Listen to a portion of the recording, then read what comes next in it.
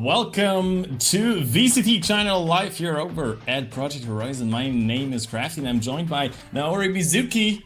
And we got a banger for us today because it's playoffs time. Back after almost 1.5 weeks of break. But BLG is facing TYL in our first match today. And that sounds promising if you ask me. Yeah, I'm really looking forward to this one, right? It's our upper semi-final, so a lot on the line at the moment. And as you said, it's been quite a break between the first kind of set of matches that we had, the first 4 games of playoffs, and leading up to today. And you got to wonder what the prep has looked like for the teams in that time. You know, has it been a little bit more restful? I don't think so. I imagine it's been really kind of nose to the ground, just flat out working, stratting, getting yourselves prepared for this, because it's a really important day today. And so the desk over on the official broadcast were talking about this earlier, but turns out there's potential for 3 different teams to qualify to champs today, depending on the results or on what the results look like. So there's a lot on the line for just an upper semi-final. Exactly. I mean, TYL definitely the odd one out here as a team who has a lot to prove, of course, and a lot to achieve to even get a chance at making champions. BLG definitely in the driver's seat here. They were skipping round 1. They got the bye, and they potentially could just sit back and watch AG and TYL facing each other there in the other upper bracket match that TYL won. And to be fair, they looked very strong in that upper bracket, especially like compared to some of the games we've seen in the regular season. So there has already been quite an improvement for some of these teams. Of course, still, I mean, the elephant in the room, BLG, one of the powerhouses in China right now. They will have to exceed expectations to beat a team like that. Well, we shall see. I mean, they did it already in the group stages, so perhaps this will be more of the same. But you were talking about improvement, and I think that a really important thing that we have to consider is like individual improvement. And I want to point out Scales, right? This is somebody on TYL's roster that has kind of skyrocketed in 2025. You can look at his stats from last year: 168 ACS, 109 damage per round, only a 0.75 KD. The last one's headshot percentage, nobody cares about that. But it has also gone up. Everything has gone up. In fact, to the point where his KD is currently sitting at the 3rd in the entire region. Like, he has had an astronomical liftoff over the last few months, the last year or so, and this has been a key proponent in why TYL have been having such success throughout the group stages this time around. But as mentioned, the competition is stiff, so it will be I believe, a pretty tough battle for them to come out on top of. Oh, absolutely. And I mean, the whole team has undergone quite a few changes. I mean, Sword9 himself is probably the epitome of fine, I'll do it myself, as he went to the hack coach position and then returned as a player now, IGLing for the team. But if you have a former head coach turned IGL on your team, it certainly helps sort of elevate players like Scales to finally show what they're capable of.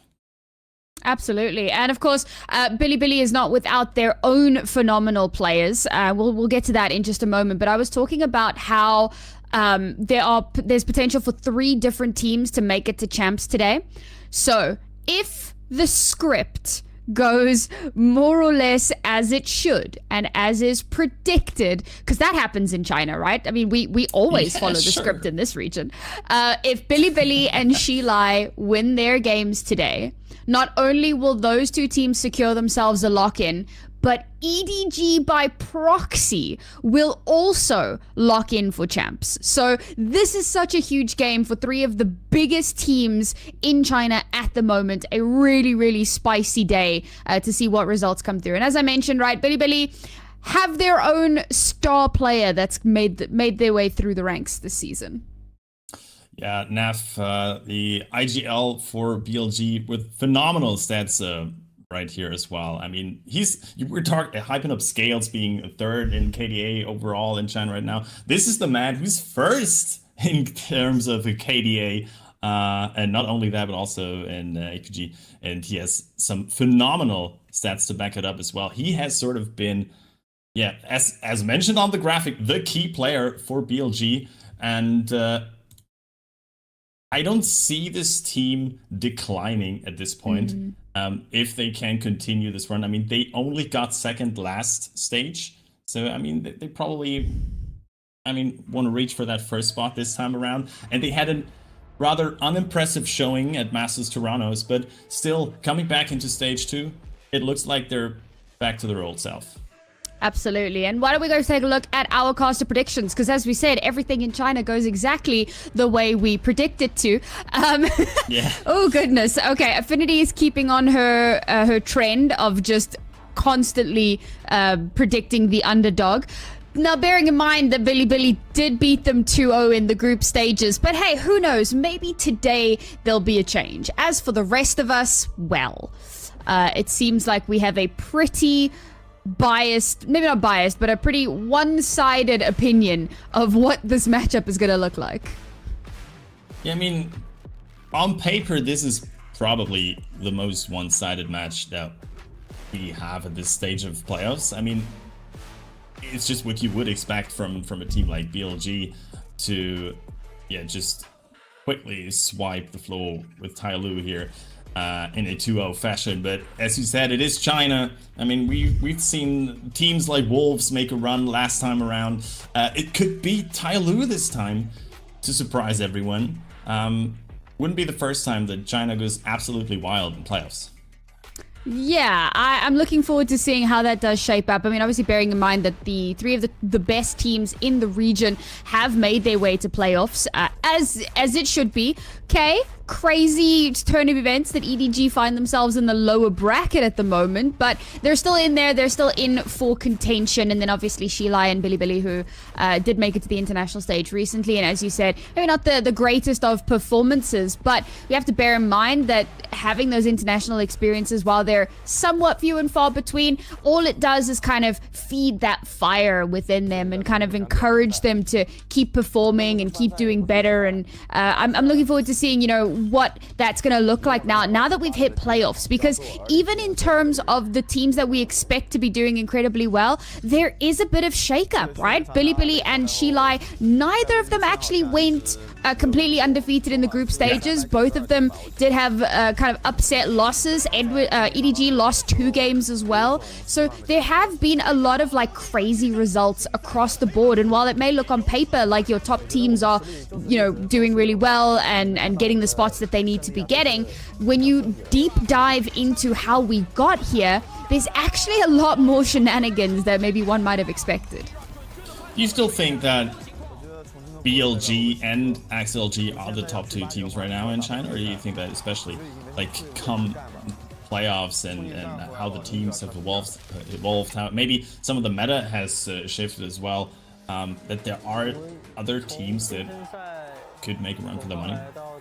Yeah, it's an interesting one because the meta really has shifted in China at the moment. We're seeing a lot of like double sentinel, which kind of blows my mind a little bit. And the fact that it's working so well is also kind of crazy just in and of itself. And I think a lot of that is because it's the PRX effect, where you have a composition that maybe, you know, surprises teams, something that they haven't necessarily thought about. Because like players don't think about the game in a way that coaches do. They're not thinking about every single eventuality. They're thinking about this game right now. What have we discussed for this? How are we dealing with this? So when a theoretical wall shows itself, okay, double sentinel, how do we deal with this? If that's not something you've discussed pre-hand, you can get caught off guard.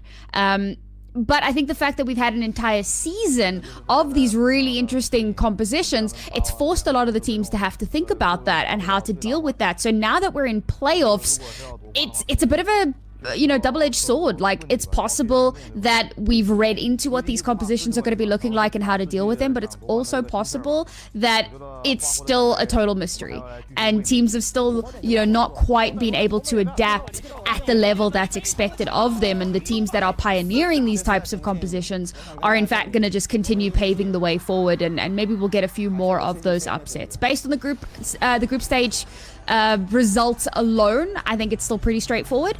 But again, region of upsets. I'm definitely here for the surprise changes. The big question, of course, becomes how well does that work when you get to the international stage?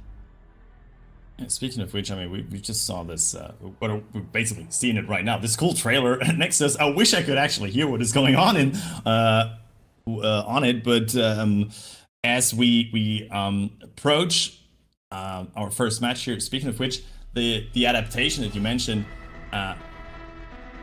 TYL definitely were able to adapt quite well, but let's take a look at the player walkouts first. We'll get back to that, and here is our first key player, Neff Levius, of course, with an incredible season as well so far.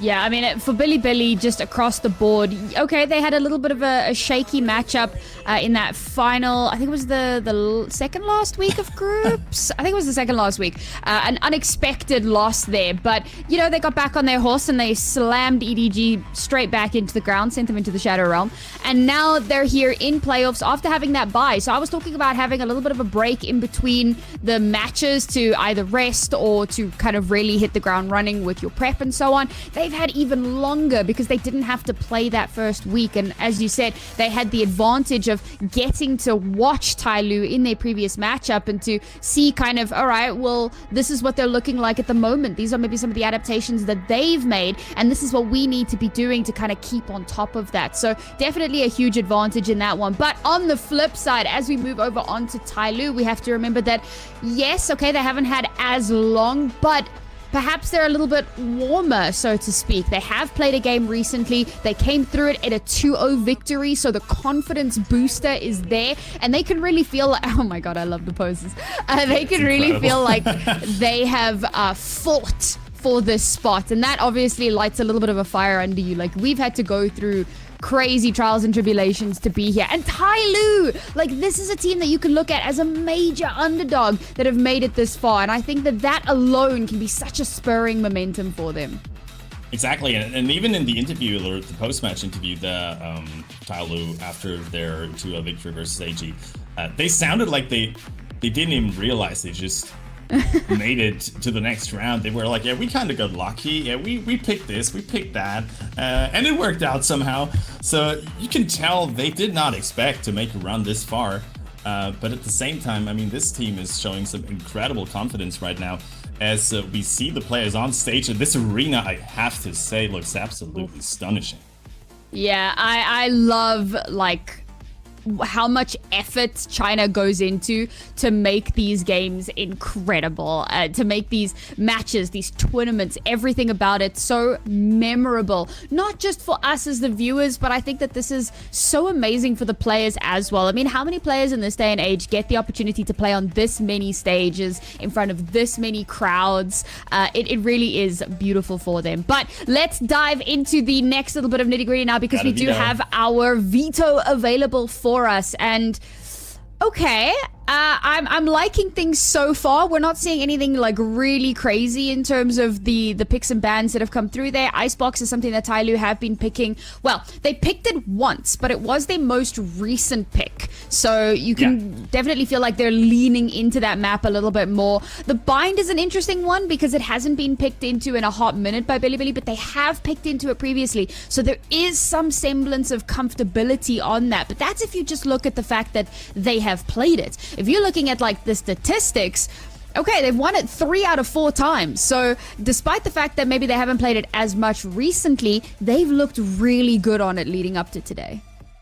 Yeah, and also it'll be interesting to see, because as you said, Icebox, one of the maps that TYL just picked up during playoffs, as they even banned it in some of their previous matches, finally showing that Icebox and succeeding on it apparently against AG. But at the same time, the BLG has not yet been forced to adapt to anything so far during regular season. They've been playing the same comms on all of their maps. They didn't switch any comms, and I don't think they will here today. And it is the same bind comm that they have been running this split, this stage so far, with the double controller and the double initiator.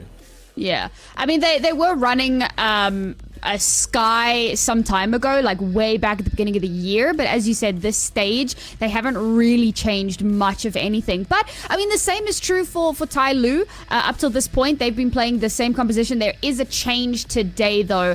They were running that double duelist with the neon, but instead they've opted for a raise this time, and I do like that change. You know, neon, the fact that you can have so much rotational power is great, but you don't necessarily want two rotational duelists. You've got the Yoru for that. He can get really like cheeky in the back line. You want a bit more of a powerhouse, somebody that can really take advantage of how closely or can take advantage of the close quarters nature of bind. You know, things like paint shells can get so much more value, particularly when you're comboing it with that fade. So I quite like this composition. I think it's a really good adaptation for them, and I'm looking forward to seeing how it does eventually pan out. I will just say one last quick note on the veto. I think BLG won the veto, because all three maps are maps that they have picked into at least once during the entirety of this stage. So they feel comfortable on every single one of these maps, and in that regard alone, I think that for TYL this will be an uphill battle. Yeah, I mean, it was already before this match, and it certainly is after this veto. But let's see whether they can surprise us, whether they can surprise BLG, surprise the fans in the stadium right now. They certainly look confident on stage, and even with that little change, might just be able to improve on their previous bind. However, as you said, BLG probably, the strongest, or at least top 2 team in China right now on one of their most comfortable maps in bind. So let's see how this is gonna go for either of them. We do start with an attacking BLG though. So we're opting for defense here. We see an immediate aggressive push here. The smoke on B long, but slowly, quickly gets out. TP's over Tay.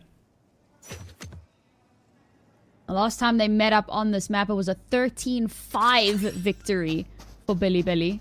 So, very scary prospect there. Oh, a little bit of jump peeking. Sword has now found out that there is a very strong push up long here.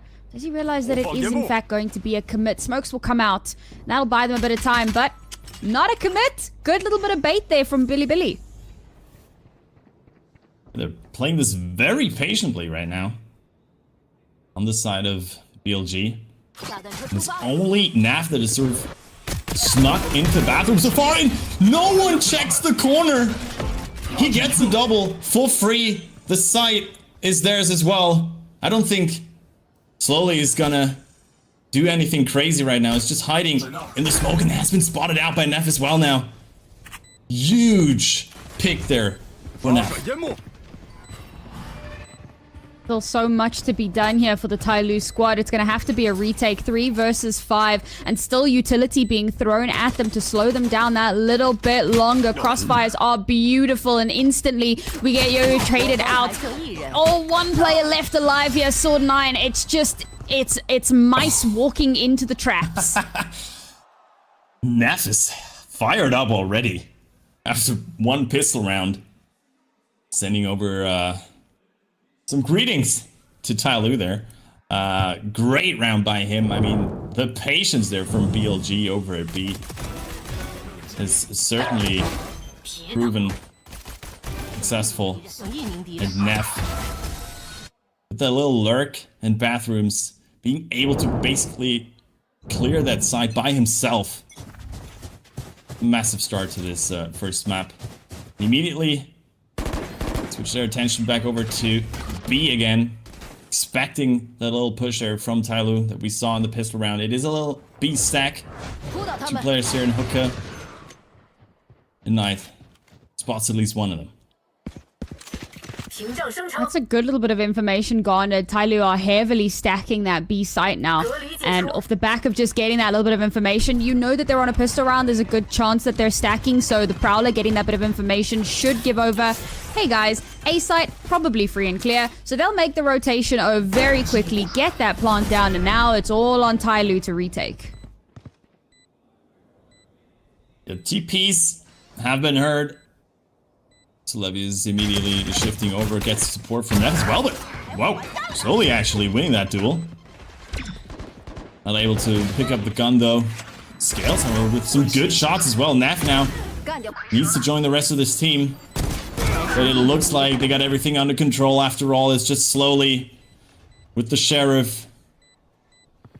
Quite some damage done already, but it should be fine for BLG if they can actually spot slowly. He gets another one. Now it got a little costly there for BLG. Nonetheless, 2 weapons secured and a 2-0 lead for BLG.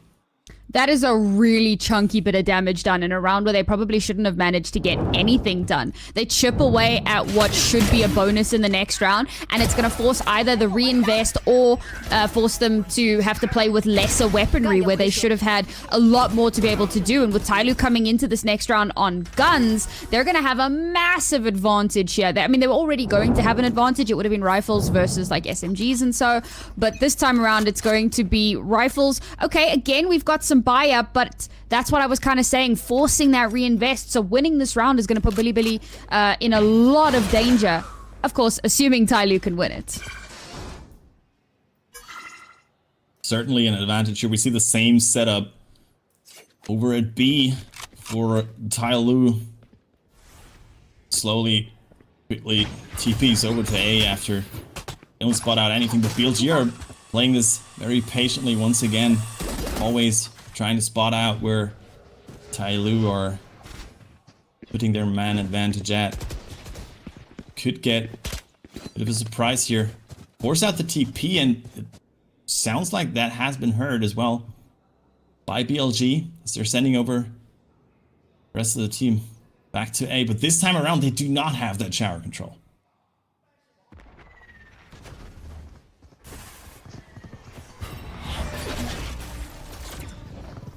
Smokes are invested. Slowly. Needs to be careful here. Little lamps. And they actually get the 2 kills on site. What? Yo-Yo as well? Being found out in the TP. Did not expect YZ being so close there. Sword 9 has the reveal. Not the transition though. 3k for YZ with the recovered gun. And once again, it's slowly against the world. In a 1v3, and he needs so many angles to clear. Can he actually even get one here? Great repositioning as well from Nef, and he's right there to finish it off. What a round from BLG. Yeah, I like the fact that they take a really, really slow approach to this. Good utility used as well, just to deny sidelines. Good usage of the smokes, but it certainly felt like there was maybe a little bit of miscommunication from the TYL squad because they had so many players there ready and waiting. You've got people kind of solo going through the TP. As soon as you hear that sound cue, obviously players are going to turn around. They're going to get that information. They're going to be ready and waiting for you to push through. And the fact that they'd already gotten those kills on site made it that much more difficult for the reinforcements to kind of garner any space control. It was a round that maybe TYL should have won, but it wasn't clinical enough, and Billy just picked them apart. That, of course, sends them straight back into an eco. Not the start that they were hoping for here on Bind, but they do get another first pick. Scales playing this very aggressively, has the support from 9buddy, but is immediately traded. Once again, they spot out 2 players and immediately switch it over, sending their players to B. No map control so far, though. Gun advantage, of course. And this smoke is a bit too late. F does have the timing here. Yo-Yo should be found out now, but no player in hookah so far. This could be a chance for Sword 9 to make something happen. He's not smoked off, and he gets the first kill. Naf is down. Does Knight want to step into the smoke? He does, and he gets the kill. TP has been hurt as well. Spike still not planted, and another great shot from Slowly. Russia on side now. Stuck between the rock and a hard place, and Sword9 gets 2 more with the Sheriff. Clean headshots from TYL's IGL, and just like that, they win the Thrifty. Holy, okay, that's crazy that they managed to win out on that round. And I'm looking at the initial trade. You've gone duelist for smokes, and I mean, every day of the week, that should be an advantage for Bilibili. But TYL, despite the fact that they don't have their Viper, I think Bilibili maybe get a little bit overly confident. They smoke off elbow, but then they just kind of dry push out. Nobody's checking hookah, so that first kill comes through. And again, it's almost like an overconfidence thing because, oh, we're playing against pistols, you know, what's the worst that could happen? This is a round that you should not be losing, but they kind of peek out really aggressively. They're not using their utility to the maximum efficacy, and they get punished for it. The question is, do they make that mistake again? Do at least get another trade. And once again, it's duelist for controller, but Sword9 gets another one, trades left and right as they try to push through that Viper wall, are punished immediately, but Neff, with the null command, able to be brought back to life, so it's still a numbers advantage for BLG, who of course still had enough money left in their pockets to buy this round. Scales needs to be careful here. Levy's in a bit of an off angle, and he wins the 1v1.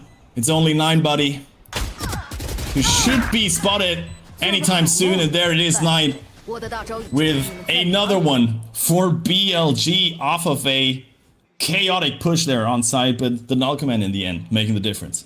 Yeah, I mean, it certainly wasn't clean. The initial kill onto YZ comes because, again, they're pushing in without any sort of utility, but they're trying to get value before that wall can come up, and they do that, but unfortunately, you know, as they're coming through, they've got that decay hitting them, and they're not really, again, struggling to get the full value out of that utility. I'll be honest, I'm not a KO fan, and there are so many nooks and crannies here. I mean, all they have to do is tuck into hookah, tuck into elbow, and any sort of a flash gets 0 value whatsoever. And so, like you said, they had to lean on that null command to take a lot of utility off the board. And I will say credit to Bilibili, the fact that they're able to recover off the back of a kind of tough start to that round and how things were starting to look so messy, but they did it. And that is the mark of a great team, that you can actually stabilize when things haven't gone your way, when you are kind of losing that momentum, losing your speed, to be able to go, okay, this is the plan, this is how we bring it back, and then to execute, and it's perfect.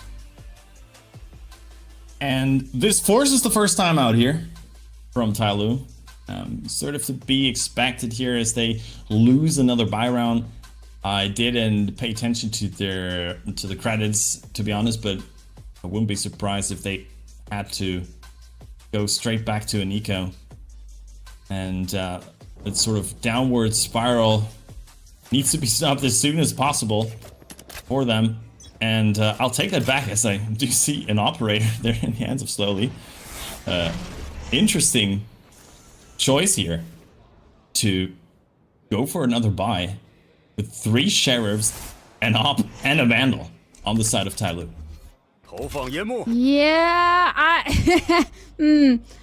I don't love it. I think it's very risky, but a round is always winnable when an op is on the board, and Slowly has been showing his prowess. It's all going to come to this opener. Levius is so careful with it, but not careful enough. That's potentially a free gun and a beautiful opener for TYL. Yeah, I don't think they are picking that one up just yet. They might if they realize that the rest of BLG is going over to be. They do have a showstopper now. YZ uses it beautifully, gets traded, but takes 2 with him. It's a 3 versus 3, and now the operator comes into play for Slowly. Picking up Knight. A numbers advantage for them, but the gun's still in favor of BLG. Can they make this post plan work? Slowly going in with the dimensional drift. Sends over the clone to elbow. The wall should be down anytime soon. That's a great flash from Neff, combined with the orbital strike. Turns it into a 1v1. Ferrucia versus 9buddy. With only 20 HP left. His sheriff has been immaculate. Doesn't get the first shot, picks up the gun, but the spike is ticking. And I don't think he can make this work. Russia is just playing time beautifully. The patience from BLG once again is paying off. There's nothing to do for 9buddy. It's another round for BLG. But at what cost? Yeah, I'm not gonna lie, that was an unbelievably expensive round when you're coming up against one rifle and an operator. And I said a round is always winnable when there's an operator on board, and you know, we've seen some great performance from Soli so far today, just in the first few rounds, but to have allowed it to get that close off the back of a showstopper, an orbital strike, like so much gets invested into that round just to squeeze themselves over the line. And despite TYL forcing in that previous round, they still have guns. But here's the thing, it's still a 4-round deficit. TYL, it doesn't matter how close these rounds get, if you're not putting rounds on the board, it makes no difference. Yeah, and a early Viper's Pit invested here to sort of stop BLG in their tracks here as they were approaching a short, preventing that lurk with the Viper wall as well. But once again, they do not really rush things. Use the knife here to see whether there are other people hiding inside that Viper's Pit. With that confirmation, moving it over. Of course, there's someone sitting in hookah. Same setup again, but Sword 9 needs to be careful now. Just able to trade a couple shots. Goes for the Nightfall even. Tax 2. Is that enough? Just sort of push him away from B. Doesn't look like it, especially now that Knight wins the duel against Sully and has a Nightfall on his own. Only able to spot out Yo-Yo though. Does he go for the 1v1? Does he check the corner? He does, but Yo-Yo is quick to react, and an unlucky timing for 9buddy costs his life. And with that, the A spot is once again open. The orbital strike will buy some time though. Probably not enough to make that plan work. Great kill there from Levius again. Versus Scales, who took down the Viper's Pit. All of a sudden it's Yo-Yo once again in a clutch situation, but this time BLG on the better end once again. It looks like there's just nothing TYL can really do to react to these early picks.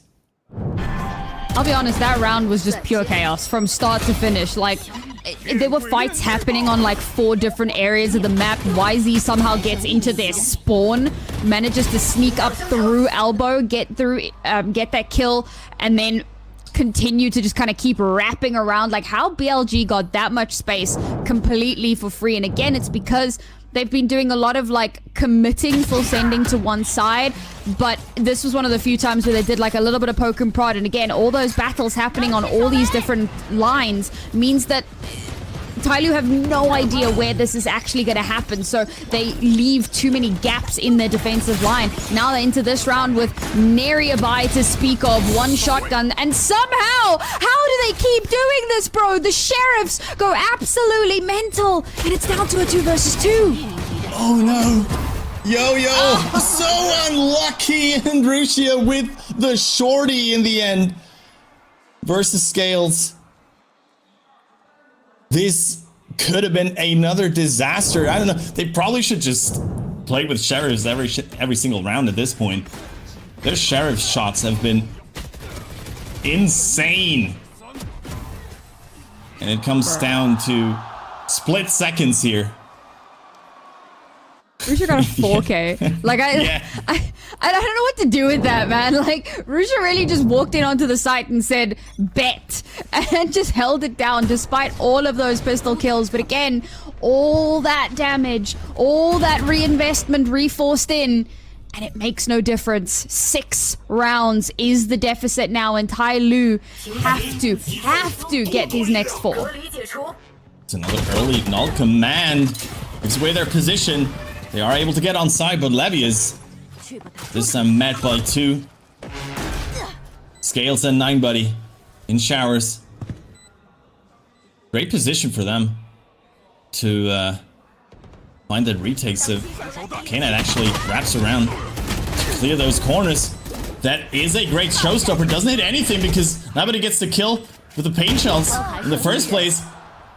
And they win another duel. The backstab from Sword9 is good. And with that, Neff is down as well. A second round on the board for TYL. Finally, it pays off for them.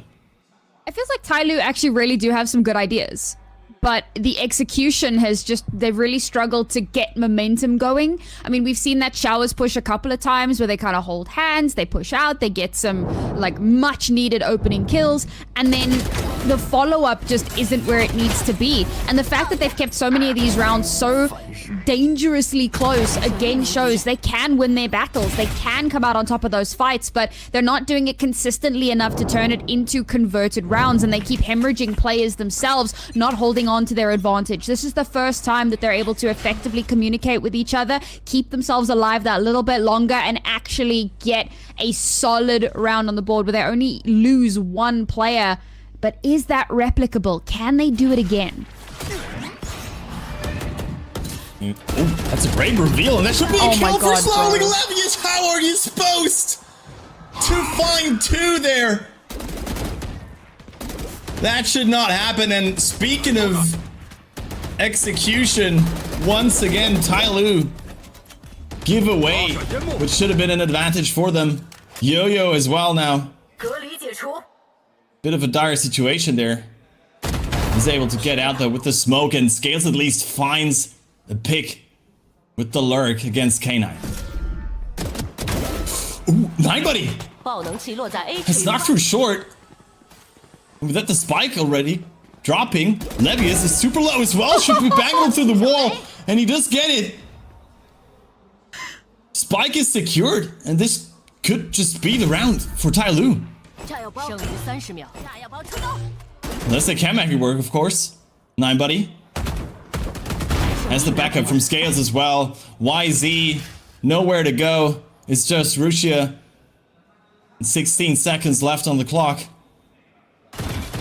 Don't think he's able to win both of these. Scales with the 3K and another one for TYL.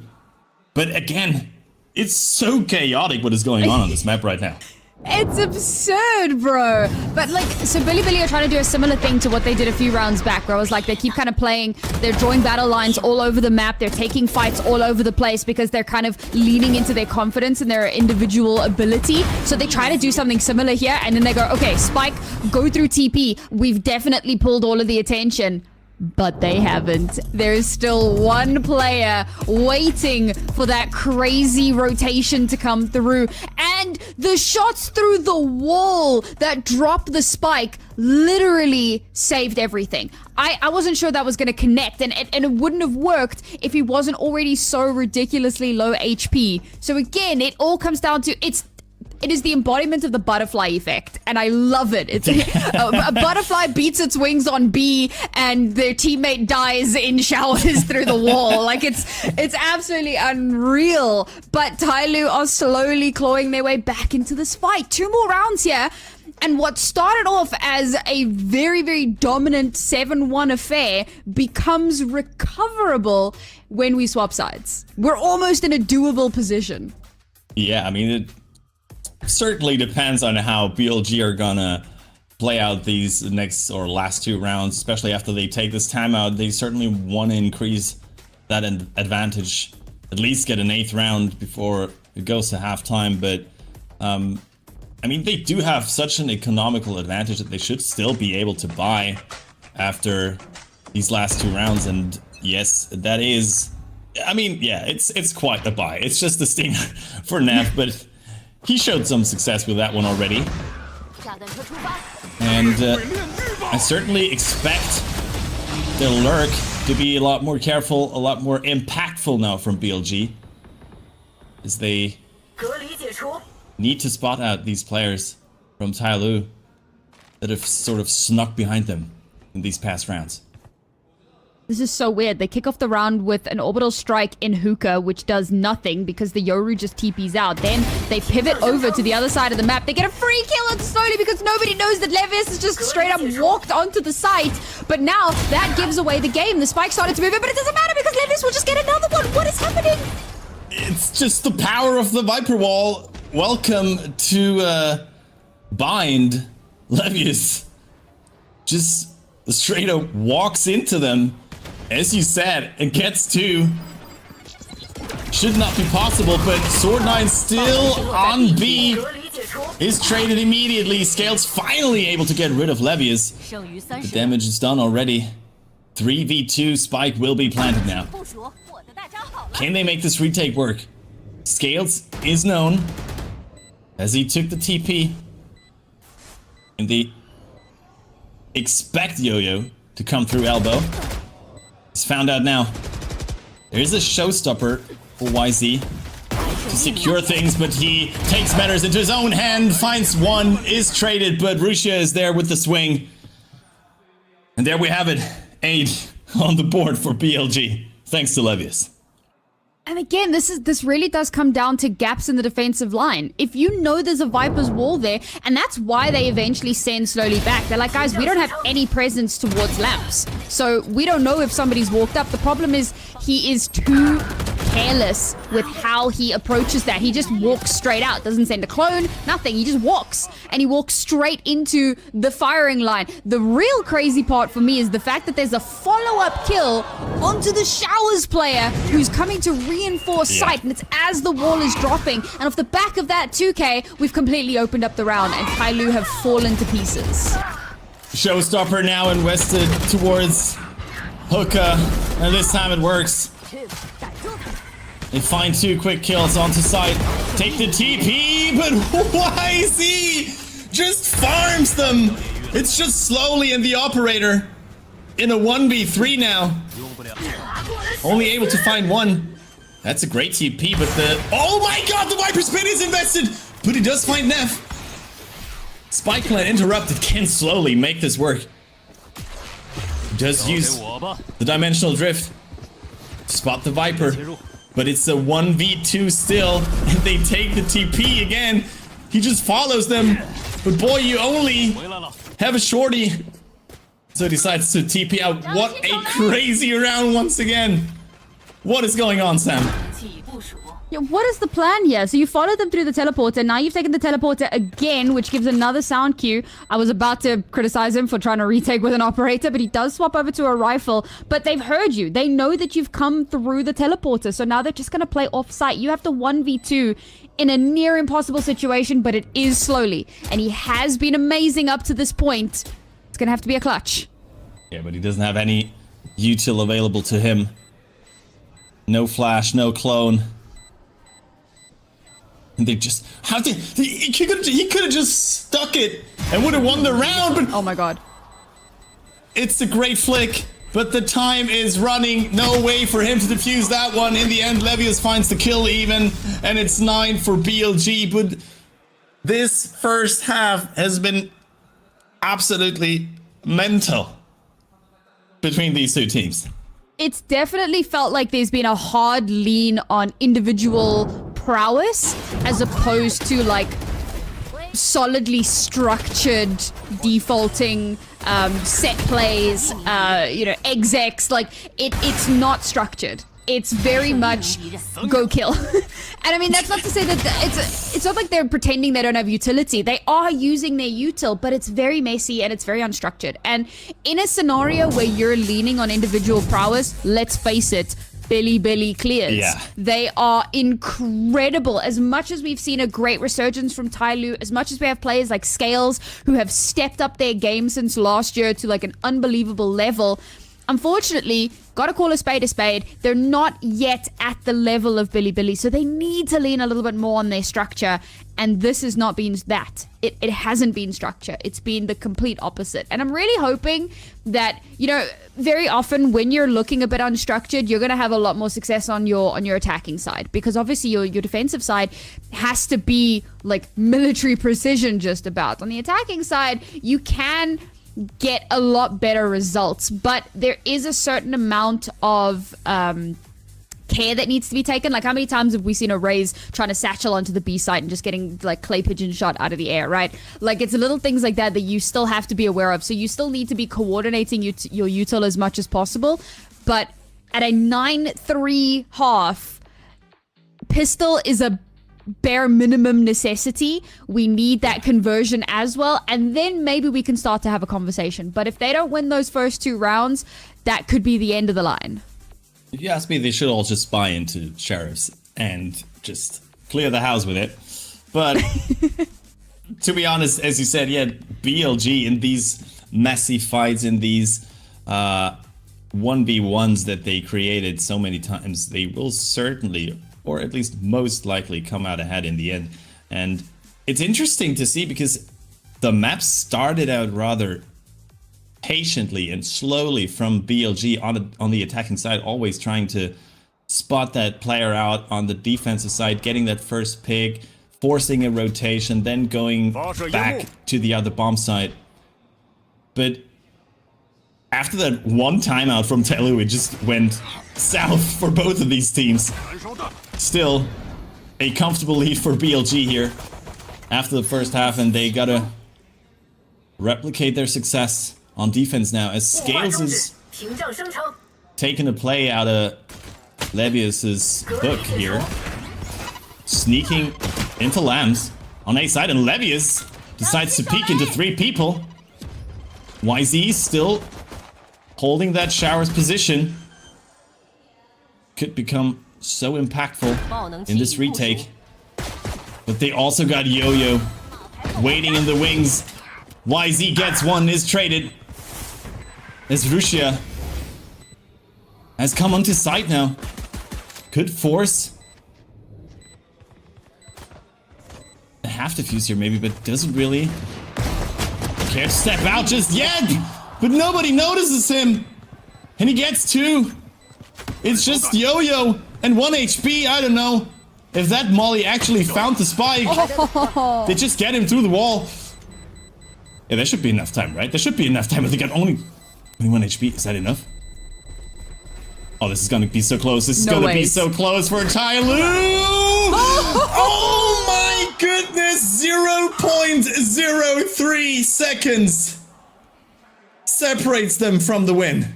There's no way that Molotov does everything, bro. They're too scared to stand in it because they know that they could just die. They could just expire in the Molotov. So, and part of me is like, surely you can risk 1 tick. Like if you time it right, surely. Like there's 2 of you left alive. One of you can test the waters. I don't know, man. Like it's so unbelievably close. What a way for that to go. And I will say, I loved the exec. It actually worked out really well. The way that they like coupled the haunt with the Yoru flash, that you know you've got to aim at the haunt and then you're getting flashed and then they play off of that. Like it was really good utility usage, gets them the spike planted, but it's the Molotov, bro, that denies everything. 1 HP and a Molotov, enough to win that round. That's so crazy. TYL with a trade in showers there though. YZ who found that one. Unable to recover any guns there for the side of BLG though. And with the TP over and a great clear of the corner there from 9buddy. They should be able to get onto site. 9buddy is through, but immediately gets a shot to the head by the sheriff there.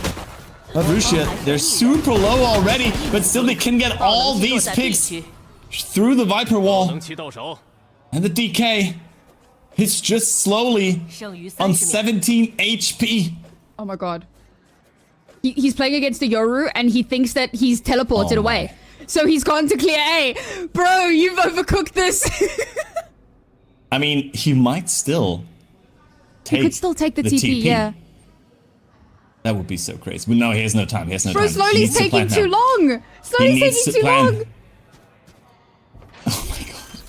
So he gets the plan. He gets the plan. Should be known now. Does he expect Neff to come around from B long, though. This is so crazy. There's a TP in Garden as well now. He doesn't take it, though. It's a fake one. Neff needs to clear this. Does spot it out. Does he use the knife? He uses it on site.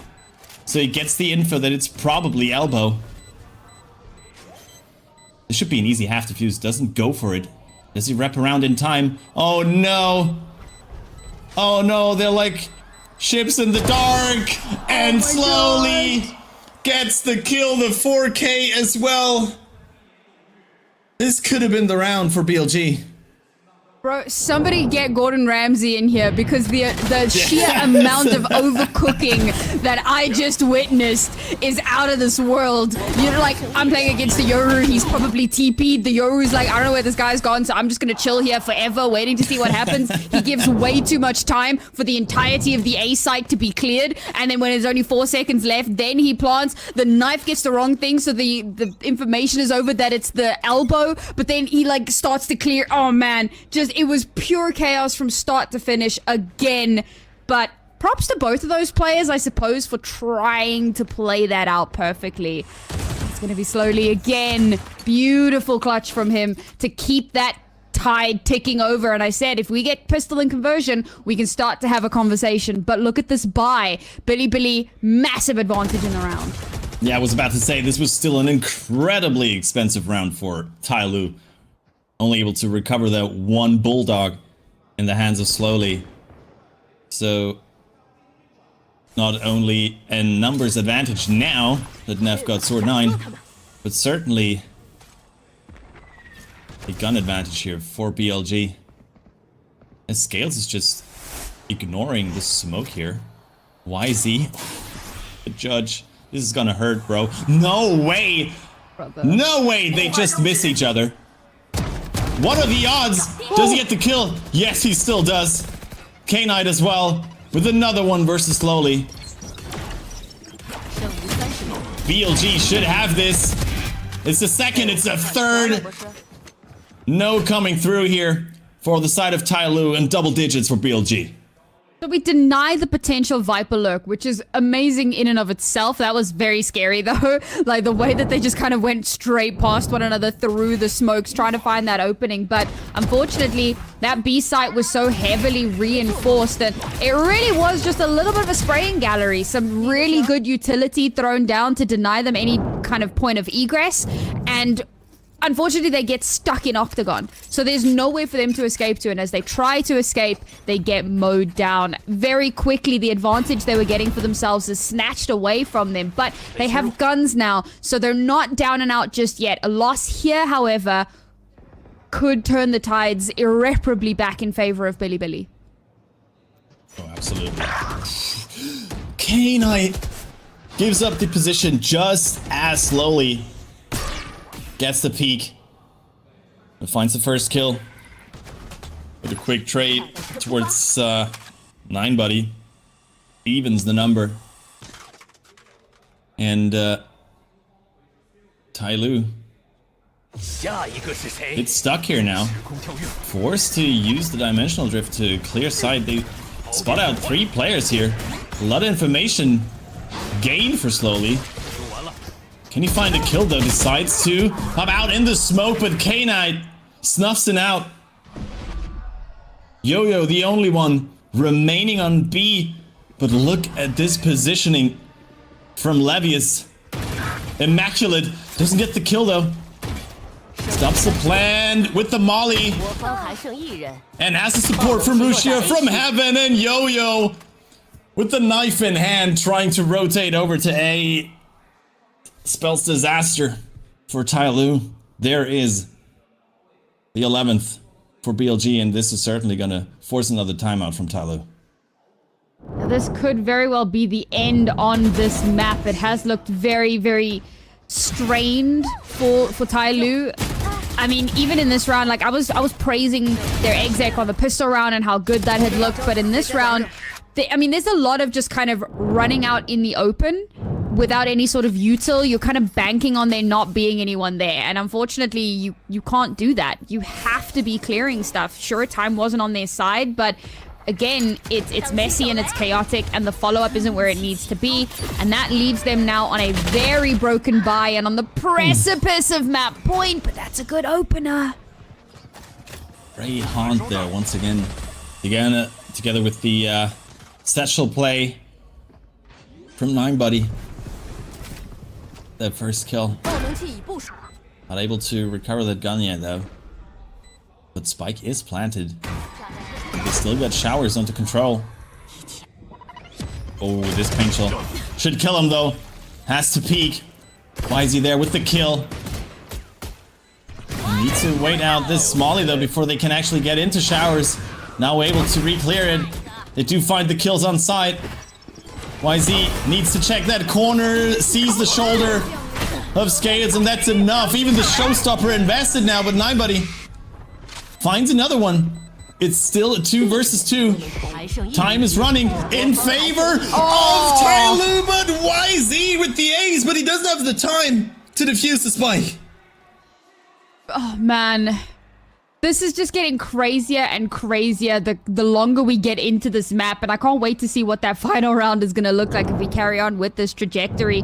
I mean, the fact that we throw the Nightfall and the Showstopper at the exact same time in a desperate kind of Hail Mary play to try and create some space here. A lot of stall was put down, which is great in and of itself, and that kind of buys a bit more time for that spike to continue to tick away. But in the final moment, sure, that decay does play into their hands, but with the time just not on their side, you've got to give it to TYL that they kept it that close for that incredibly long. But there's still more that needs to be done here. 5 rounds just to get an evened out scoreline. And what is this push? What? That's a freebie for Scales. And he doesn't have the support. What? Wait, he doesn't even need it. He just gets them all by himself. Scales. Practically in a 1v4. Gets them all. And, wait, they do not have the spike. They need to recover the spike first. But now they find it. K-Knight gets one. But 9buddy is there to help him out. What is going on here? 7th for TYL, but BLG are just giving them away for free.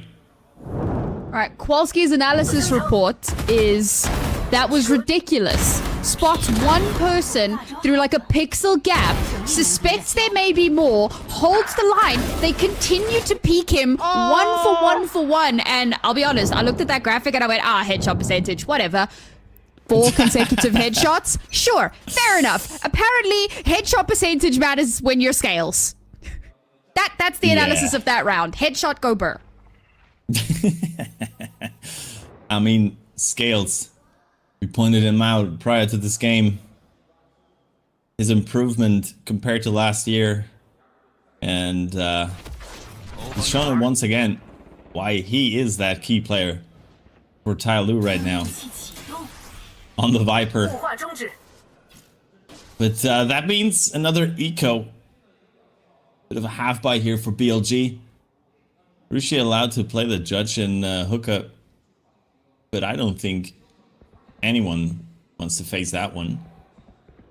Spike is still over on B, but they're on B long, so they could potentially just rotate over. See where this play goes. Sword9 gets the first pick. The orbital strike is invested to push them away. They find 2.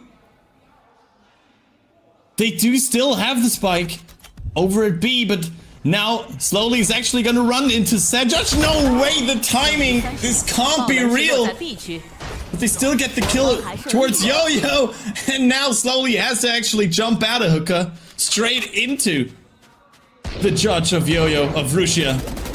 My bad. And how did this round turn into a 1v4 in favor of BLG? 9buddy, too many targets, brother. And it's map point for BLG. Yeah, this is a map of Valorant of all time, guys. Upper bracket final, upper bracket semis, by the way. It's just absolute chaos. I mean, Billy's map pick, so you are expecting them to come out of this one on top, but in this sort of chaotic scenario, maybe that's not how we thought it was going to go down. Now, I did mention that the last time they played, it was a 13-5 in favor of Billy. So TYL have at least bested their previous score, but Bind is clearly not their arena. I mean, I mentioned before they'd only really played it twice, and they've gone 1 for 1, and the team that they beat was Trace, who, funnily enough, was the team that beat Billy. So, transitive properties be damned, Billy just look very, very good on this map. And it was, you know, it kind of comes back to what I was saying about the Veto and how it feels like the Veto has strongly favored Billy. Now, this is potentially the last round for this map, and TYL cannot afford to put a foot wrong. We have to get 5 back-to-back rounds to get us into OT, and I don't think they've been able to string together more than like 3 consecutive rounds thus far. 2 or 3, yeah? Yeah, I think it was 2. But either way. 4, actually. If you consider like when the half, so the last 2 at the end of the half and the first 2 in this half, I don't count that. So it's been a struggle. Yeah. TYL not looking really comfortable here on Bind right now, and BLG just seemed to get away with anything. Well, except for that 4-man push 2 rounds ago. But other than that, it's working out quite nicely. The Viper's Pit invested though now on the A side, covering the entirety of the plant side. Sword9 expecting the backstep, only sees K9 and he finds the kill, so still an unknown factor here in the form of Neff. And they clear this Viper's Pit though. Slowly tagged by the Prowler, and Scales just goes down inside the Viper's Pit. K9 finds another one. The 3K once again make that 4. BLG just clean the house. 13-7, easy peasy. 1-0 lead in the series. And I'll be honest, the way that ends with K-Knight getting a 4K really does lean into what I was saying a little bit earlier on. The fact that this has felt like an individual performance over a number of rounds, where one player gets these crazy multi-kills, these crazy heroic moments that push them over the finish line. And for TYL, sure, they had a few moments of that themselves. You know, Scales definitely stood up in phenomenal ways in a lot of these rounds, and it definitely felt like there was some shining moments, but it was chaos. It wasn't clean. It wasn't clinical. It was very much kind of a who's going to show up round after round? Who's going to be that person in this round? And Billy took full advantage of that because, again, on paper, individually, they do have the advantage in that regard. So they will take this map. They will take their map pick. And as you said, they go up 1-0 in the series, looking really strong on an individual level. Yeah, it's also kind of hard to like make out a certain player who really decided this map right now, because it felt like it was a different player every other round, both on the sides of BLG as well as TYL, who did have some strong individual performances as well, as we see some of these highlights, but in the end BLG just a bit more consistent in how they found their multi-kills. I'd say K9 certainly has been a factor here. The A's for YZ as well, absolutely. I mean, we've seen some crazy rounds here, and I don't expect Icebox to be any differently, to be honest. Oh, that's interesting, because Icebox is a fragging map. That's a fragger's paradise. That's where you want those individuals to come through. 我跟你说，你要不就帮我我不漏，他们 Viper 可能摸了，开大了，开墙好吗？开墙，好像就一个夜路啊。还有，进来我丢眼，小心转，要进，你信我，进不来，进来我能丢眼，进了吗？没进，来我眼里，哎，两个，走了，不要楼一个，进来一个，冷静，TP 一个，TP 两个，安静，两个。下楼刚有一个小开 ，OK， 我去摸 B 场的。浴室来了，两个，撸了 A 场，会有一个撸了 A 场，还在 B 楼，没事，转不了点，转不了点。包点一个，包点。等下我可以打。包点，没下包。3加，nice。浴场，下包，飞走。nice，他赢我，不是，谁是指挥啊？会不会指挥？躲了。Yeah. As we were able to listen in to these comms and the excitement on the side of BLG, we do have our match MVP, and in the end, it's YZ. Honestly, it could have been anybody, but YZ with some incredible multi-kills, that ace as well, even though it didn't get them the round. So some impressive showings, especially from the duelist on the side of BLG. Yeah, I mean, 5 multi-kills as well. Like, he really did have a phenomenal performance just across the board here. It really did help. You were saying, right, everyone stepped up. Everybody had phenomenal moments, but he was really like I suppose a consistent piece where you had 1 or 2 players would maybe have a moment. He had a lot of moments. And I think that, you know, I mean, YZ is somebody that we've sung the praises of for quite a while when it comes to the Chinese region for Valorant. He's somebody whose name has consistently come up, somebody that I think everybody is pretty familiar with. So to see him putting up those numbers, definitely not a surprise by any measure, but it is really cool to see that it does continue being a thing. And of course, on the other side, no, TYL didn't win, but they had an MVP of their own, and I think it makes sense that it came to slowly because, again, I don't know necessarily that it was the Yoru that brought him success, but he himself was playing a phenomenal game and really was a clutch piece there. A few multi-frags of his own.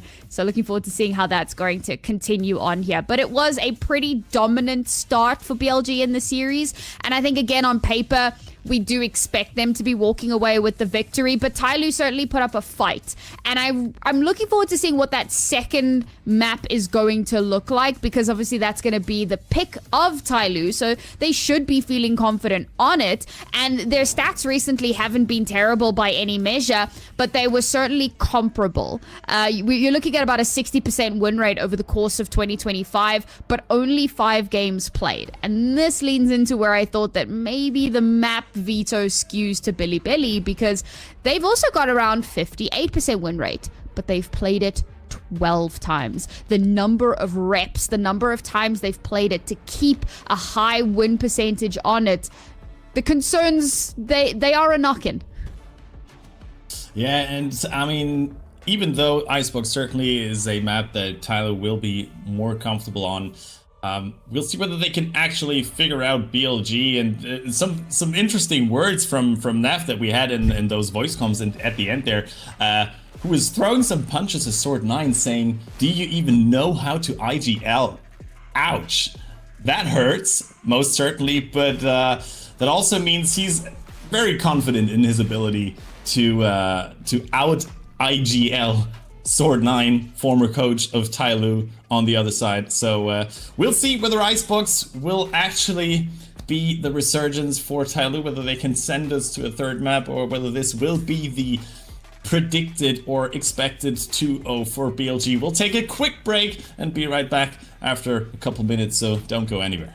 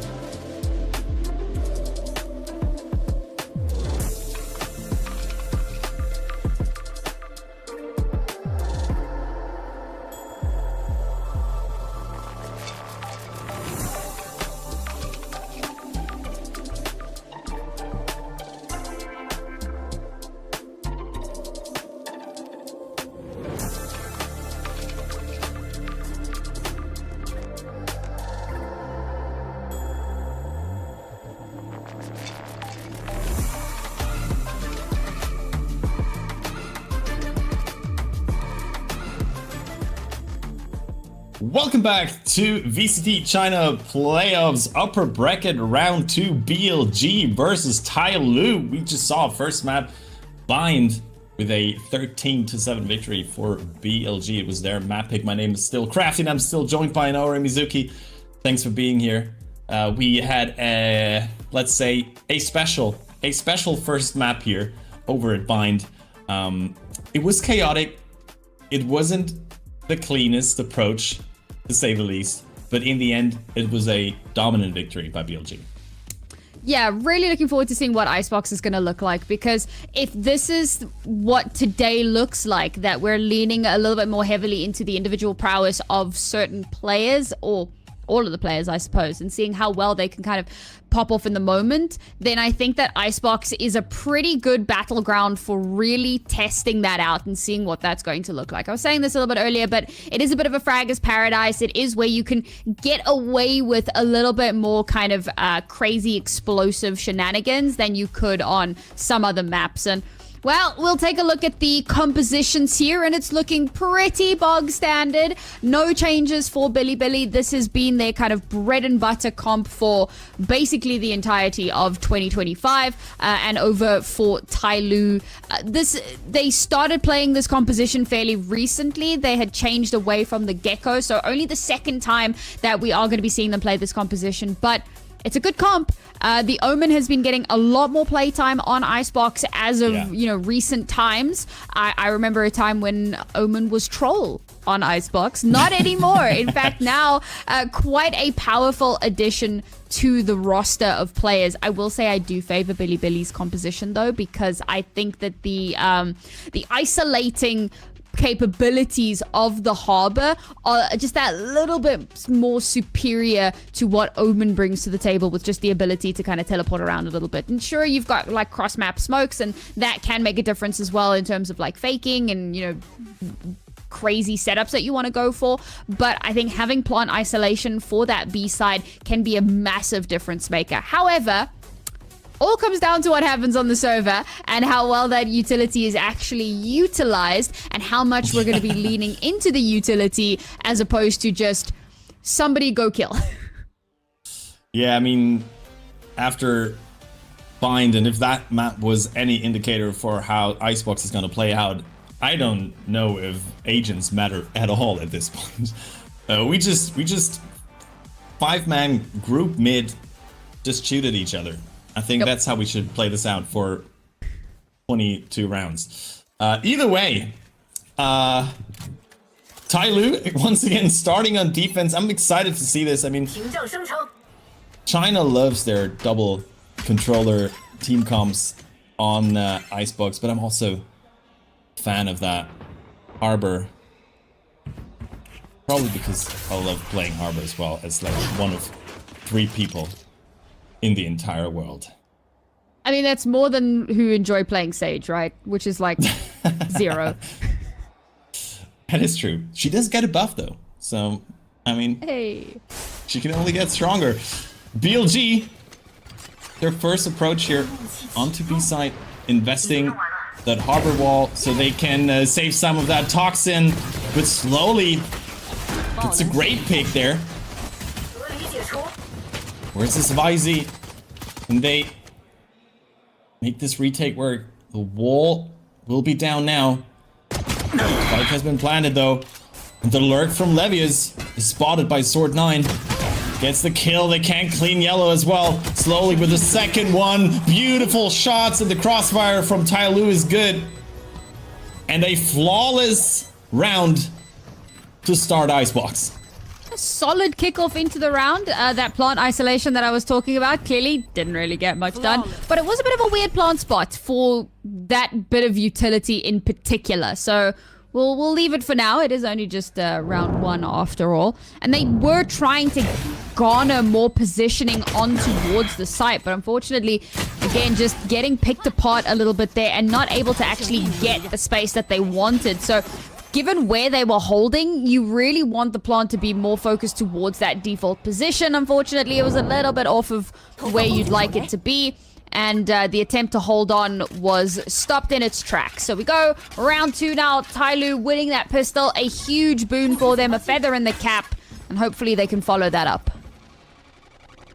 The Viper smoke from Yo-Yo, also very effective there in the retake, forcing them to sort of face these 1v1s from Yellow. But didn't quite work out for them. Another plan should be secured here for them with bubble here from Rusia. Goes down though. Levius finds a trade versus Scales though. No lurker this time around. All players grouped up here onto the A side, and Ninebody gets the first one. YZ in his face. It doesn't matter. It has no bullets left, so it's a free kill for Nev. And slowly doesn't find the no-scope there on the Marshall. How are so many players going down here in this 1v2? But Yo-Yo on the ropes with the second one. Able to secure this round, but once again, rather costly here for TYL. I mean, TYL are playing this smart. They're playing a little bit more retakey. They're allowing that plant to go through because they realize, okay, well, there's going to be a bubble. So trying to deny the plant entirely might be a little bit more trouble than it's worth. So let's try and go for something, you know, that we can have a bit more control over, particularly with our utility in hand. But as you said, right, very, very expensive, and that can become problematic. So this is going to be an important round for them. Reinvestment, very small compared to what we saw Billy doing on Bind earlier. Instead, TYL opt to just try and save up as much cash as they can for following rounds. It's not a bad idea, but it does put them in quite the deficit for this round. Sword 9? What is going on? That is a certified omen moment. If I've seen one, yeah. 2 quick kills. The hero vandal from Slowly also immediately thrown to the gutter. And BLG noise cancel. See whether TYL gets impatient here.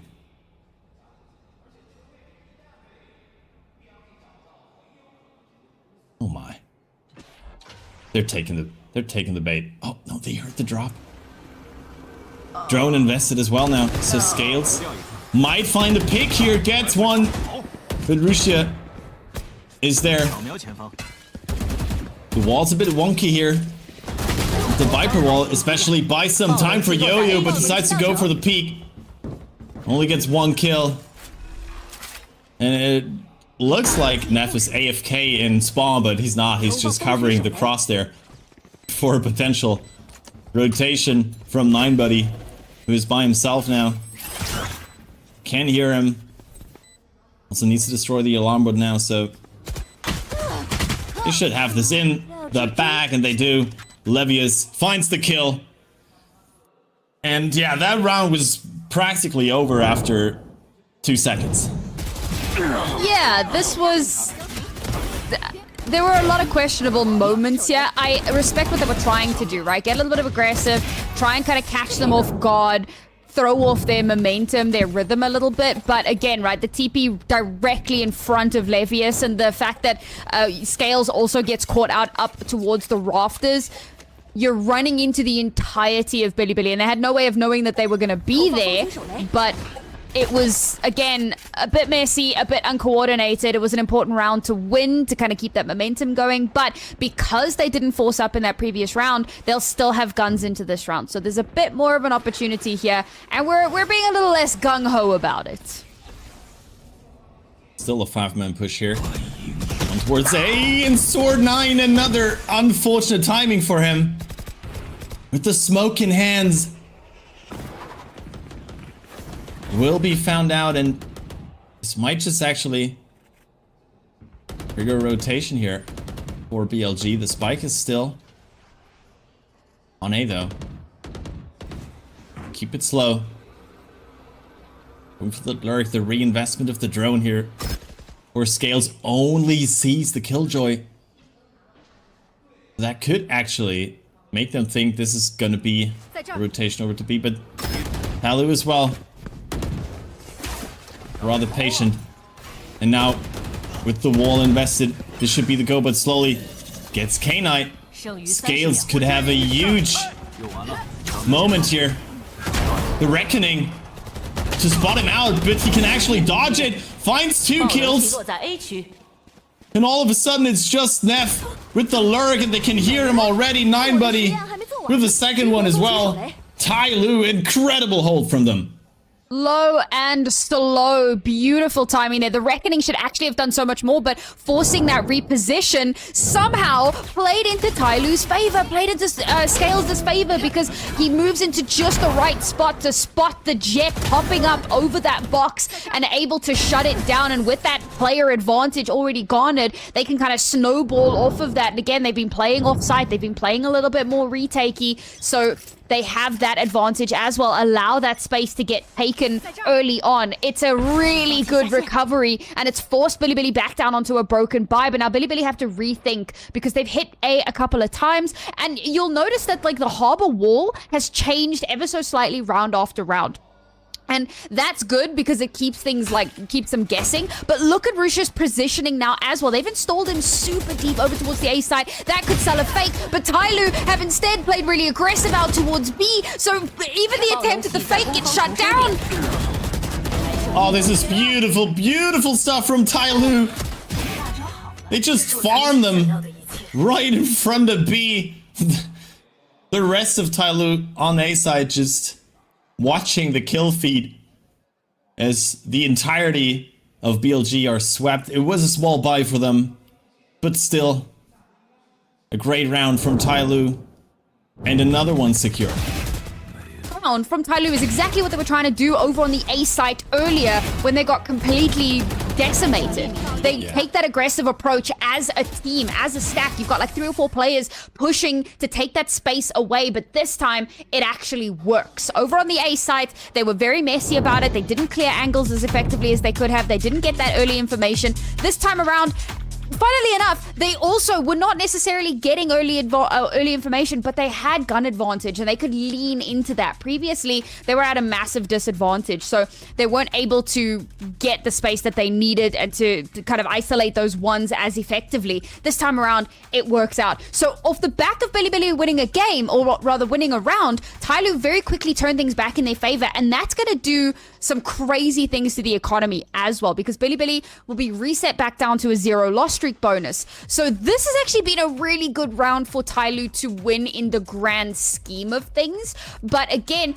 that's the kind of round that you can't necessarily replicate. It's the kind of round that you do kind of as a one and done, or maybe you kind of smatter it in here and there, but you can't do that consistently. And this is a good timeout from Bilibili, because now they're reading into it like, okay, they like to try and deny space. They like to play a little bit more aggressively. So now what is that response going to look like? And I'm kind of hoping that we see a bit more of a lean towards mid, because mid has been somewhat abandoned throughout this so far.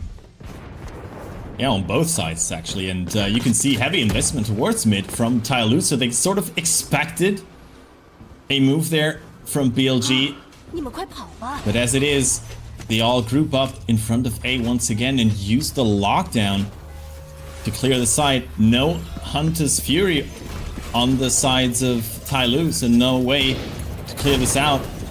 Site should be given for free, but they need to clear the util from Killjoy first. Takes them quite a while.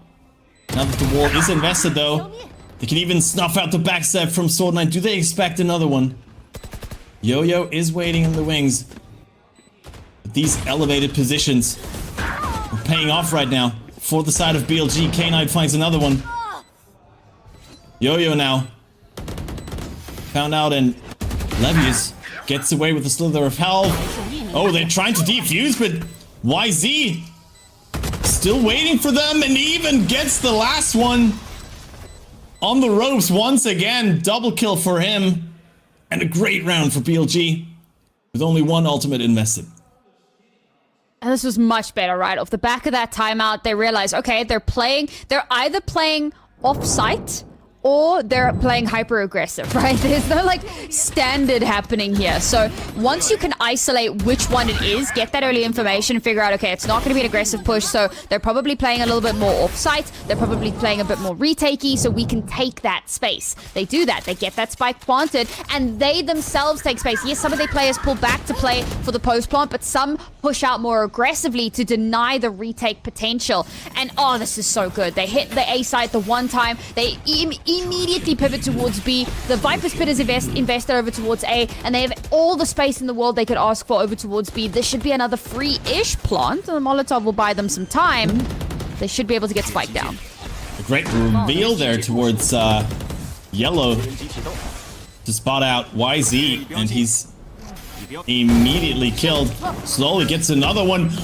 Great movement there from the Jet on the side of TYL. This should not be possible for Russia.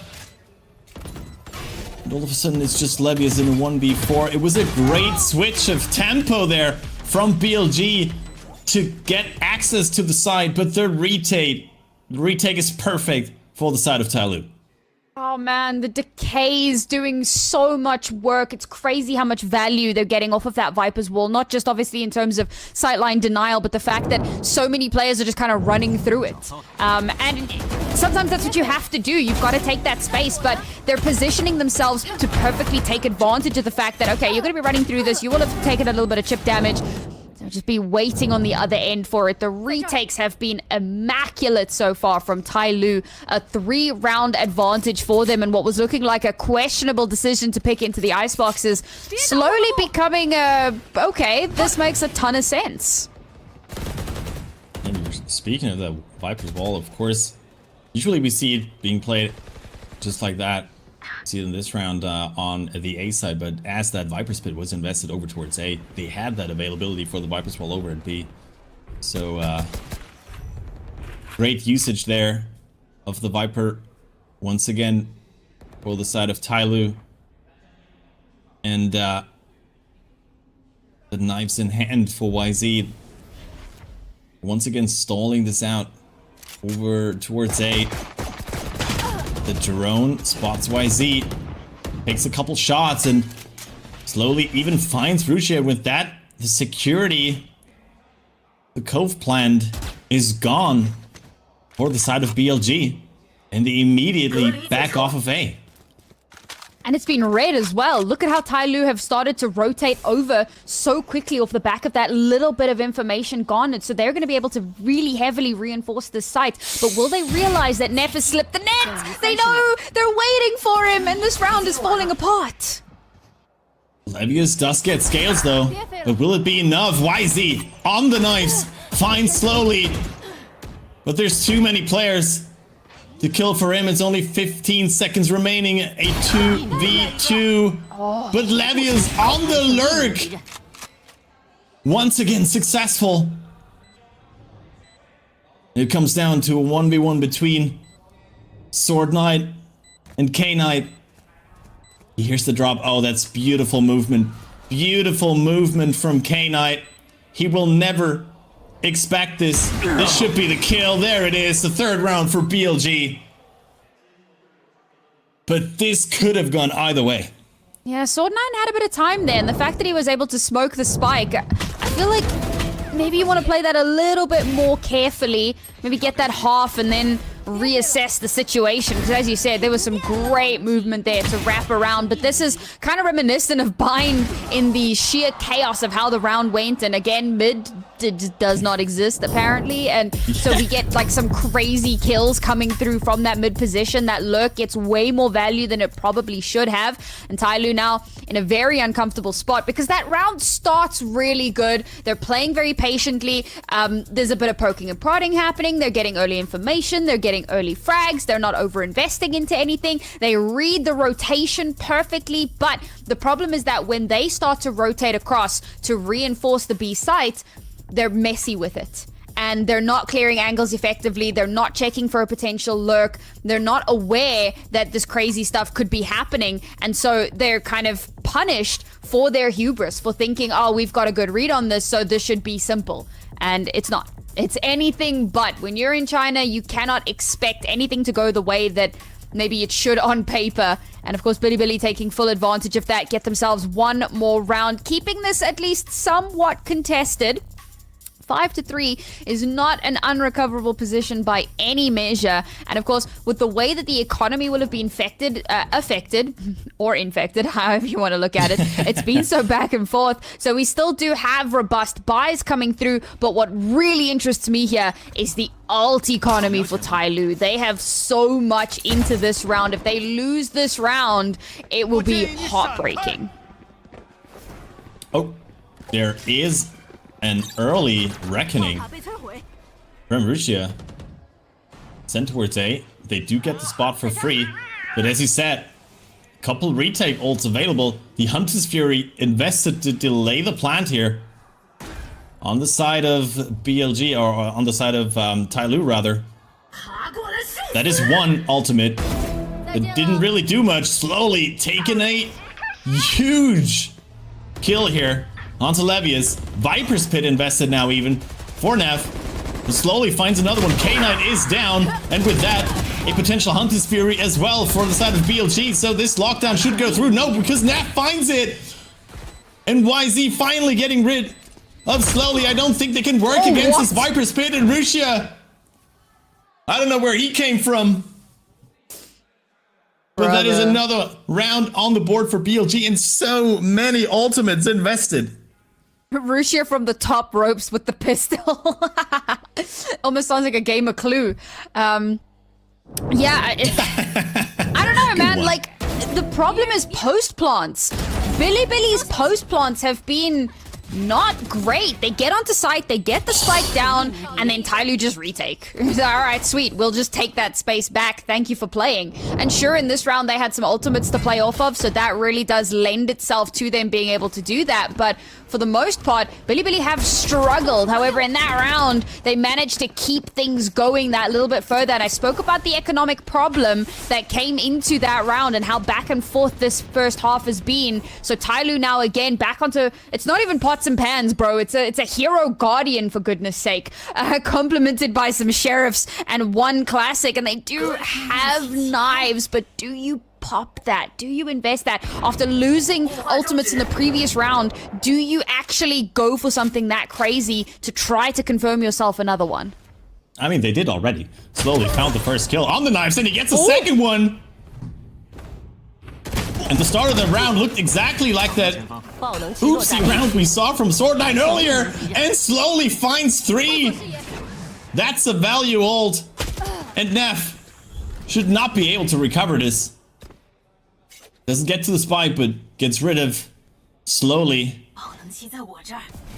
Good, but it's a 1v4. He does have the Phantom, of course. Finds one, but scales with the recovered Vandal to secure another one for TYL. And this start of the round, we could finally see what they were trying to do in that previous round, where they went heavily aggressive on A. All together now, folks. E-code! I can't believe that they've managed to do that. Just an outrageous round for them to win. And again, it's not necessarily that they're being super, like, innovative in their approaches. They play offside or they play hyper aggressive. This has been like the two speeds. And in that round, it's a pistol round. You can predict that they might be looking to get a little bit aggressive. They do just that. They get ridiculous amounts of value off the back of that. And BLG, I mean, I was just talking about how good they are at getting the spike planted, but in that particular round, perhaps getting a little bit in their own heads too much, get shut down before they can even step onto the site. Another round that goes awry. 2 left in this half. TYL have confirmed themselves at the very least an evened out scoreline. But here's the thing, if they win this round, BLG's economy is going to be in some serious trouble. As you say that, YZ finds the first pick again, and for once, they finally put some early aggression towards mid to clear that Killjoy util and sort of force TYL to themselves re-clear that space using the drone as well. So some heavy util usage there towards mid this time around for the defensive side. This should allow them to get another plant in as well, but Scales finds a kill through the smoke. I don't know if he spotted K-Knight there for a fraction of a second. Oh, a hat was seen there from Scales. Wisey doesn't go for the shot. Dangerous position for him. Here's the Omen TP, but finds Yo-Yo. And this round should go BLG's way. They find one more, but it's a 1v3 now. And 9 buddy. There's too many angles to clear not. If he makes these shots happen, finds another one, but the timer is running and there are not enough bullets in your Phantom. What a crazy round once again. But BLG bring us only to, I think, 1 round difference now. Yep, we're going into the last round of the half now. That opening frag honestly was everything to kind of give them that bit of momentum, right? I was talking about how very often we'll see TYL play off-site, and that's to kind of keep numbers available for those retakes. But when you're losing players very early on, it can become that much more difficult, and they are playing weak side B, so you have to wait for reinforcements to come through. It's a good read from Billy, and it looks like they're going to try to replicate that here for the last round.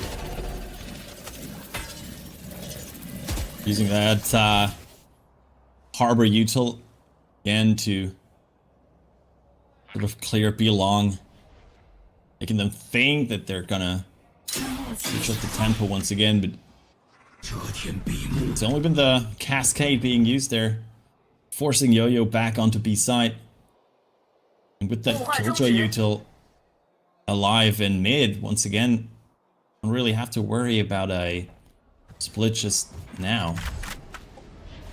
Looks like they're just gonna keep this patiently waiting. Now clearing the alarm bot in mid at least.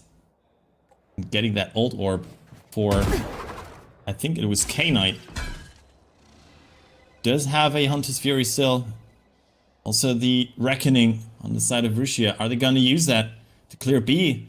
Because they just keep falling back further and further, now re-clearing that space, but slowly, and Scales are already there. The 2 kills for Slowly could just seal the deal, especially with the 3rd one following up.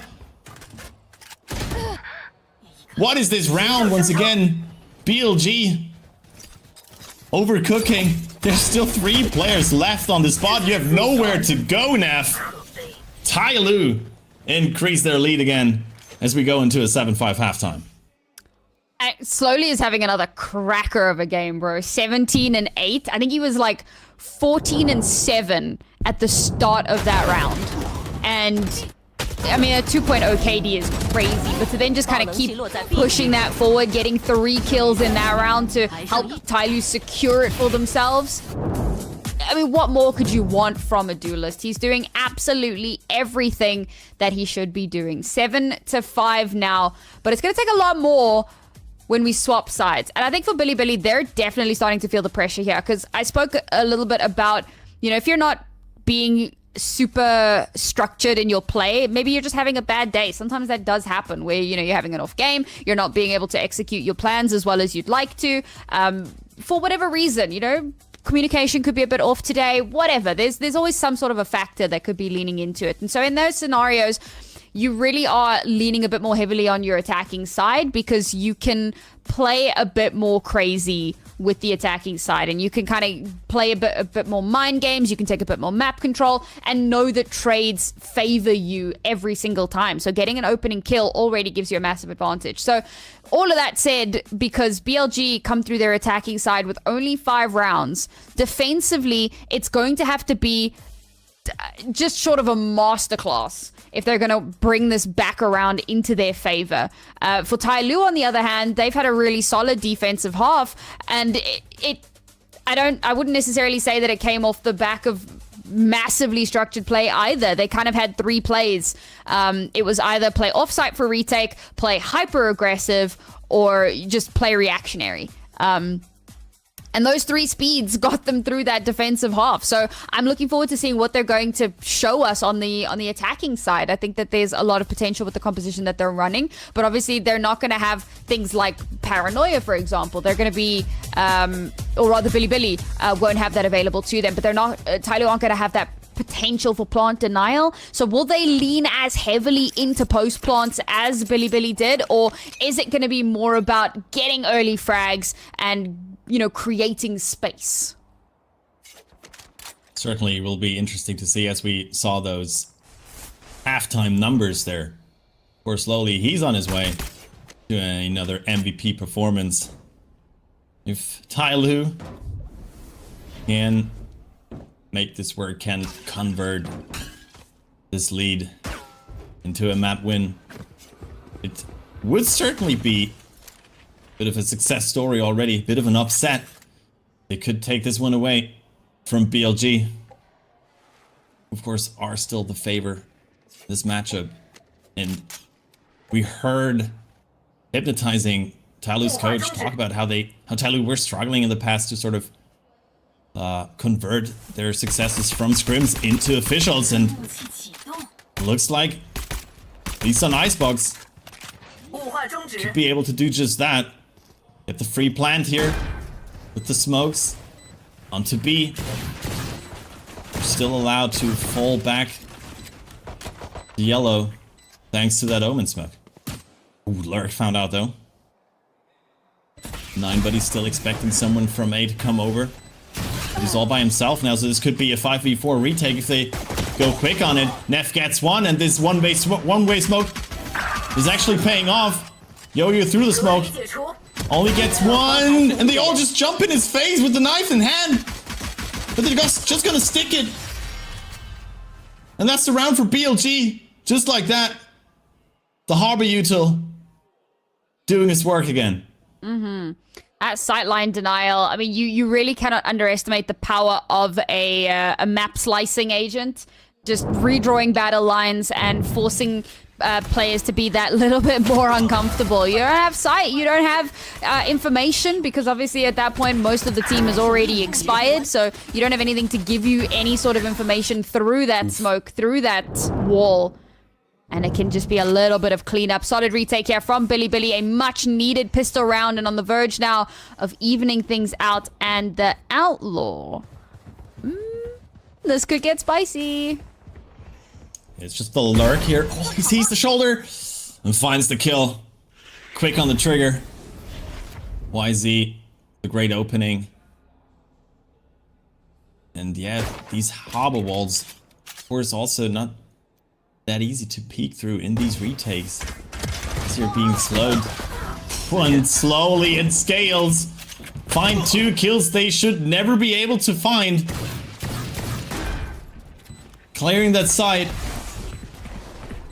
With a timing disadvantage there for BLG, but they find 2 more. Evening out the numbers, and all of a sudden they all fall on the spot. 3k there in the end for K-Knight, I believe. Recovering what looked like a bit of a crazy round there for the side of TYL. And not an outrageously expensive one for Billy, which I think is a really important factor. I mean, we've seen it over the course of the last like 3 halves or so, where you win the pistol but then you take so much damage, or reinvest really does put you on the back foot a little bit. So for Billy being able to come through this round with 3 players still left alive, that's a massive boon for them, that they can kind of take through into that next round. Reinvest doesn't have to be as heavy, and again, important because they come up against the rifles now. Can Billy finally get themselves a lead in this half? Beautiful early damage. Almost finds the kill there. This aggressive push there as well on the A side. And the peek from Levius is punished immediately. They did expect that. Him pushing out from Kitchen, and YZ as well. He's punished. Sword 9. Can he get another one? No. Only 10 HP left. That's an easy pickup for Neff. But still. Damage is done. TYL in a full V2. Oh, health bars on the side of Yo-Yo and Slowly, of course, but Still got the Vandals in hand.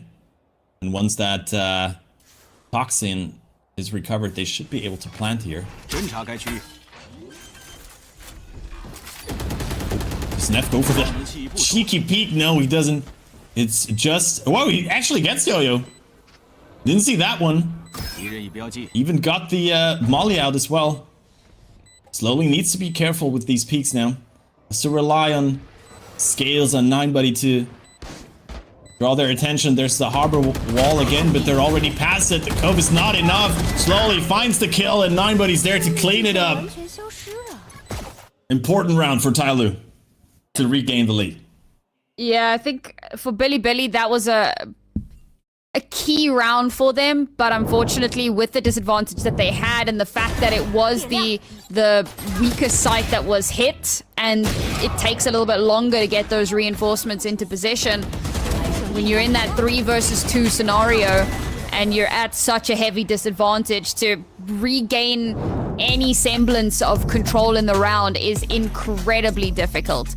This is an interesting timeout, though. Billy taking a timeout off the back of winning that round. That is not something you see terribly common, and what that tells me is that the coaches noticed that despite the fact that they won that round, there are still some serious issues that need to be addressed. And what's scaring me is that the TYL coaches are silent.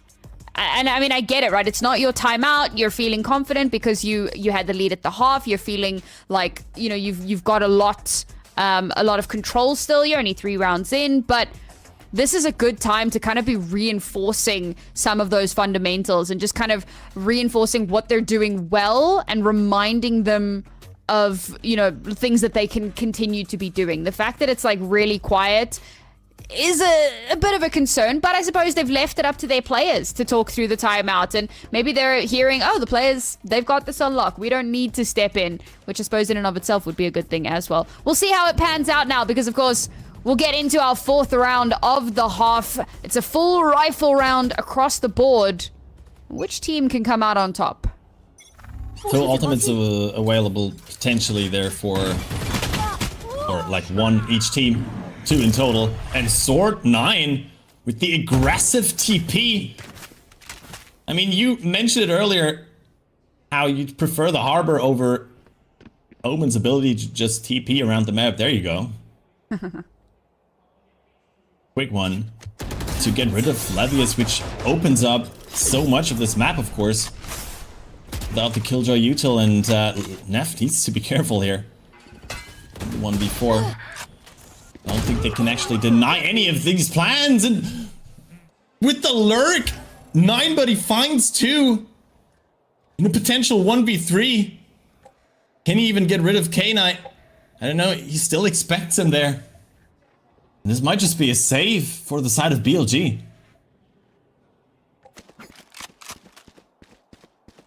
Is that the first save we've seen all day? That's kind of crazy. Yeah, that is the first save we've seen all day. Well, there you go. See, TYL coaches, clearly the players had that whole situation on lock, and they could just allow them to continue talking through it. A lot of faith in their players, but the faith has paid off solid around here. Oh, and they're even going hunting.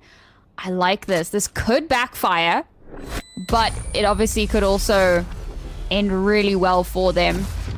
Okay, not a super aggressive hunt, more of like a... Yeah, if we come across somebody, we deal with it, but let's not be too crazy about it. Good call, good call. And we've even out the scoreline once again. It looked like Billy might be able to build a bit of momentum for themselves, but stopped in its tracks by a very ready and aware TYL. You know, Billy trying to get a bit aggressive there, take that space, do what TYL were doing in that first half.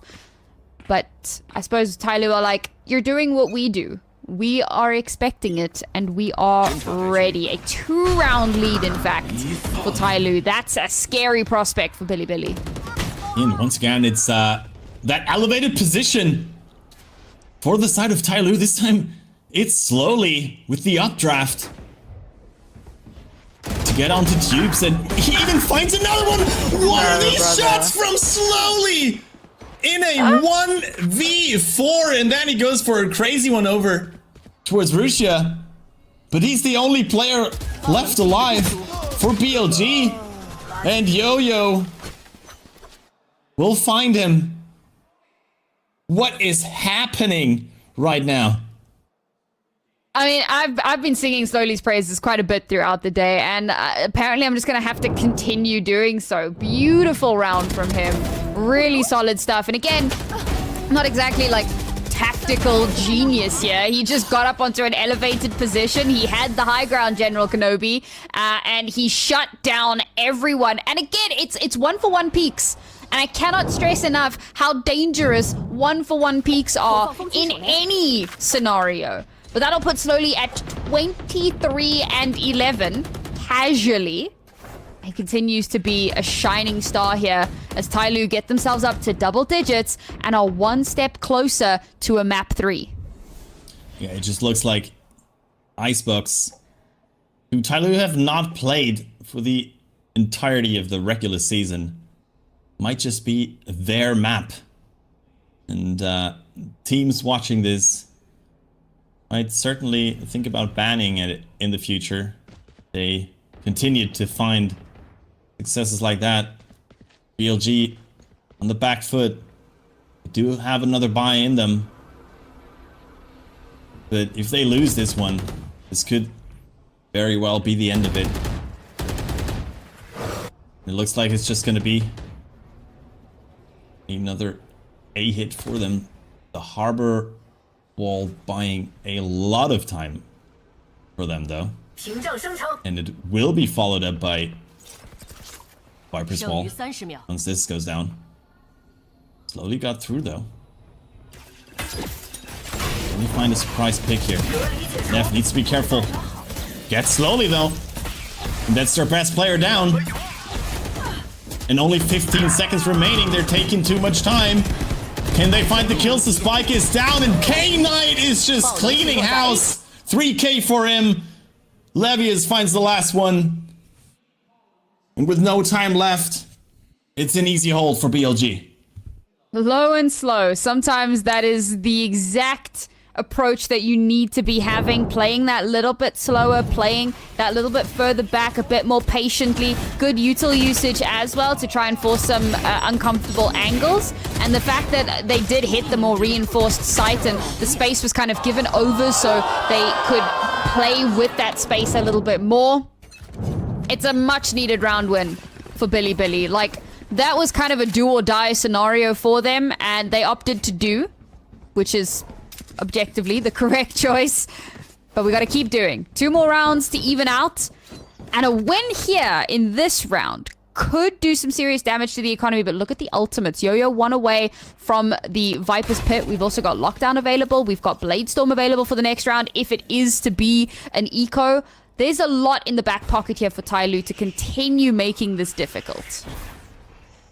And interestingly enough, after that aggressive play over towards A on the side of BLG, TYL were shifting some of these players over to B, but the spike remained on A. Now they're crossing them.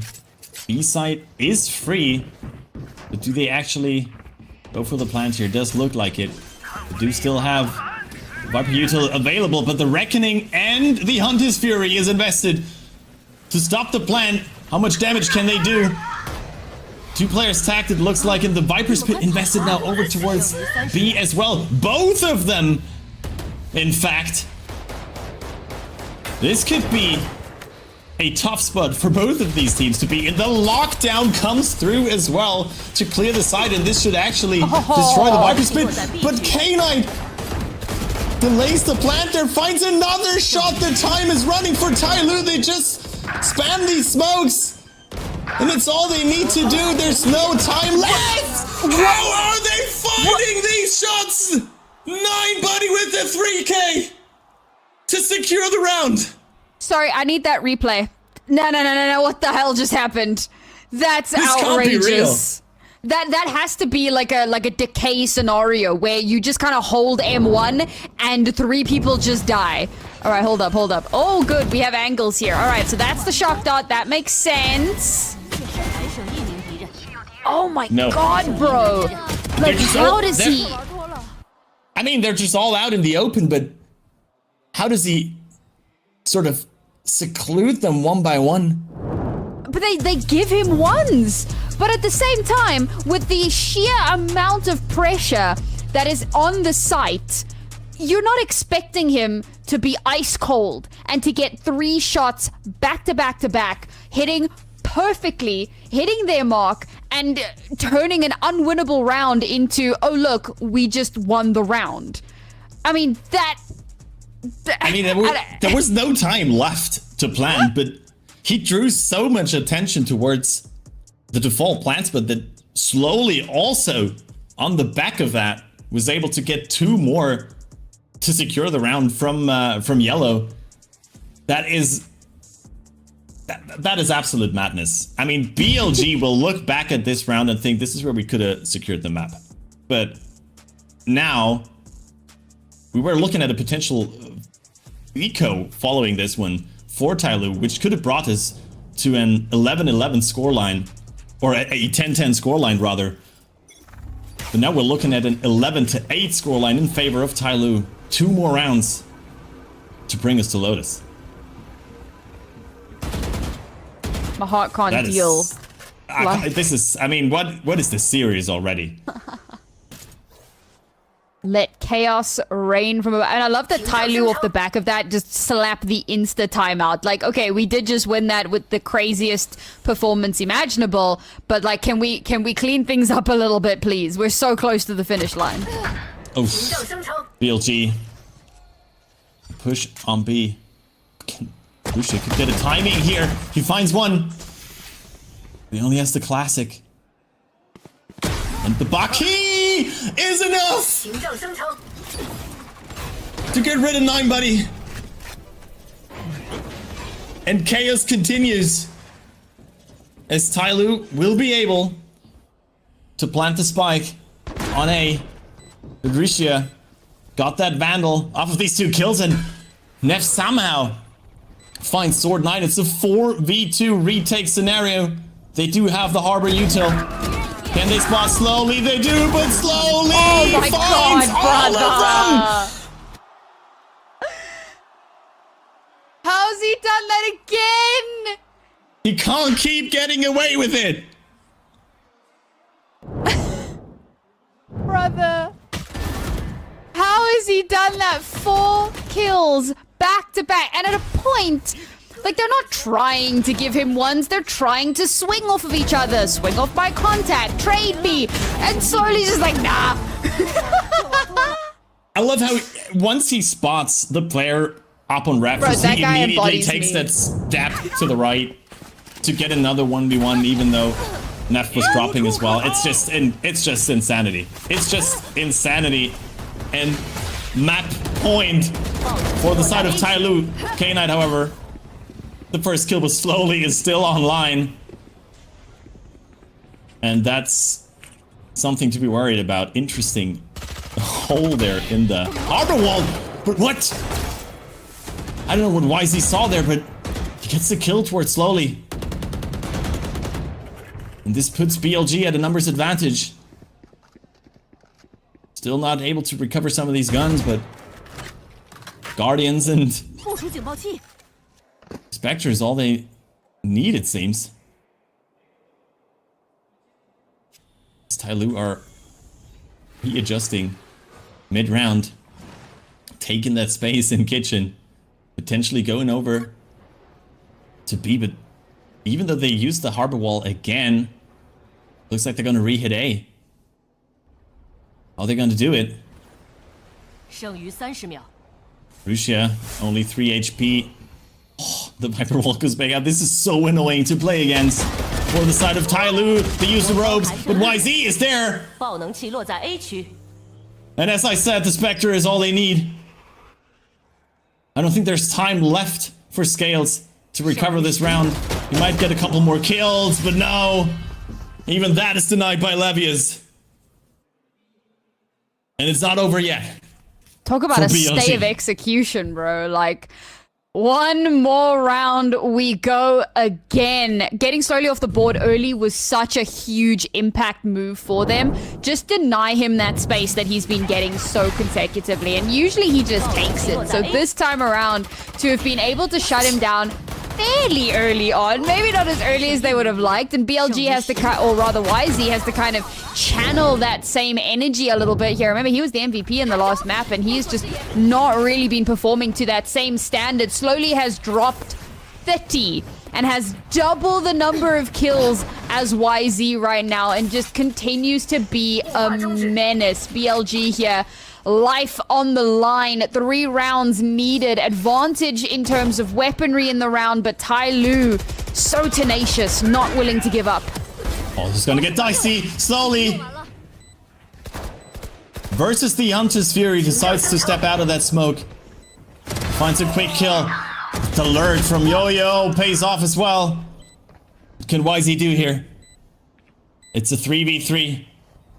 But side is still under control for TYL, and they're trying to play this very aggressively up front. Only now backing off over towards yellow. We still got Yo-Yo. Lockdown invested, but the spike is ticking incredibly quick already. And it is Yo-Yo who's probably just gonna secure this round. Yes, this is it. The spike ticks way too fast. No way for them to recover that one. Sword Knight even finds both of them.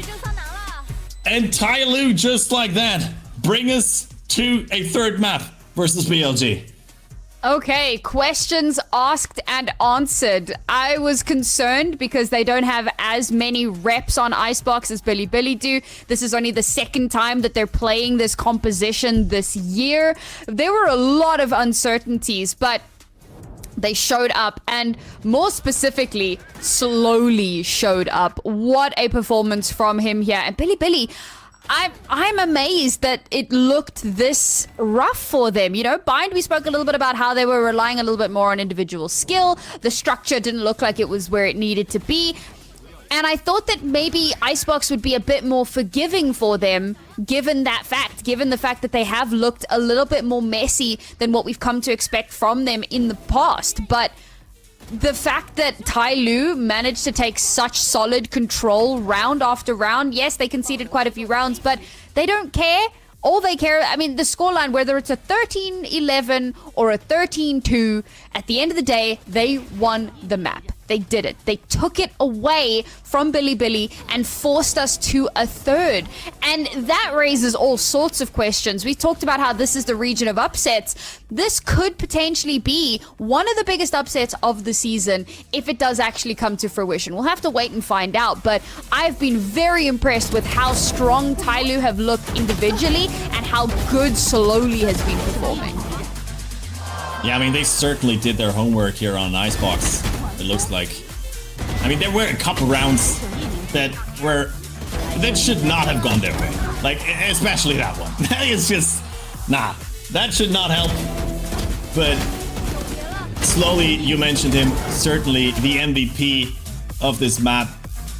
I don't know, he had like 3-4Ks or more, I don't know, multiple 3Ks. Going for over 30 kills there in the end. Incredible stuff, but let's listen in on these players. 好，中的还是没见。海斗在 A， 我去米贴了。我没烟了，小心下面摸。好，刚死了。nice。有飞机吗？堵 Z。下面他们两个，还有一个，还有这边。这不知道，这个没见过，小心中路或者管道。拿枪不了，拿枪不了。我点枪，拿枪包点有枪。行动，关枪。4打1兄弟们，回来了。绳索是跳下来了，我看这个过点，410个过点，410包掉了，兄弟们，慢慢来。好，我看这个过点，可以没过点。把墙开了，把墙开就行了。左边，斜面，来，变箱，65。那好，兄弟挺个单枪焰爆，捅爆了，兄弟。没事都。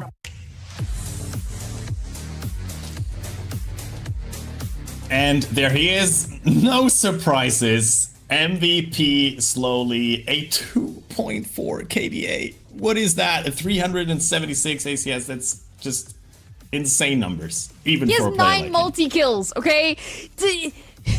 I'm sorry, that's the big one for me. 9 multi-kills is honestly out of this world. To have done that so consistently throughout the course of this map is unreal. I mean, we came into this talking about Scales and how much he has improved over the last year, how his stats have kind of skyrocketed. We just like glossed straight over slowly. And well, he absolutely showed us why that's never a good idea. Beautiful performance from him here. But again, that comes down to that individual prowess, and that's not something you want to be relying on, you know, consistently, particularly when you get to these international events where teams are very, very structured. That's one of the big, you know, points about a tactical FPS is that you need that structure. So to be relying on an individual player is not ideal. And for this map in particular, so much of it really did come down to that mid control. I was talking about it a lot in the first half, how Bilibili were never taking it. And in the second half, they just consistently lost it. This entire map was a battle involving mid, not necessarily for mid, but it was the huge proponent here. And for TYL, I mean, give an inch, take a mile, and they run away with that map. The BLG certainly have some work to do on Icebox, it seems, after this one. But TYL, they looked so much more comfortable on this map compared to Bind, and especially slowly. You mentioned his performance, but he also, he looked so much more confident on an agent like Jet compared to the Yoru, who he did have some impact on, but his ability to just take over a round by himself was just phenomenal. Phenomenal to see, both on attack and on defense here for the side of TYL. Incredible performance from them. Taking us to a third map, taking us to Lotus, a map that they have struggled on in the past. But I mean, with their backs against the wall now, I feel like anything's possible now. Absolutely. I will also just say, just to highlight the scrappy nature of this game, there was one flawless round in the entirety of Icebox. Like, it just continued to be really scrappy and back and forth. And the last time these guys met up on Icebox, or rather on Lotus, it was a fairly close affair, 13-9. Still in favor of Bilibili, but anything can happen. So let's, before we throw this to a break, just to let everybody know, there's currently a 35% discount on gifted subs, guys. You have all been phenomenal in supporting the channel, and all of that support goes to making sure that the product that we give to you is of the highest standard. So if you do want to go ahead and throw some of those gifted subs around, please do feel free, and stick around for the ads if you wouldn't mind, because obviously we get a little bit of revenue from that. We're going to throw things to a quick break, and when we return, the third and final map of our upper semi-final.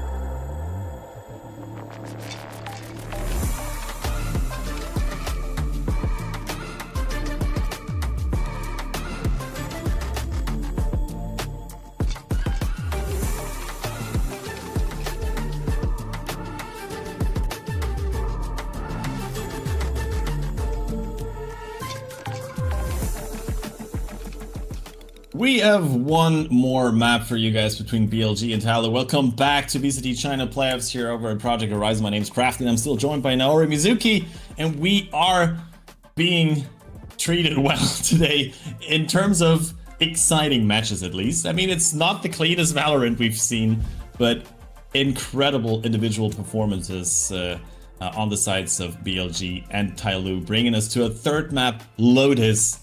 What are we gonna see? What are we gonna expect here from these two teams? Yeah, I mean, there's so many question marks coming into this. I think for a lot of us, we weren't even expecting it to go to map 3 in the first place.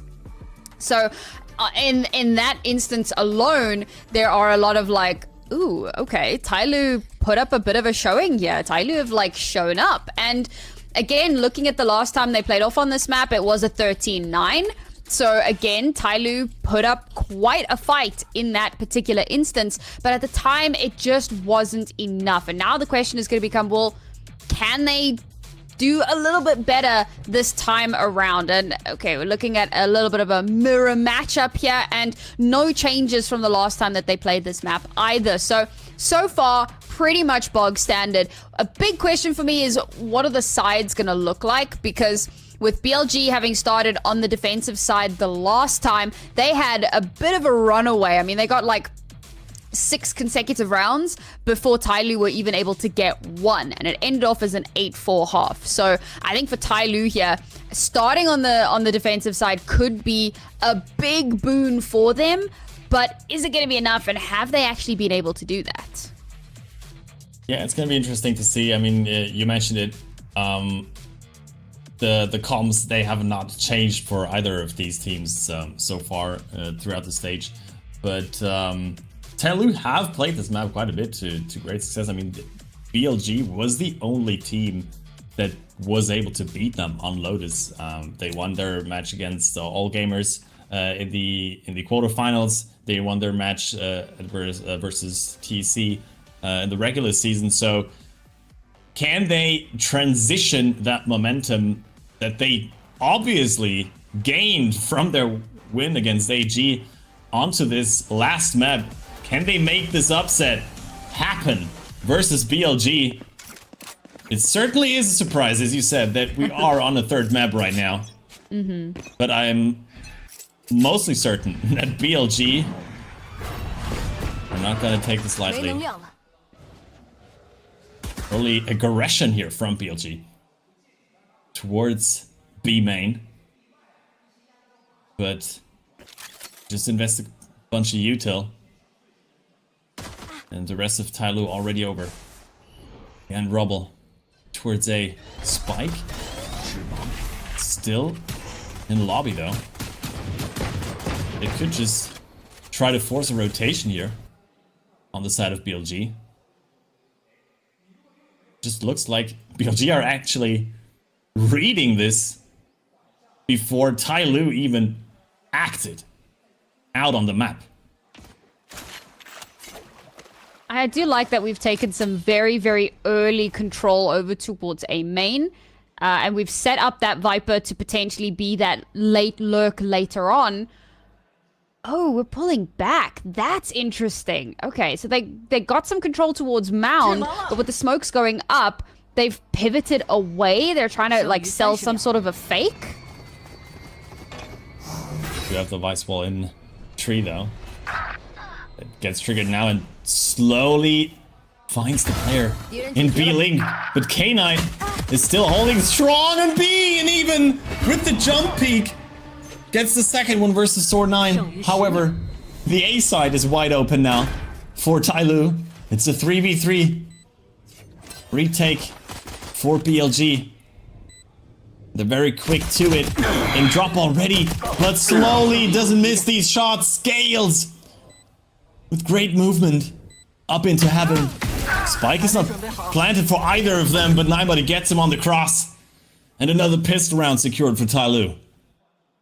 Slowly on Omen at the moment kind of gave me a little bit of whiplash. Had to do a bit of a double take. I mean, considering his performance on the Jet on Icebox earlier, sure. But I think that, like, I mean, if you play Omen anything like maybe Artist does, you can get some crazy value out of that, even as a, like, even though it's a controller, you can do some really wild things. So we'll see how that pans out. Already off to the races with 3 kills and a pistol round under their belts.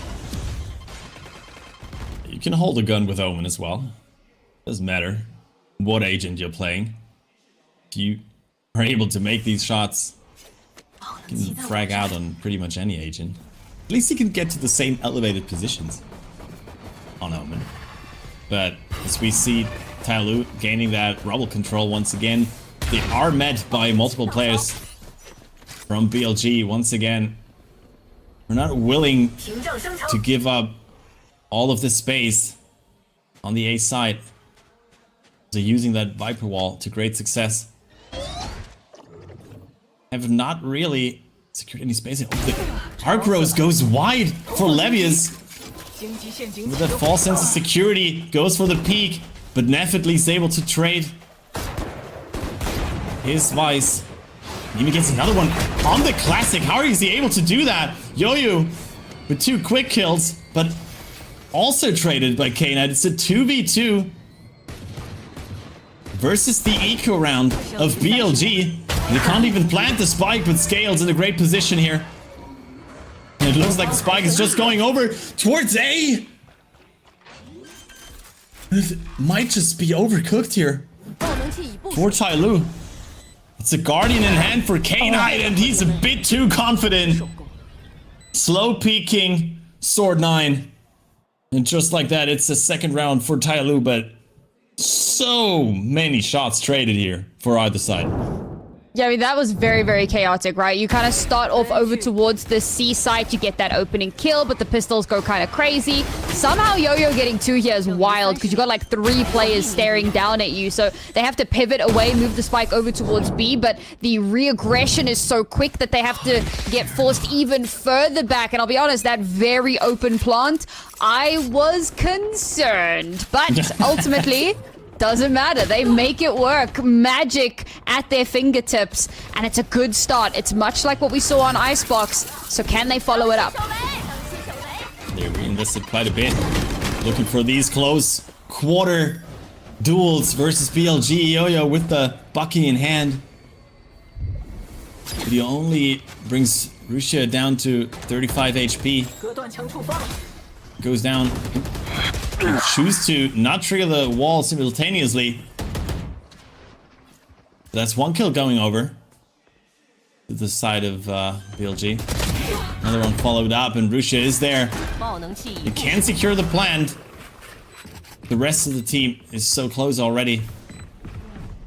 I don't think they can make this work. Oh, the Paranoia somehow missed.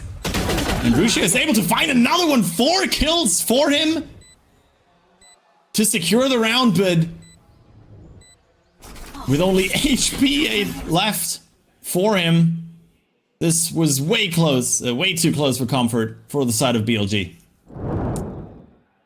They needed a hero, and Russia stepped up to the plate. Again, very, very chaotic here. And I appreciate it. I mean, we're trying to take map control. We're trying to kind of push out a little bit and force more uncomfortable positions, but solid retake from BLG, and again, using that gun advantage to their favor.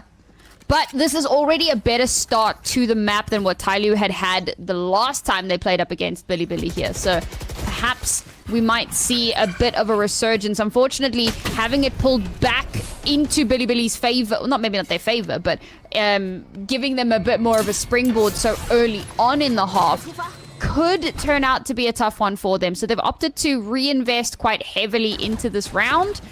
They do have the Outlaw available. Might be a bit of a difference maker, but it is an attack Outlaw, so you're going to struggle to find the same kind of value. I mean, this is the first real buy round for the side of TYL. And a couple half shields on the side of BLG, so this Outlaw will hurt. The hand of Scales uses it to peek there with the Prowler, but Paranoia forces him back into A lobby immediately. Like that aggression, that aggressive stance rather, on the side of BLG to always fight for that rubble position. TYL still very spread out on the map. Don't really know where to go. Decide to go to C, it seems, but they're being met on both B and C by the players of BLG. Spike still in hands. 13 seconds remaining. Can Russia delay them any further? Doesn't seem like it. Only picks up one more. Now Sword9 has a great position and is able to secure the round for TYL. BLG. It looked promising, but then in the end they just kind of give it away. These multi-kills, man. Way too many of these rounds boiling down to who can get the most kills. It's so closely contested. We spoke about scrappy rounds, right? Over on Icebox, only one flawless round throughout, what was it, 22 rounds? That's crazy. And that trend has continued here, it seems. But this is a huge momentum booster for TYL. Yes, they do have to reinvest again because they lost so many players in that previous round, but they still have the advantage because Bilibili will be forced down onto pistols.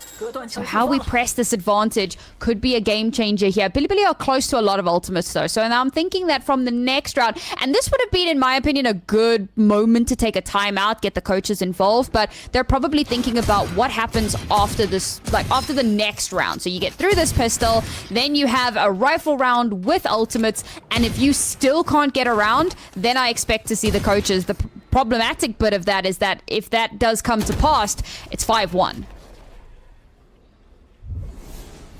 Some great shots though by the side of BLG, who, even though they are at a disadvantage in terms of weaponry, are still playing this so aggressively. Russia even pushing into spawn there.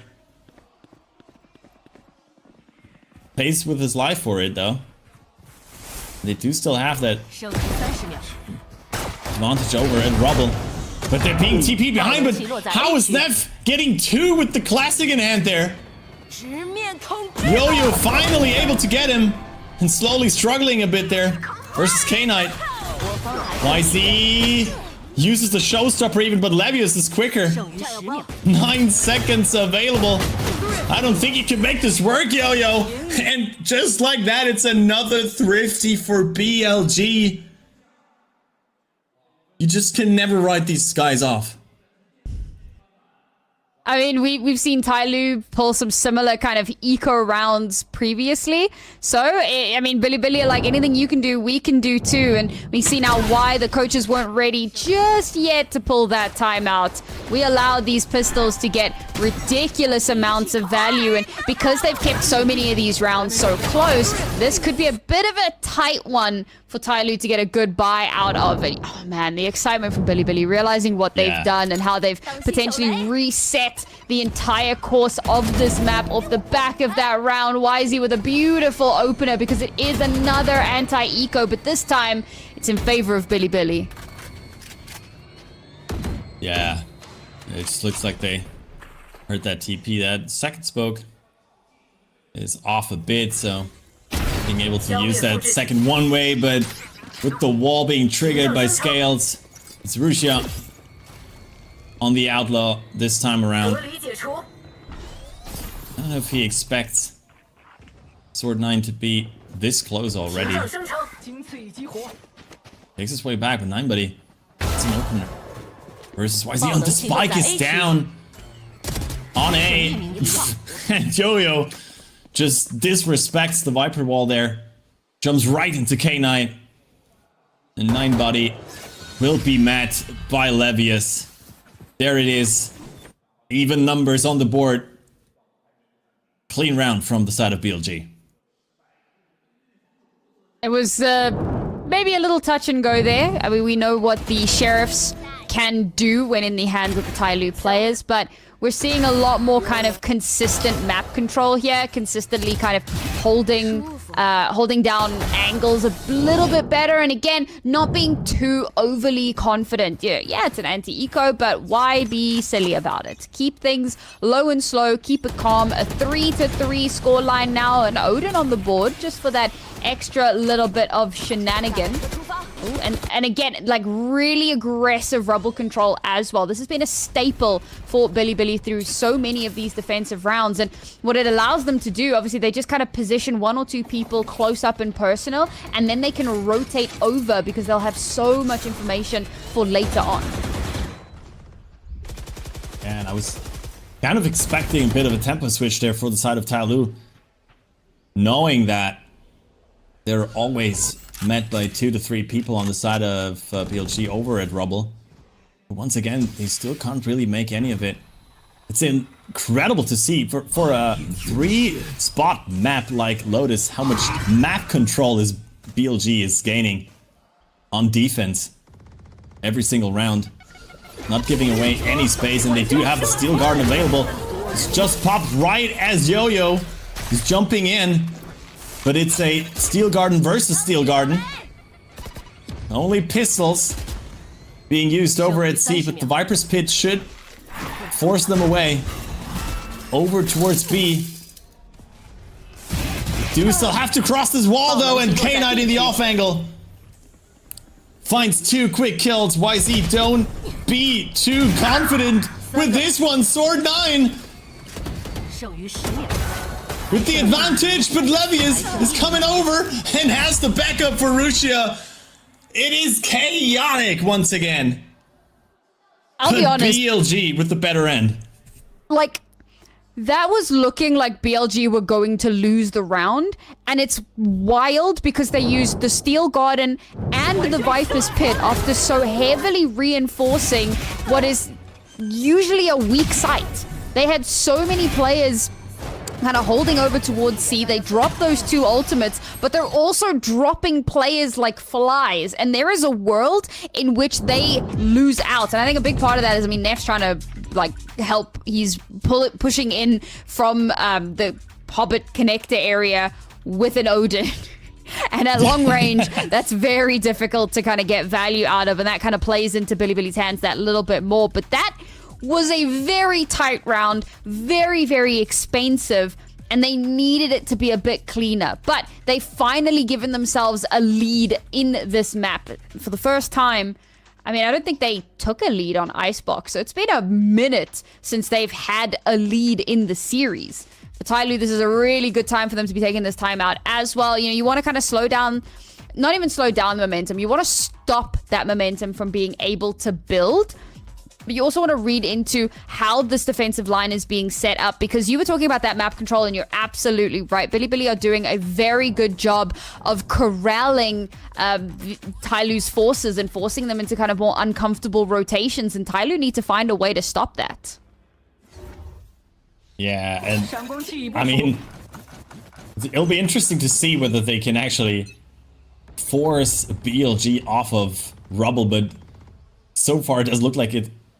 4 players being sent over even this time around to gain that space, and TYL faulting to see whether BLG are actually gonna get over aggressive anywhere on the map. It's just holding B now. Interesting switch up as well. TYL are just going onto that side, it seems.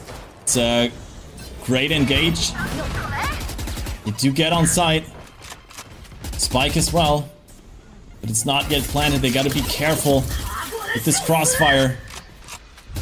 But at least create some space with this Viper's Pit. Rusia, however, able to find these.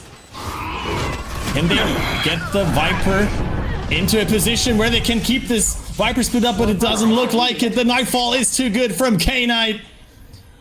And just like that, it's swept with the players of TYL. A good effort in an eco round.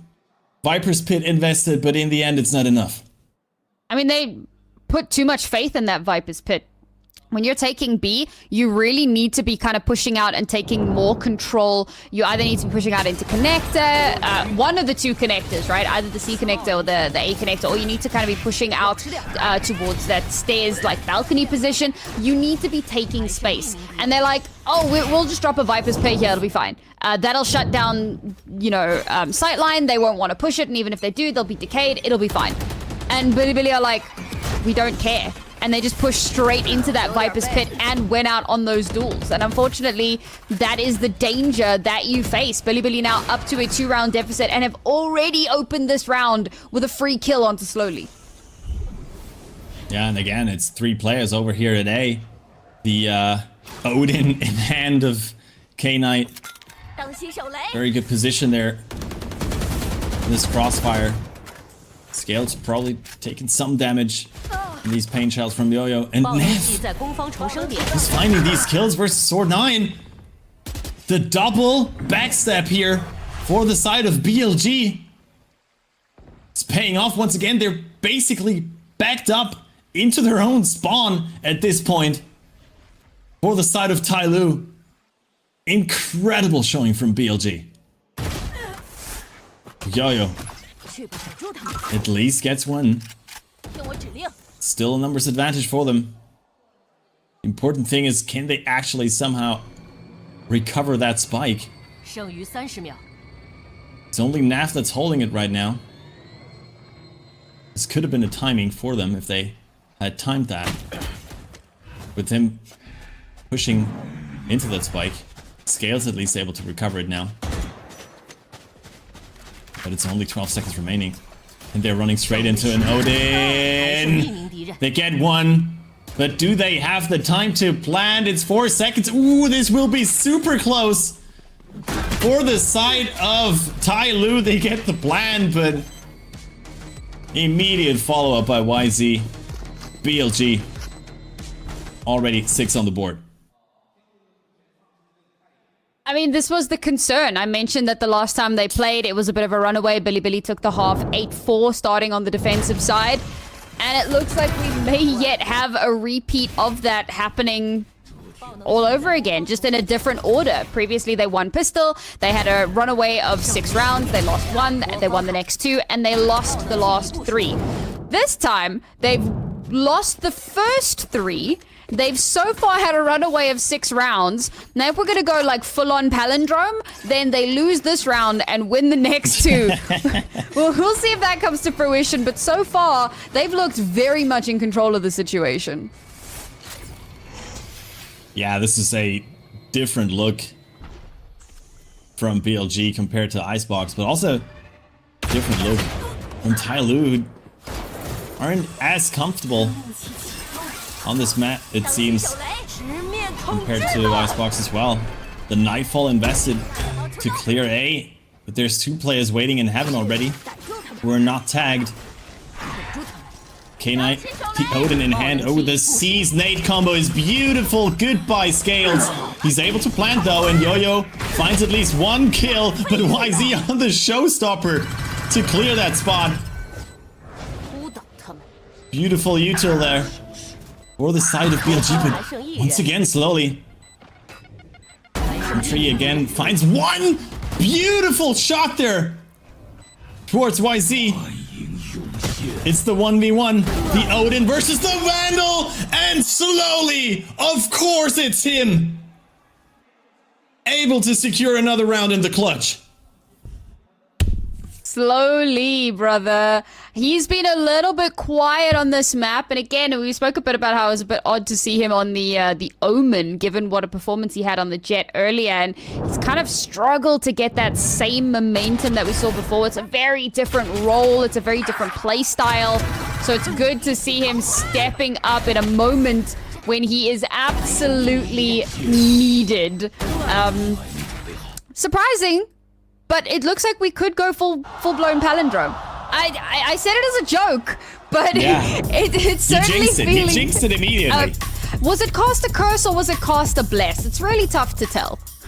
Yeah, I mean, it would still be an 8-4 round for BLG then on defense on Lotus, I guess. True. They'll take that. They'll take that. But they'll take a timeout first. not wanting to let TYL any closer. So far, I mean, their defenses looked stellar. They didn't really have to switch up much in terms of defense. Like the first couple of rounds are pretty standard for when you win the pistol, right? It can turn into a bit of a snowball, then they get guns in their hands, and then they start turning things around. And that, like, makes a lot of sense, right?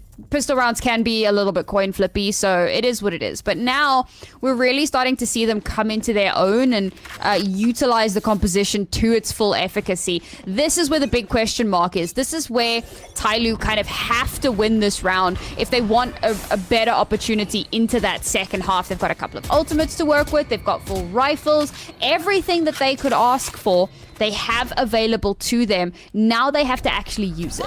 Oh, this paranoia could be brutal, but it's met by a paranoia of TYL's own and a showstopper on top of it. Great shots.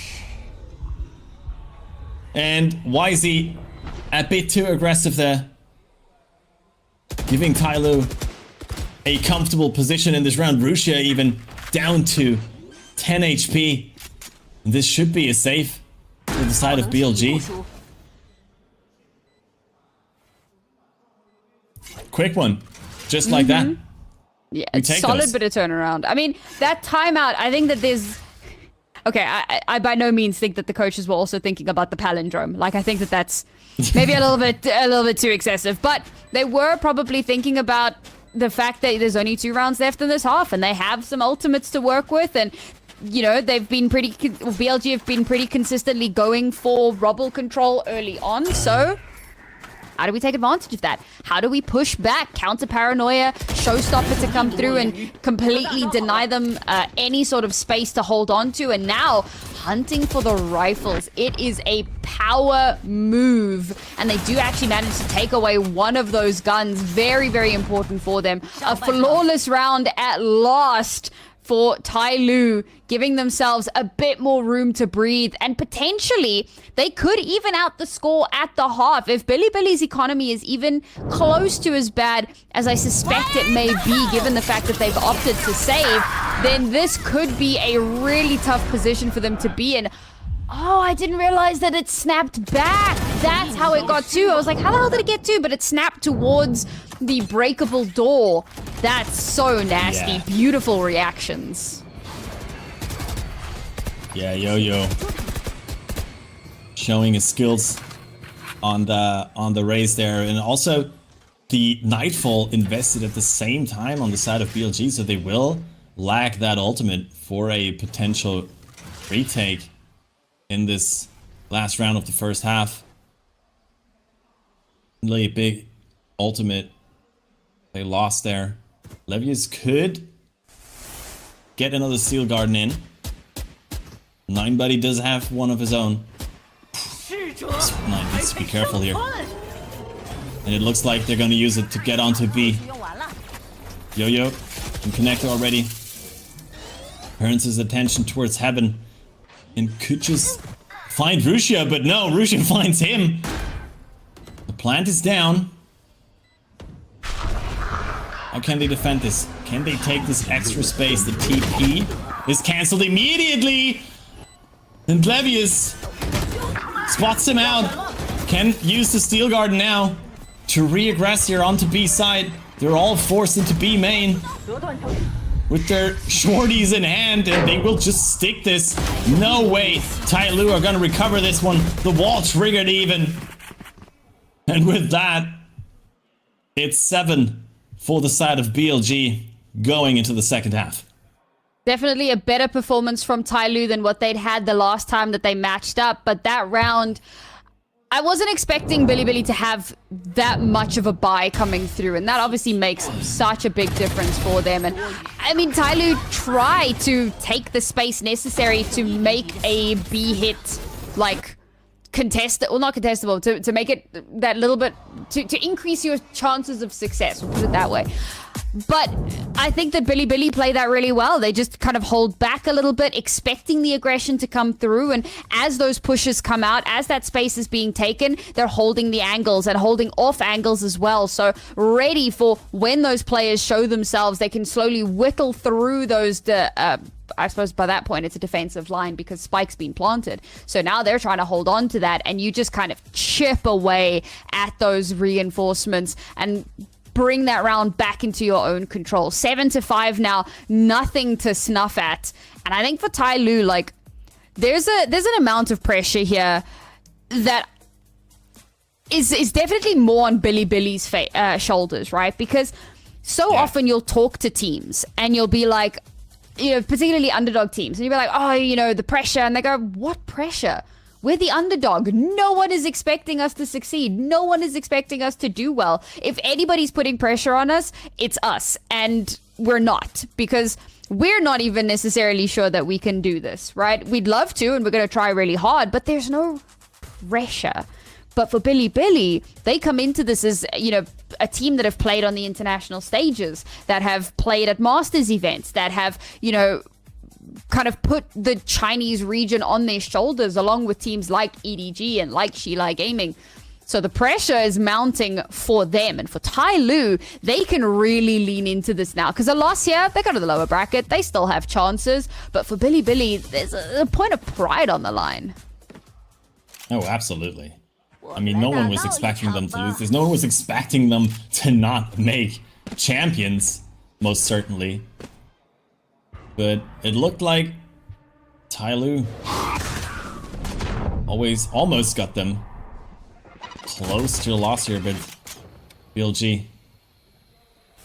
they need to take this home now to potentially send 3 teams to champions today, as you were talking about earlier. EDG fans and Shilai Gaming fans are probably holding their breaths right now. But YZ, how is he able to get out alive thanks to the Viper's wall? Makes that kill. And sneaks back behind rubble. And they're able to surprise them on the B side once again. It's just K-Knight that is pushed past the ice wall there. The rest of the team is taking the spike over to C, and K9, sneaky little play there, 9buddy, overwhelmed by the forces of BLG. This should be an easy round. I mean, we've seen slowly doing some magic today, but can he find a 1v5 clutch? I don't think so. Yeah, certainly not today. I think a little bit of damage would be quite nice, but looks like we're going to get another one of those flawless... Never mind. As I say that, cast a curse. Isn't that just the way it goes? Solid one here from BLG as well, getting that pistol online and just elongating the lead that they have just that little bit further. They'll have a huge advantage into that next round as well. Ooh, dying to spike, yeah. Ooh, okay, yeah. Decent little bit of damage there. And slowly, like, getting so many ult orbs off the back of that as well. Like, just getting towards that from the shadows. Yeah, I mean, it's not the most impactful ultimate you could have on an agent, but I mean, it certainly allows for some crazy repositionings, or at least some flexibility on defense. So as you said, yeah, further increasing that lead now. Looking to convert the follow-up round as well, of course. That would put them at the 9-5 lead. And this map, of course, as being a 3-spot map, is still considered being a bit attack favored. So it's looking good for BLG right now, especially finding opening picks like these for YZ. But Scales, what? You just got this through the smoke? How is he playing this out? Beautiful shots from him to get us a bit closer for TYL. Even recover some of these guns maybe over at Sand. wrapping around towards B, and slowly it's the one that's actually allowed to play. And Marshall here in this round. But he doesn't find the kill towards Levius. Very aggressive positioning there from him. The nade from Yoda doesn't really do anything at all. K-Knight with the kill towards Sand, and yeah, this should be over.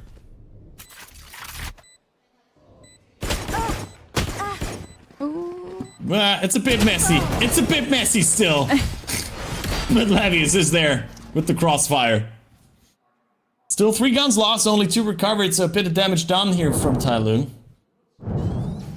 Yeah, very, very messy round. I will say, if your controller is not getting crazy, cheeky smoke spam, are they even a controller? You know, like, that's what you want to be doing. And it wasn't even necessarily, like, blind smoke spam. It was just kind of ducking and diving, using the smoke for that extra little bit of cover, and then taking advantage once you spot somebody through, or, you know, on the horizon of the smoke. Beautifully performed there, but unfortunately not enough. BLG now on the cusp of double digits, already starting to bait out some of that early utility. TYL have a massive battle ahead of them, because not having picked up a single round just yet, sure, they did come into this at a 2-round deficit, and it's only been the first couple of rounds, but losing this will put them potentially on that slippery slope to Nowheresville, and of course, not quite nowhere. It's the lower bracket. Yeah, of course, it's not over for them. I mean, they still get a shot at potentially making a miracle run here. I mean, I'm not entirely sure, but I'm almost 99% certain that TYL would have to win stage 2 to get to champions. So it's still a long way to go for them. And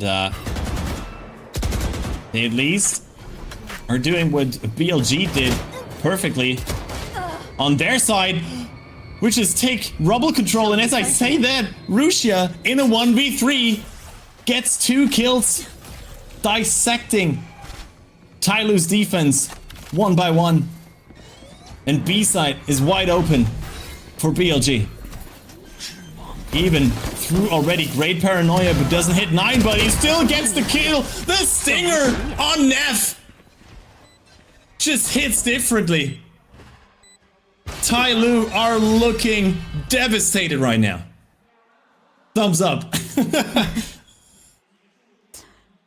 Wow.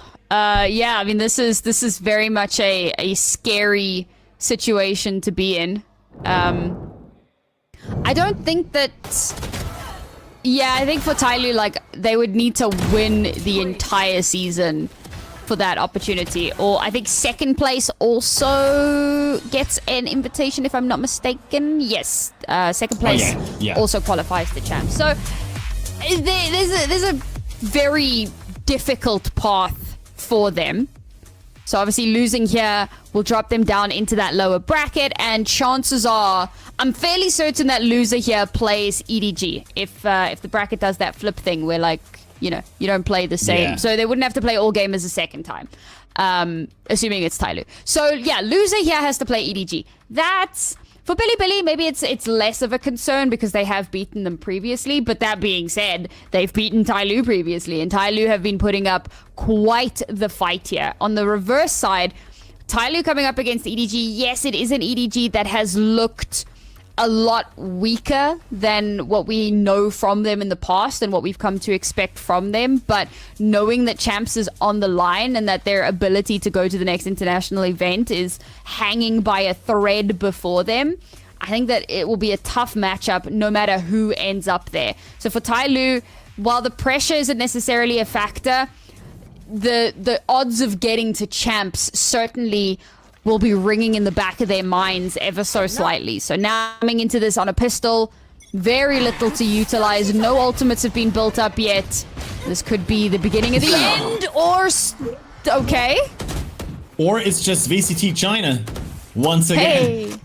Where you just get a couple shots with the Sheriff. And also a couple cheeky smoke spams there from K-Knight. Almost able to find slowly as well behind the box with the spam there. with 2 quick kills. That re-aggression there from TYL towards Rubble. And Scales does have sneaky little position there, but they expect him. They expect him.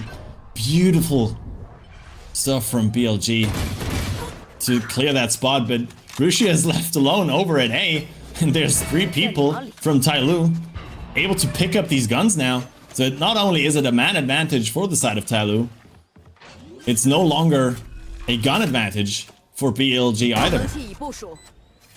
They do get the plant over at C though, and a potential nightfall is available for K-Knight now. Will he use it? I don't think they expect the triple backstep from the side of TYL right now.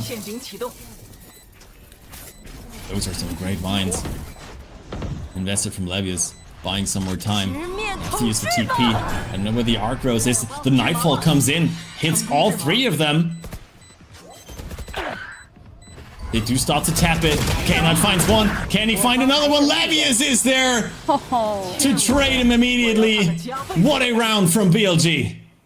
That's devastating to come into that round with literally nothing, to get those 3 kills, pick up guns, get yourselves into a winnable position with the spike planted and ready to, you know, mount that retake, that resurgence, that recovery, and to have it snatched away from you in the dying embers of the round. I mean, that is one of the worst possible ways that it could have gone for TYL. But Billy, look at that excitement. Look at the happiness. I mean, this is a team. This is an emotive team. That shouldn't be news to anybody. But you can definitely see that they're feeling a lot better. What the hell, K-Knight? What? Okay. Ferrari's I mean, whoa, slowly. They gotta rely on him to make something work, and full flashed. K-Knight still able to find the kill. Just relying on pure instincts. And making this another 2v2. I don't know how we got here so fast. K-Knight does have a crazy position here. They will never kill this. They will. Oh, they do! They do! Okay, I'll take that back. At least they know how to check their corners. Over here in VCT China, but Levius! You can't get both of them like that! Yo, bro. Oh, this is absolutely devastating for the side of TYL right now. I mean, we knew that Billy coming into this were the favorites, and we knew that they had like so much potential to just run away with this map. But the fact that every time TYL garner just a sliver of space for themselves, every time they look like they might just make that miracle happen, it's snatched away from them in the dying embers of the round. And now again, they kick things off with a great opener, but the follow-up is just not there, and it's K-Knight, who's been such a hero in so many of these rounds, continuing to shut them out. An unexpected way for the final round to go. I'm so sorry I stole that round away from you. And in much the same way, Billy stole this map and this series away right from under TYL's noses. No recovery, no comeback allowed. It will be Billy to move on in the upper bracket. I mean, this round was over in the blink of an eye. I don't even know what happened. I mean, TYL realized we just W down on all sides and just hope it works somehow. We're just throwing in all of our util left. But BLG, I mean, they are. We've been praising their individual performances today, and once again, it's been these players like K-Knight who were stepping up, getting those multi-kills round after round after round, and TYL, while they didn't, as you said, well, they looked better, especially in the first half compared to their last showing against BLG on Lotus. It just fell apart on defense for them once they lost that bonus round towards BLG. So yeah, it's just pure confidence on the side of BLG at this point.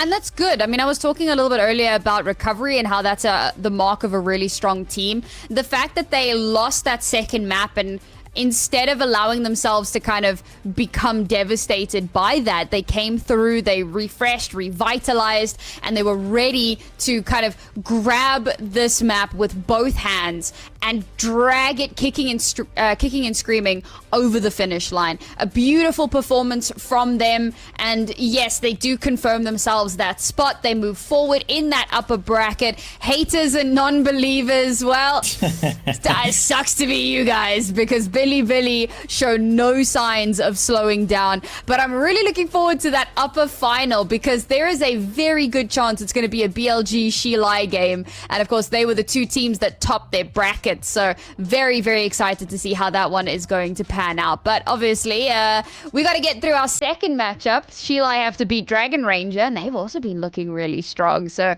again, there's still so much potential for chaos. Yeah, so much potential for chaos. BLG potentially looking for a rematch versus Shilai Gaming, the Stage 1 Grand Final. But we got an interview ready, so let's toss it over to our translator, Beat Us.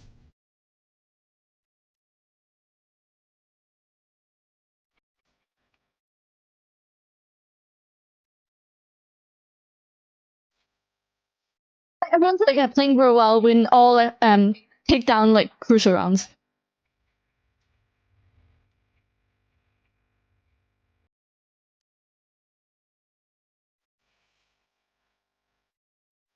And what do you think when like Tyler called that like timeout and there was like an open in 3 classics?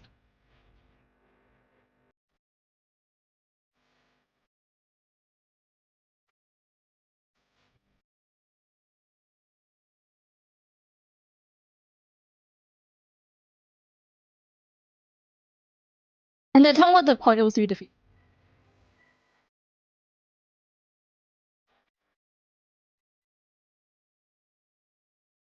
And he's like, maybe like our retake coordination was a bit slow, but we didn't like take it too much.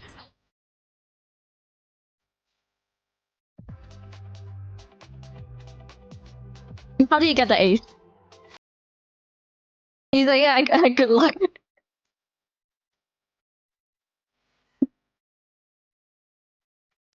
And what do you think you could do better? He's almost luck.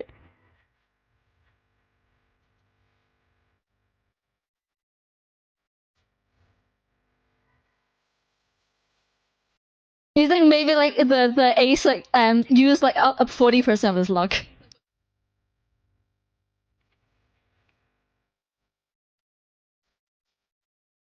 And how does the arena feel? You think everyone's like screaming very loud, like the cheer is so loud. Everyone's so excited. And what do you want to say to everyone? You should thank you everyone for coming to see our competition. And that's it for the interview.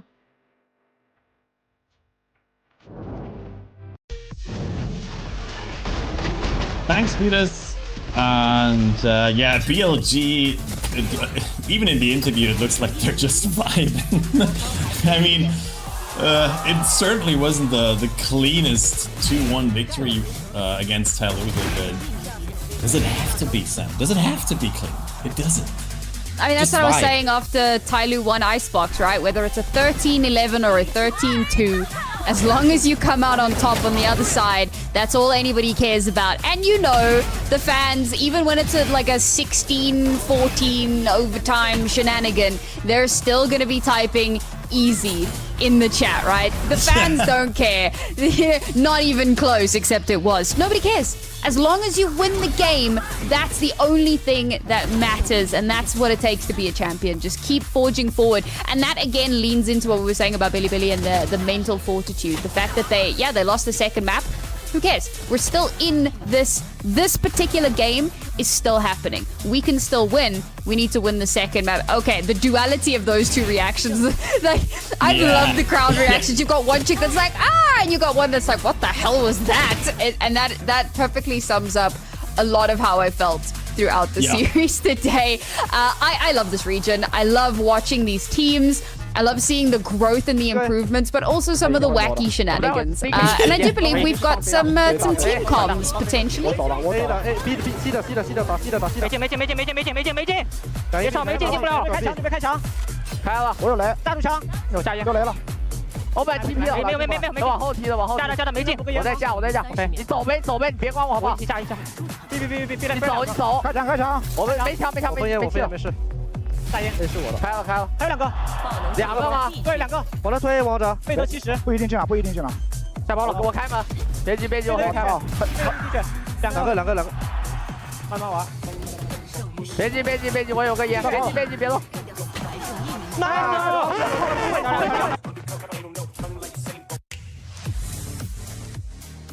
Yeah, that was one of these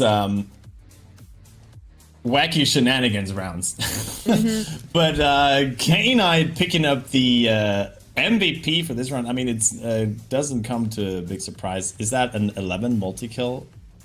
No. Yeah, but also 427 ACS and 260 damage per round. What? Bro, what are they feeding you? Did I miss something? What are they feeding you? I mean, we've been talking about so many different players at this point on the broadcast. I feel like it just shows again how incredibly stacked these teams are. It's like any of these players can step up and become the MVP of their team. Absolutely, at any given time. And that's, again, you know, I spoke about the individual prowess and kind of these hero moments, but if you've got a team of 5 players that can all step up and be the hero, then you're already that one step closer. And that's exactly what Billy have here. They have such a strong formula in terms of the individual players.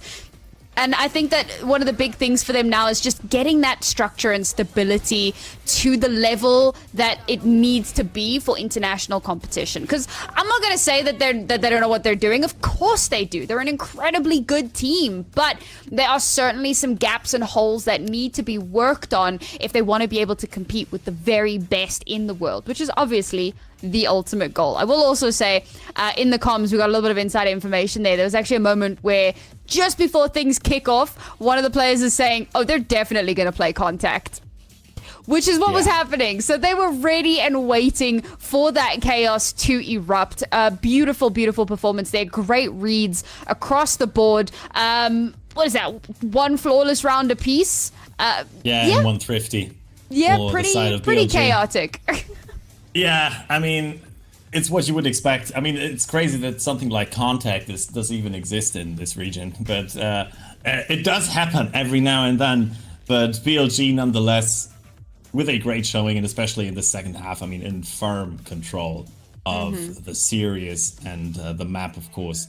So, yes, they are one step closer. They are potentially facing a rematch against Shilai Gaming, who were their opponents in the Stage 1 Grand Final.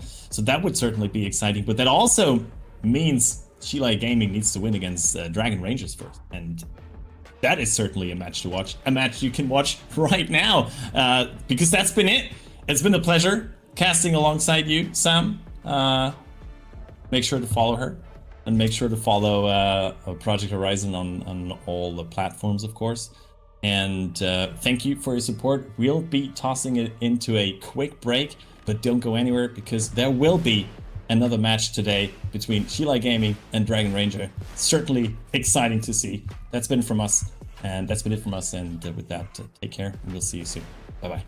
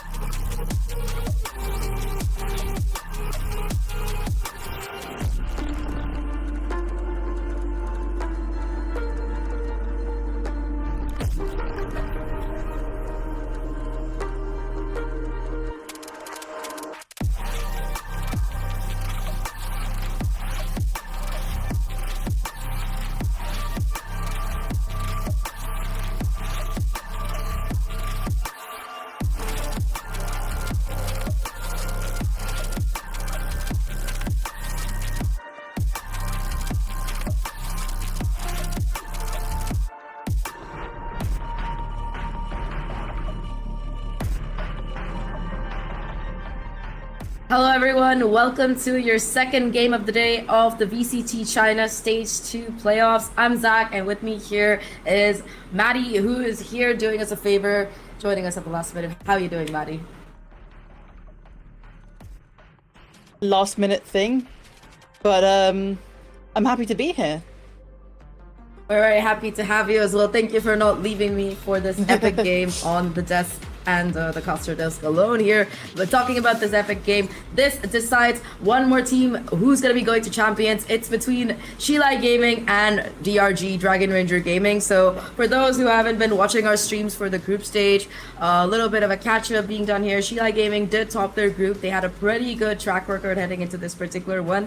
And because of that, they've been starting directly in this upper semi-final. They didn't have to go through their opening game. DRG, on the other hand, did have to go through their opening game, and that was quite an opening game. That's all I gotta say about it. What do you think, Maddie? Yeah, definitely. I mean, it's quite an important game, right? I do believe if DRG win this, it does mean that Wolves are going to be out, so it's pretty important. Yeah, 100%. It's between DRG and Wolves for this one. I think at least in that regard, because like you said, if DRG, they're able to close this one out, they're going to be qualifying. But more than that, Wolves are going to be out. So every single person who's a Wolves fan here after Masters Toronto, even before Masters Toronto, they're going to be hate watching this team. So I'm pretty sure there's like a crowd of people hate watching this for real, for real. Aside from that though, I mean, I think Shilai Gaming, they've had a chance to kind of observe how DRG like to play, and maybe that will play into the map veto and stuff, because like I was saying, DRG, they've had a pretty epic game to get through in order to come to the semi-final, and that was against EDG. So last year's world champions, DRG faced them. You'd expect them to be the favorite, but they 2-0'd them, and that's gotta be kind of worrying if you're a Shilai Gaming fan or a Wolves fan, you know? Yeah, definitely. I mean, I'm interested to see what kind of maps you're saying. Like you said, they have had a chance to kind of look at each other's gameplay and how they tend to play. Are they going to start to switch things up maybe? This is a very important match, like we mentioned. So is it time to try, you know, bring in some new strats? But we are going to be seeing Lotus. Yeah, it's going to be the first map. I mean, Gila, it makes sense that they're going to be the ones picking it. And depending on the side as well. I mean, if you want to look at a couple of stats here, I think that for Shilai Gaming, at least, Lotus has been a pretty decent map. They managed to win it 2 out of 3 times that they've played it in this stage. But DRG have way more reps on this particular map, and I think in particular their attacking side tends to be very strong. So it might be a little bit of a concern in terms of momentum how this goes. When you look at the comps that these teams run as well, they're like very similar. I mean, yeah, I'm loving the neon. You can't go wrong, especially with that double duelist on the Yoru. It's so aggressive, right? But then again, you even with the breach as well, but you have that Cypher to hold you back. On the other side, I'm interested to see how this goes. The changes. Yeah. I don't know if you were watching the comp, because while DRG have kept their double duelist comp here, XLG have switched things around. They've got a not 1, not 2, 3 sentinels coming in. I know this is that's before the Sage buffs and stuff, but still, a Sage, a Deadlock, and a Cypher. It sounds like a bad joke. A Sage, a Deadlock, and a Cypher walk into a bar. Nobody could get a drink because there were too many trips everywhere. But I mean, 3 sites, right? Why not have one person to lock each one down? It's risky. True. But if you can try and get that attack, I mean, it is an attacker-sided map, right? So it's in your favor as it is. So if you can able to lock those defense sides down and get a few rounds, as many as you can, before that attacking side, I mean, I mean, hopefully. I think... Hopefully. I think the biggest problem is going to be like A control, because you don't really have the raise utility that you're used to creating, like that constant pressure. Either way though, starting with the pistol, you've got that noise that kind of like a just default setup, try to take picks where you can. Early peek coming in from that B site, gonna be pushed back here. I don't know if that's gonna be the estimation of the rotation. It's just a walk up towards A. You've got the Sage wall kind of ready to go here as soon as contact is made, but for now at least there's no sound, not even a single smoke. Definitely very, very quiet, but there's that Sage wall coming out. Just instantly broken though. No way to play off the trips. There's a paranoia. Sage on site is able to get the first kill as Varga. Now the attack kind of broken down. However, the reload at the wrong time. And Bukashu, we've talked about this player before, just goes absolutely huge here. DRG, they completely decimate any rotation coming over. And now it is just going to be the Cypher left alone. A 1v4 gets the first, but not able to close out on any of the rest. And that's the pistol round here for DRG.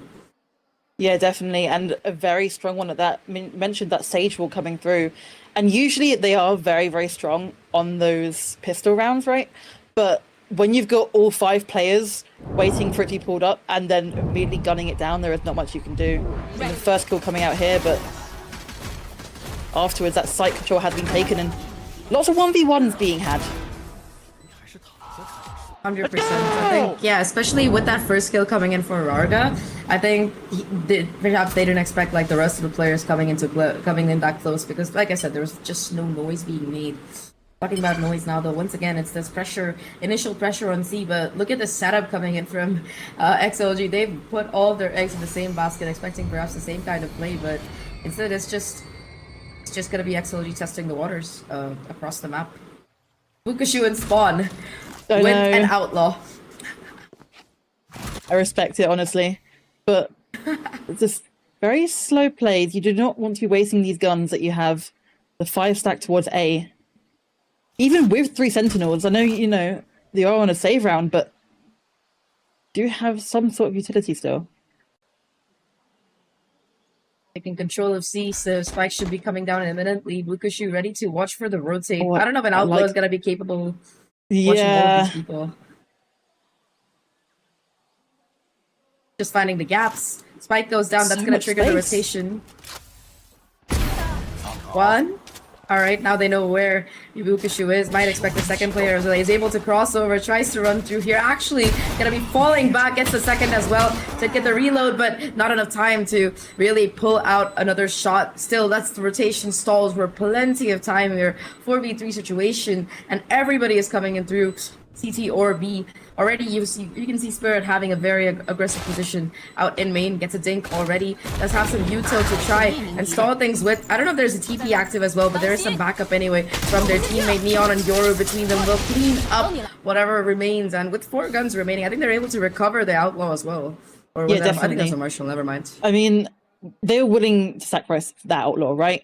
Being able to take so much space and, like you say, delay so much time after that spike had been planted. You can't ask for much more. And then Bukashu doing his job.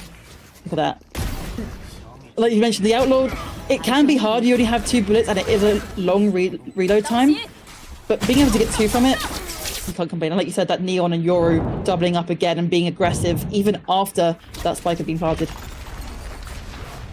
Round is a real test though. You got a pretty aggressive early push towards C from DRG, but oh my god, the Cypher goes huge. Happy to clean up those kills.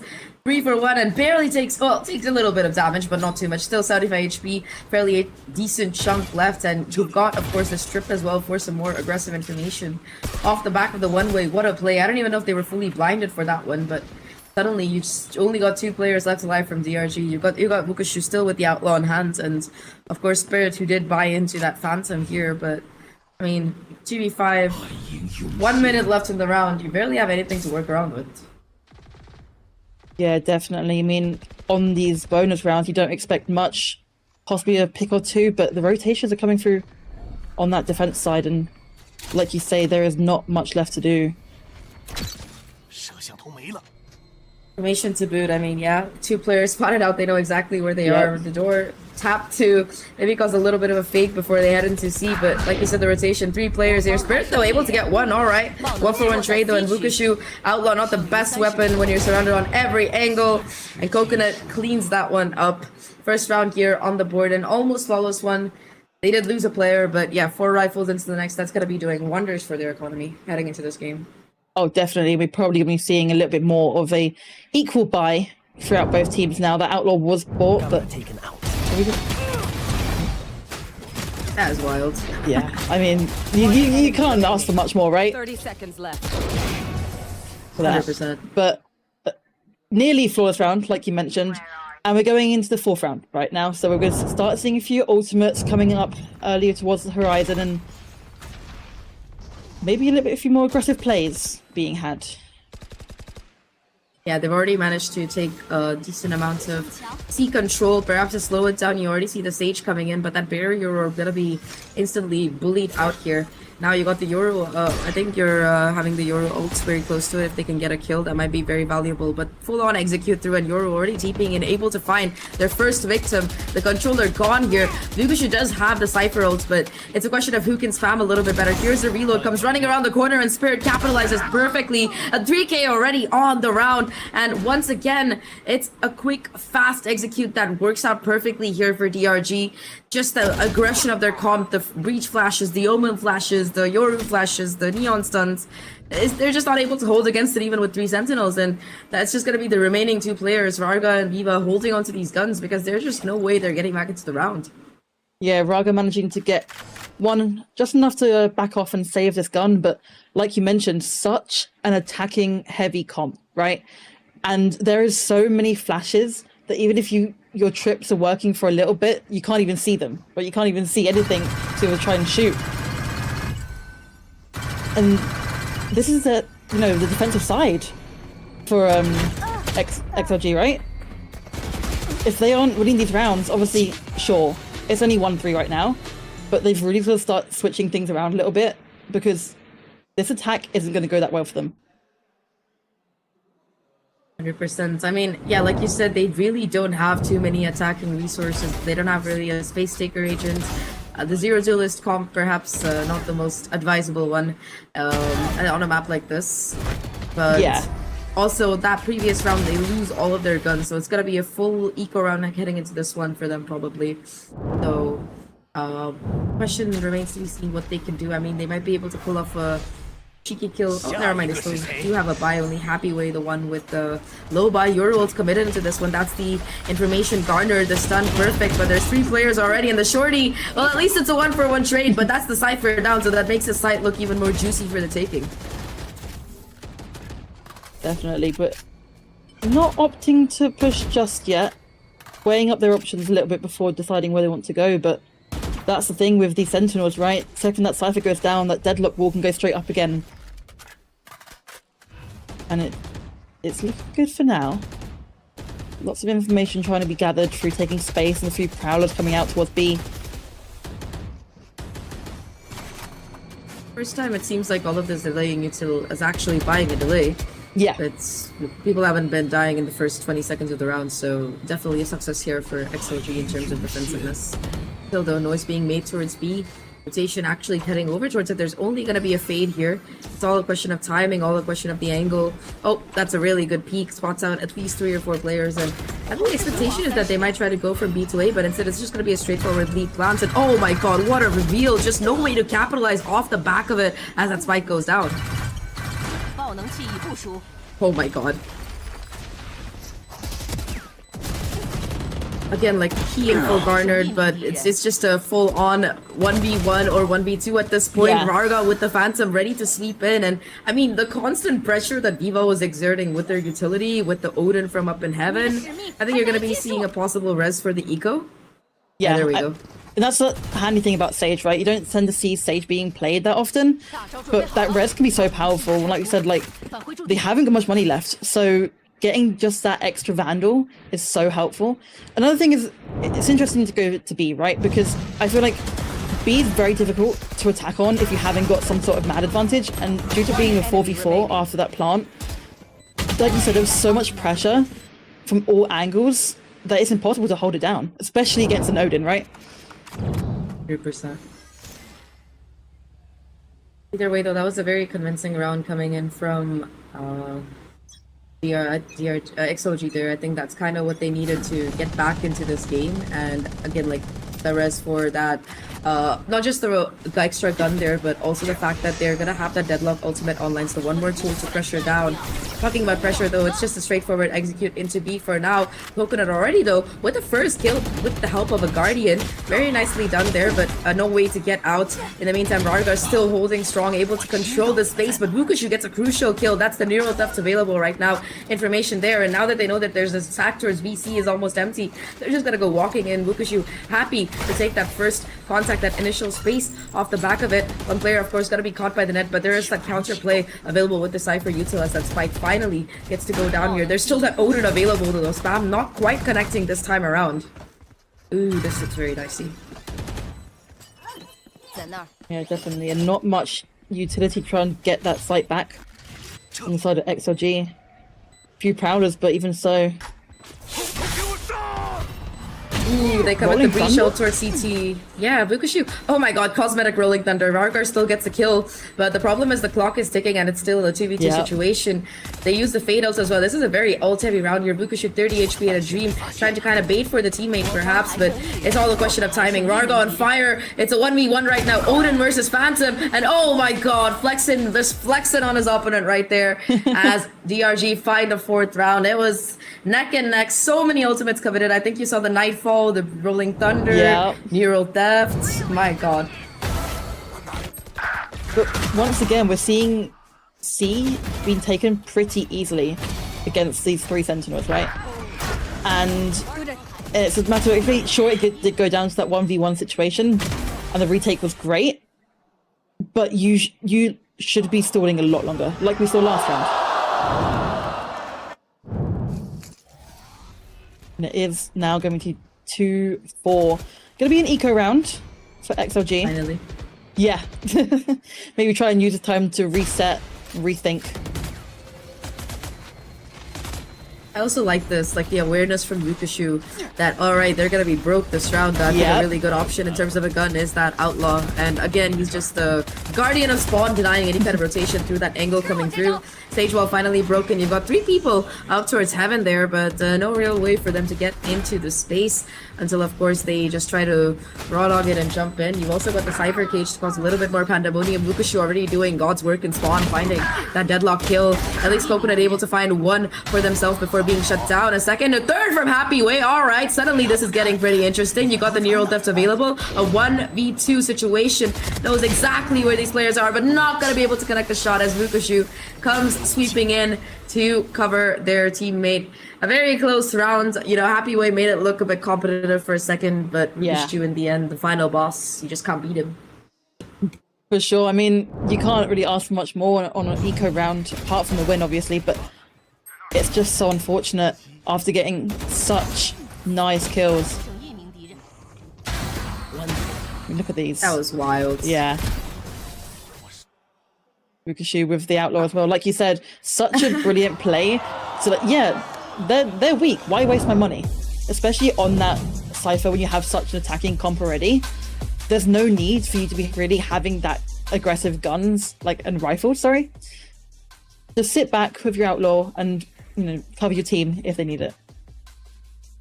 Yeah, I really don't know what... I know we're taking a timeout here, but I don't like this switch up from XLG in terms of their comp. I think they had a pretty decent comp with the Raze and Yoru. Like, yeah, you don't have the raw stunning power of the Neon, so as to speak, but they had a pretty strong comp and they were doing well. I think that on a map like Lotus especially, right, I don't know if you'd agree with me, you probably will, I think, but you kind of need a aggressive duelist like that Raze or Neon along with the Breach to just control A on that defensive side, because otherwise your opponent just gets so much space. We've seen Vukushu walk up A like how many rounds, bro just strolls in like he owns the place. I mean, especially if you don't have that Viper's wall as well, you really do need to take that space early on, and we're not really seeing it contested, really. I mean, exactly. DRG are taking it as much as they want, and they've kind of started to notice that, and we're seeing a lot of A rounds now. I mean, this time at least there's a Sage slow to come in, but the I Neon, don't think that's the most effective. Yeah, no. Zoom, zoom, zoom, and already you've got people opening the door, you've got people knocking on your territory. The saving grace might be here for XLG that you've got 3 people on the site already, and you can kind of contest for the site early on here, try to deny them any space on the territory, but again, I'm not sure if that's kind of what you want to be doing, just because of the sheer amount of util. Like, if you're Breach flashed and Breach stunned and Yoru flashed, you also have the ultimate here for the information. A little bit of a blockade in the way, but you're still able to get in. 3 players spotted out already. Here comes out on top, and it's a sandwich. Paranoia perfect, but it's absolute chaos right now as you have both these players from DRG coming in, sucked into the corner. Eva though comes in with clutch with the Guardian. Unfortunately, though, that Nightfall not going to be doing much as the player is just too close.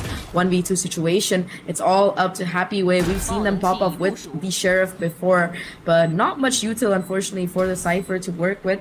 I don't think the cam is online quite yet. It just has to be the contact plays right now. Nothing available for the 1v2 situation, and both players from DRG are playing this absolutely perfectly. They are not making any noise. They just got that high-low setup. You got Flexit and you've got the stun as well if necessary.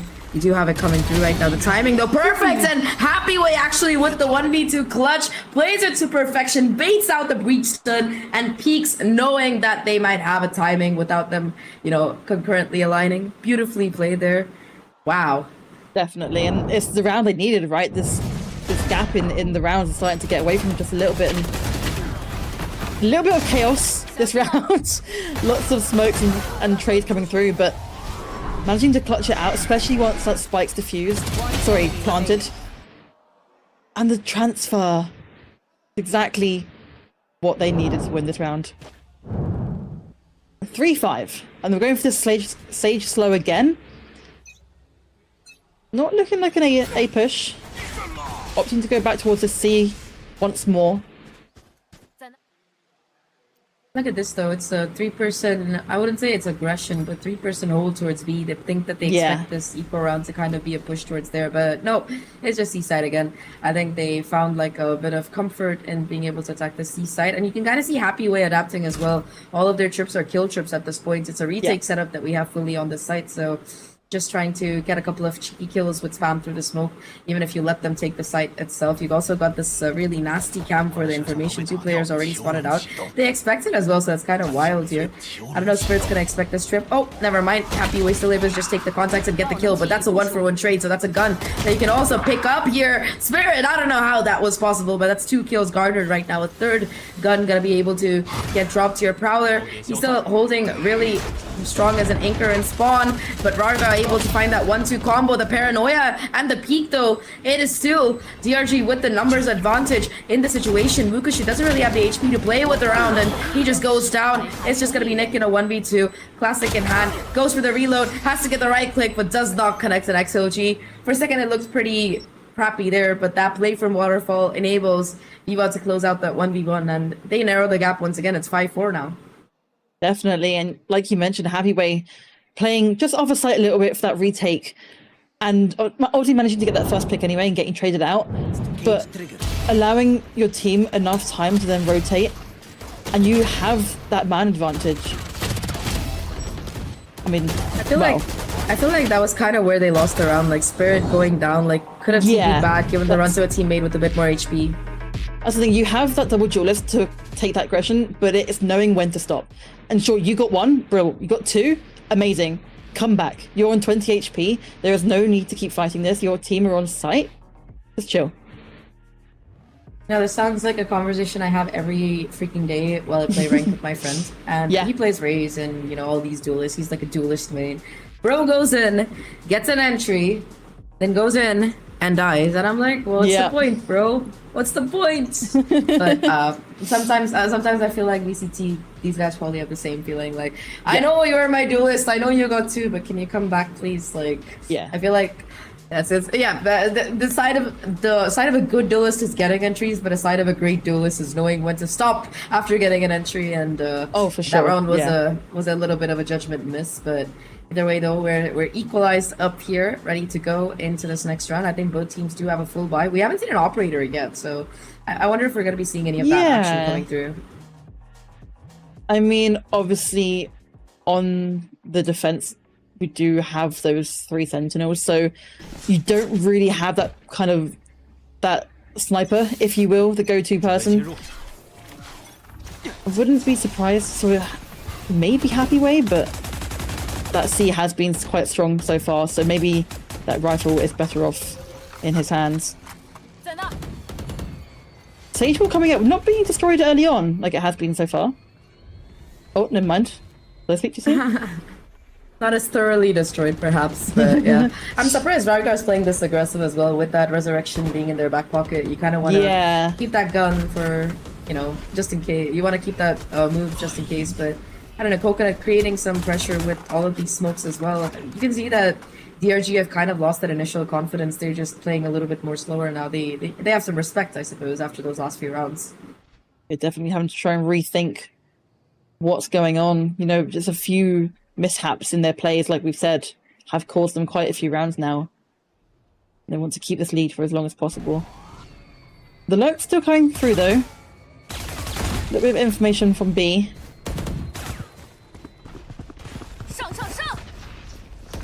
Seems like it is gonna be a B hit here. I mean, Happyway with the kill will have the Neo Theft available.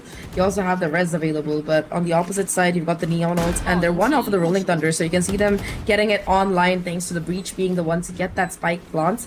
So this is gonna be a major tool in the arsenal of these players. You do have the fake Omen TP to start things off here.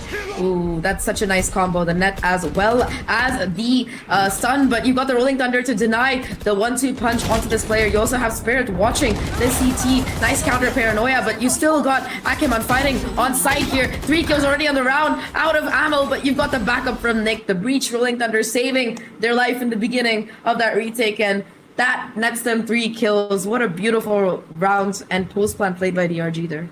Yeah, and like we mentioned at the beginning of the round, you know, just taking their time and really working out what is the best for this. And they had the Rolling Thunder in hand. The B execute, it's risky, it really is. But if you can manage to try and take a little bit more space, so many trades coming through, and a lot of spam through smokes.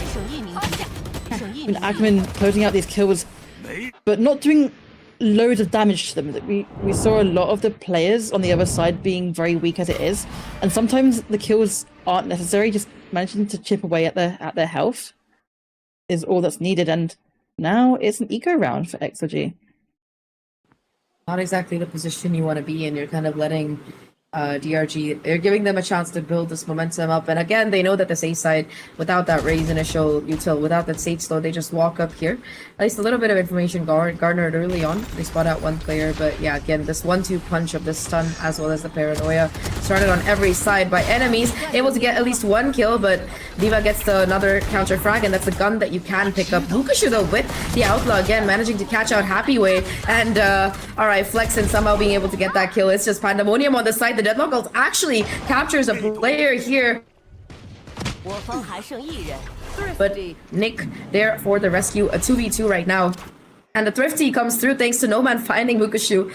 Oh my god, what a chaotic round. Yeah, I mean, definitely a needed one. It's 5-6, and having to try and crawl back to even out this half is definitely the round that they needed to do so.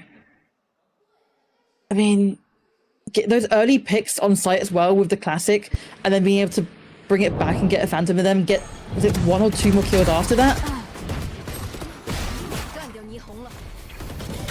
Yeah, absolutely brilliant. You can't ask for much more. This A push is looking a little bit aggressive. A lot of damage done to Ackerman, down to 1 HP, I believe, and they don't have any sort of heals. Yeah, it's already a rough situation, or at least I think that for XLG, they've got a lot of these ults available in this final round comparatively. So it's going to make things even more convincing for them to be able to close this out in a 6-6 half. Ooh, Rarga able to jump out of that corner and get out alive. I don't know if they're going to be persistent on pushing this A issue, because they've already spotted out so many players, but Spirit already taken down in the cruelest of ways thanks to the spam. We've seen this Odin shenanigans before. Oh my god, that Akama is literally 1 HP. With the overdrive as well, and I'm pretty sure that was their plan for this round, was to try and, you know, take that overdrive and win the round with it. But what can you do on 1 HP? Gonna be very difficult. I mean, you can try to head into B here. Omen trying to TP in, or at least give the impression that they did. It's caused a bit of a fracas. They have gone forward though now, so it's a question of who's gonna get dropped in which. Neon ult's gonna be popped here. I don't know if it's more of a deterrence tool or anything. And oh my god, 1 HP gets 2 kills. What the heck? That should not be legal. And with those 2 kills opened up, it's gonna be a quick TP over to that C site. The remaining players, I mean, Rarga at least could try to perhaps invest that resurrection here. 6 seconds, they gotta get the spike down. So yeah, it's gonna be a four-player round once again. But Varga actually takes care of Nick, and with that overdrive gone away, the semblance of a chance that Aquaman was able to get this team goes away now, and it's just Flexen versus the world. Nightfall strikes, Haunts in play, 4 players in the kitchen sink just throwing at this player, and yeah, Varga brings the round back with 3k for them, and I don't know how the heck Aquaman got 2 there, but nice try. Very, very impressive, but like you said, that resurrection can be so powerful, and it's about the numbers, right? Like you said, there's all of them jumping out of the smoke at the same time. There's not much you can do. I would be so pissed off if I died like that, honestly. I mean, look at that. Not a single shot. There will be talks had after this game in the VC about how Coconut whiffed all of those bullets on a guy who's 1 HP. I feel you, bro. I feel you. It happens to the best of us, okay? Even in VCT. But 100%. A 6-6 half, I mean, it's interesting because these are like obviously both sides played on their attacking, you know, the very attacking versus very defensive heavy comps, right? So now we're going to be seeing a real switch up to these gameplays, maybe seeing a very aggressive defensive side, maybe, and try and get those early picks and those first bloods. But at the same time, if this attack managing to get this spike down, having 3 sentinels on a post plant is very strong. 100%, especially that deadlock, right? Like we've seen it with the Cypher lock comp on Ascent. There are just so many ways you can play it out. Like, you know, you can, especially like if you manage to get in a place where you can spam as well. You know, the spike plants like on C side, for example. There's just so many ways that you can absolutely mess people up in that post plant. So 100%. I think the challenge is going to be kind of like getting themselves out of sight in the first place. Yes, and definitely. I think that's kind of where the fade comes in, because if there ever was like and you can basically use your Sage as a de facto duelist on the rounds that you don't you know, because that's the only one you can really afford to lose. Like maybe that on your Cypher if Cypher's not watching flank, but you need a Cypher util to keep your flank alive because you're playing against the Yoru and Neon, so you know you constantly need your Cypher alive. So I feel like Sage is the most disposable agent, and Varga has not been playing like, you know, your typical pocket Sage kind of thing. Varga has been going for it. Like I want to see how many first bloods this man has. Yeah. Battle Sage, bro. Someone's got to do it. You haven't got a duelist. Someone's got to take the role. I mean, it's just, I'm excited to see how this defense goes. I'm expecting some very fast plays. We do have this, so Neon and Euro are on different sites. We're trying to, you know, take a bit of space and pincer this attack where they can. Yeah, it's just the attack already losing a couple of players. DRG such an aggressive positioning, and they're able to come back, get out of jail free after doing so much damage. Look at this Coconut, 3 HP, No Man, 50 HP. They found the first pick, and they managed to take down Varga as well, so there's no way for any of these players to get a heal. Coconut really regretting his HP pool right now. Like, you really wish you had that Sage alive just for now. On the opposite side, you still do have this lurk from Happy Weight, but nobody's really biting. Like DRG, they know they have that early advantage. Ackerman playing a little bit aggressive on B, does have that second player ready to take contact off the back of it. So yeah, Prowler gonna give away their location, but now this double stun combo, absolutely brutal. Lots of damage coming through. Cosmetic stun, Flexen actually gets taken down. That could be their way back into the round, and No Man says, yes, it is. Thanks for playing. However, you still do have Spirits looking fairly healthy. 2 players make that a 1v2. Vukushu with a little bit more of HP left. I think it's 103 HP versus 100 collectively. Oh, Coconut getting away by the skin of their teeth. Vukushu now having to take all of these shots. The Paranoia misses, and oh my god, that's the double headshot for the clutch. Vukushu coming in. I mean, I think Vukushu has been one of the most consistent players for this team. Yeah. So yeah, expected. Yeah. For sure. I mean, lots of trades coming through though. I did not expect it to go down to a 2v1, especially how much damage been done early on. And like you said, that Sage is very disposable, but considering how much damage gets done in pistol rounds normally, you do really need that hill.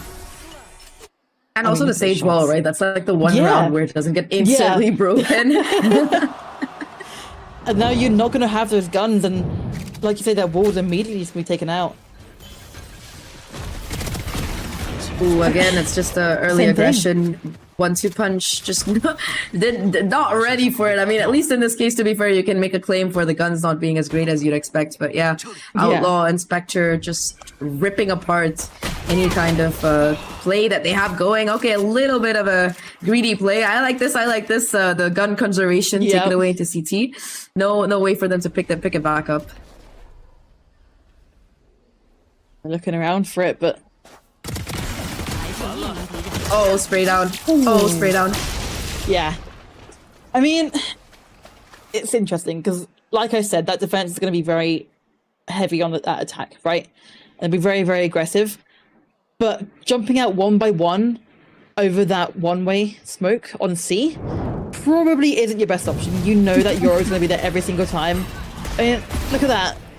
And then, okay, Fukushi needs to stop spouting through smokes with the Outlaw, sorry, which is just incredible. But it's, yeah, okay, they were on a save. You can't blame them, right?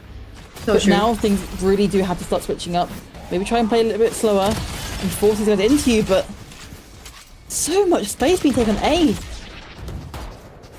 Just get it for free, and I don't know, it's still gonna be a C push. You've got this pretty heavy, well, it's not heavy per se, but you've got the Cypher util, you've got the Yoru available, one off the Yoru ult as well. So, you know, if, you know, Spirits can get a kill, they're just going to be able to ult right out of there. Still looking to fight. They don't even go back for the reload. The rotation has been so quick with Akaman sliding in as well, thanks to the Neon utility. And now everybody's on site, yes, but in this close combat, Spectre might actually be better. As I say that, Vargas says, no, Zach, you're wrong. But the Stinger takes down Happy Way, so even though they have control of the site, it's not the most secure kind of setup here. Akaman with the Stingers really doing work right now, and it looks like they want to get out of this particular site as that spike goes down, but they're just caught between a rock and a hard place. Flexen now with the spam gets another kill. Just a 2v3 situation as Viva at least able to find a kill.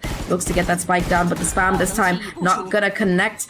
Oh, never mind. Does take a little bit of chip damage right now, but Vukushu with this Outlaw has to be able to find a kill. It's all a question of timing, and Vukushu gets it right now. Argon, the 1v3, gets the first two, but not able to confirm, and it is gonna be Vukushu to come out on top.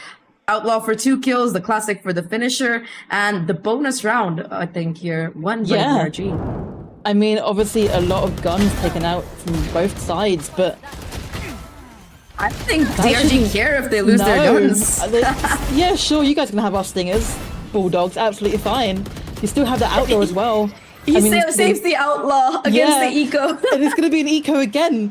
And it's the perfect time. We've probably seen that aggressive play towards C once more. And what can you do at this point? Obviously, you know, try and save out for next round and switch up your plays a little bit. But even when they're playing slow and letting DRG push towards them, it's not working because the attack is so strong. Strong is an understatement. Yeah. It's an attacking defense the way that it's going. Defense, right? Yeah, like we were consistently seeing like these 3 players from DRG like consistently taking that space, getting that info, and I mean I think that both Vukushu as well as their companion Spirits have just been an absolute beast in terms of just anchor ability. That fake home and TP at least trying to get like push them back for a little bit, but Nick already has this info, and oh no, not the I was gonna say something very offensive, but not the deadlock ult to catch this player in hand. It's gonna be an aggressive push, and no one actually finds a double. Flexen caught out lacking, and that's a gun that you can pick up as well. Spirit's actually going to be committing this ultimate here for the information to try and track down where the remaining players are, but there's just so much util, and this is what you were talking about, right? When they get that spike down, what can you really do with it? How do you get back in with 3 sentinels? Oh, but they're managing to do so. It's Vukushu again. Yeah.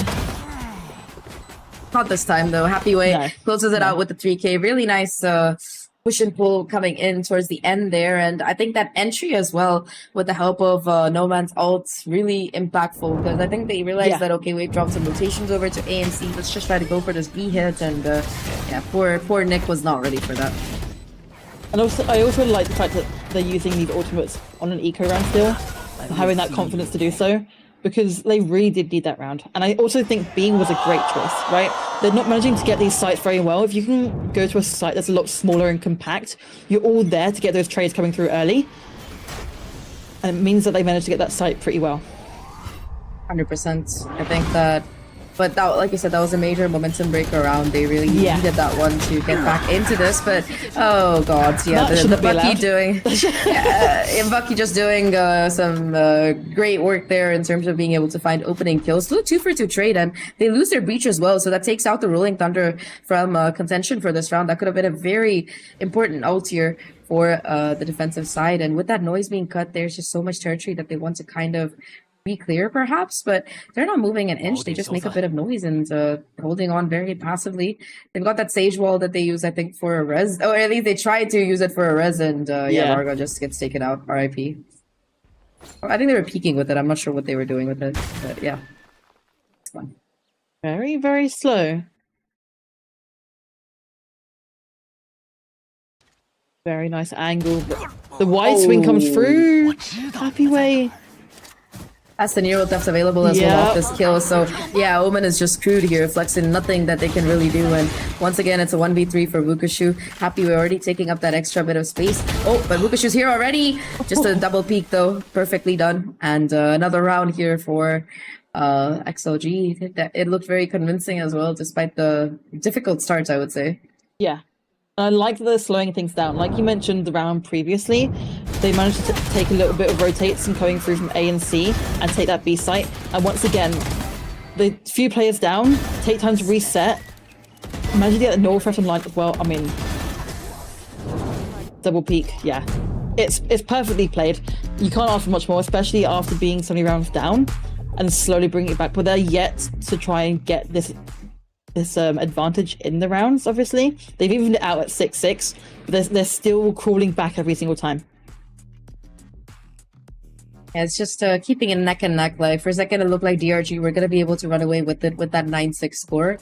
But yeah, somehow they recover, and now it's going to be a timeout called by the DRG side. They really don't want to see this game slip out of their hands. I mean, they had a pretty, they were able to crack the code in the first few rounds, but I think that their aggressive measure has been garnered, and the kind of strategy that is being employed by XLG right now is it's able to find chinks in their armor. And the moment that you get your spike down, I think that's when it immediately, like, the dynamic shifts. It goes from an advantage for DRG to XLG, like, significantly. Oh, for sure. And even with those two duelists, they're still alive for the retake. It is very, very hard to start sliding as a Neon through those Cypher trips. But it's just getting onto that site. And obviously that round, they didn't actually have to plant that spike. But I think that DRG, especially after this timeout, are going to be a little bit more on it. They are having to save this round, but hopefully trying to, you know, set up themselves for the next round afterwards and maybe try and hit those double digits on that scoreboard. Ooh, that's a little bit of nasty karma. Yeah. Wukashu taken down by his own weapon of choice, and that's a seaside open right now. Very, very unfortunate. There's going to be a full-on confrontation. Exactly. 4 players waiting. Make that 3. Varga finds the first. Akuman at least able to find the first kill here with the help of that stun, but I don't know if you want to be using that res, because you can just run away here. They're still going to invest it, so at least DRG are going to be happy. That's one thing that they get out of the way, but that just proves that XLG really want to equalize here right now.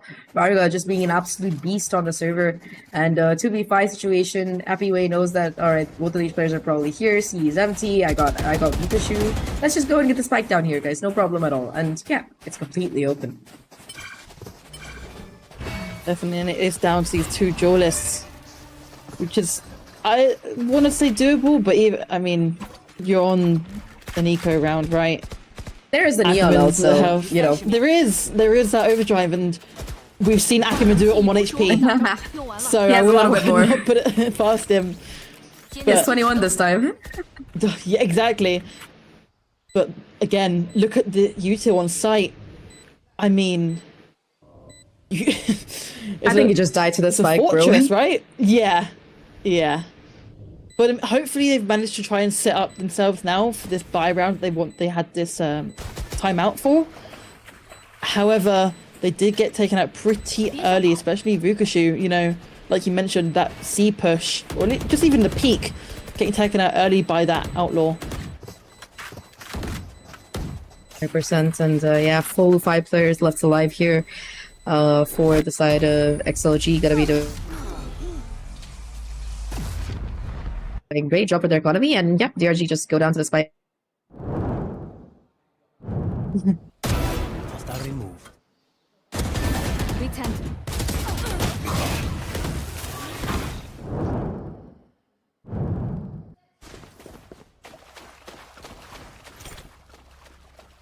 DRG have 3 ults of their own to cycle through, so they just gotta stay alive to use it. It's been very rough for Nick, who's been getting caught in a couple of awkward positions the last few rounds. It definitely adds that breach. You want to try and stay alive as long as possible. Obviously, there are a lot of flashes on the team, but that stun can be so powerful.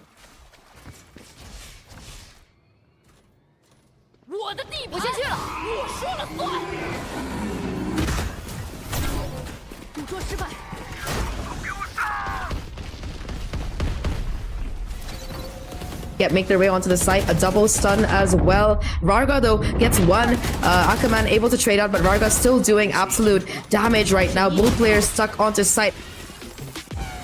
Wow.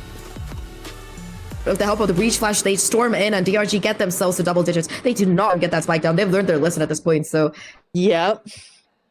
That rolling thunder is just the perfect ult you need to counter at that juncture. Definitely, and we saw it on B last half as well. See how powerful it is. I mean, it covers the whole of site, right? You can't go wrong. And so much utility being dumped in such a small area. So many spams coming through. But like we said, they will do not want that spike being planted. And what I like as well is obviously this was a B push, but in terms of rotations, you have that Neon and Yoru for such fast rotates on that defense. We just saw Ackerman just, you know, sliding through B and getting that information, getting out again before coming back on site and winning the round. Yeah, exactly. I think it was kind of a wild round from start to finish, but overall just consistency and counter timeout going to be called right now. Of course, like if you're an XLG fan, you're panicking, and all of those people hate watching DRG. They're going to be like, yeah, guys, please, come on. You got to buck it up. We got to get Wolves to Paris somehow. We need the aura of CFAT on stage and all that. But jokes apart, yeah. I think at this point, at least, you've got the entire Wolves fan base, which is not insignificant, by the way, with XLG in spirit, if nothing else. So, and to be fair, XLG, I think, honestly, I think they would have probably had a bit of a better time with their old comp just because of how it counters, or not counters, but balances this one perfectly. But this one, I mean, Varga has just been a beast. I feel like it's just him making this scoreline as close as it has been because he has been getting so many impactful opening and multi-kills and all of those things. Talking about that now, though, it's going to be a pretty straightforward execute onto this A site. You've still got a lot of defensive utility that you're worried against. And yeah, Omen just says, nope, I'm out of here. Both shrouded steps already used, and they just do not want to go in. They cut noise again, though, so perhaps they're hoping for an overextension here. Oh, not an overextension, just a straightforward hit as Aquaman gets that first kill. They're still going to be holding onto this A space aggressively, and this is kind of the wonders of the Breach and Neon, that aggressive comp that we talk about. Oh, the timing of that TP could be incredibly important as Aquaman gets caught out with the hole in the defenses.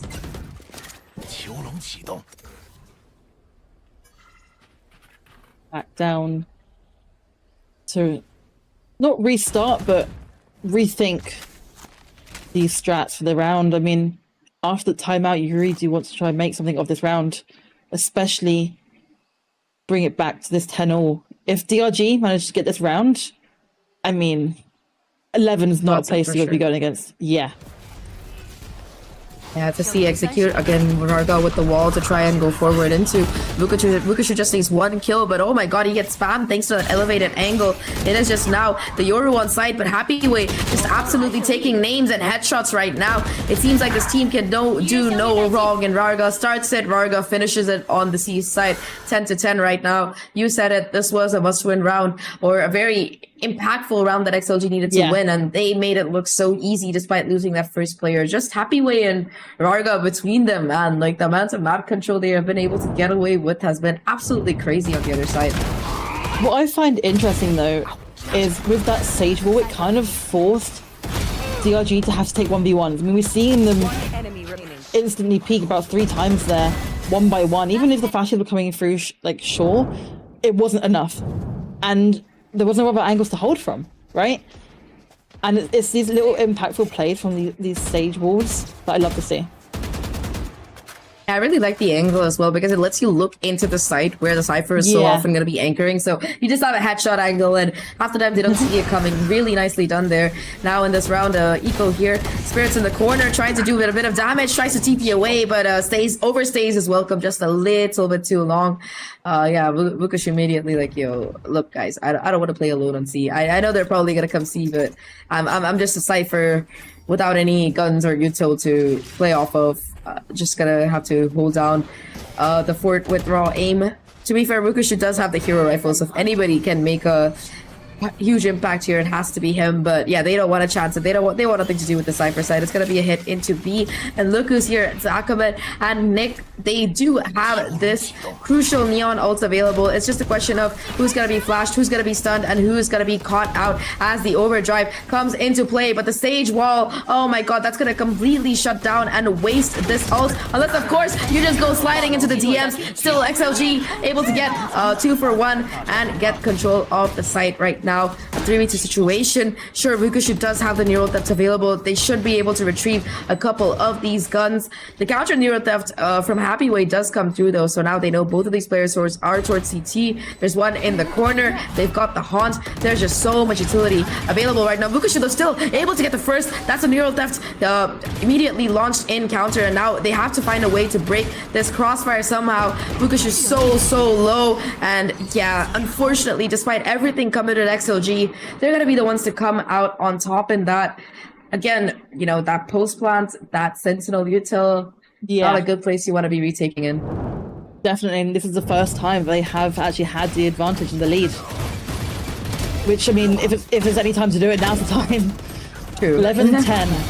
And let's mention, they are so lucky that they were ready for Ackerman there, because I just saw him jump over the wall with an overdrive. I was like, oh no. And everything just, yeah. But also, we are seeing the op for the first time, which I like to see.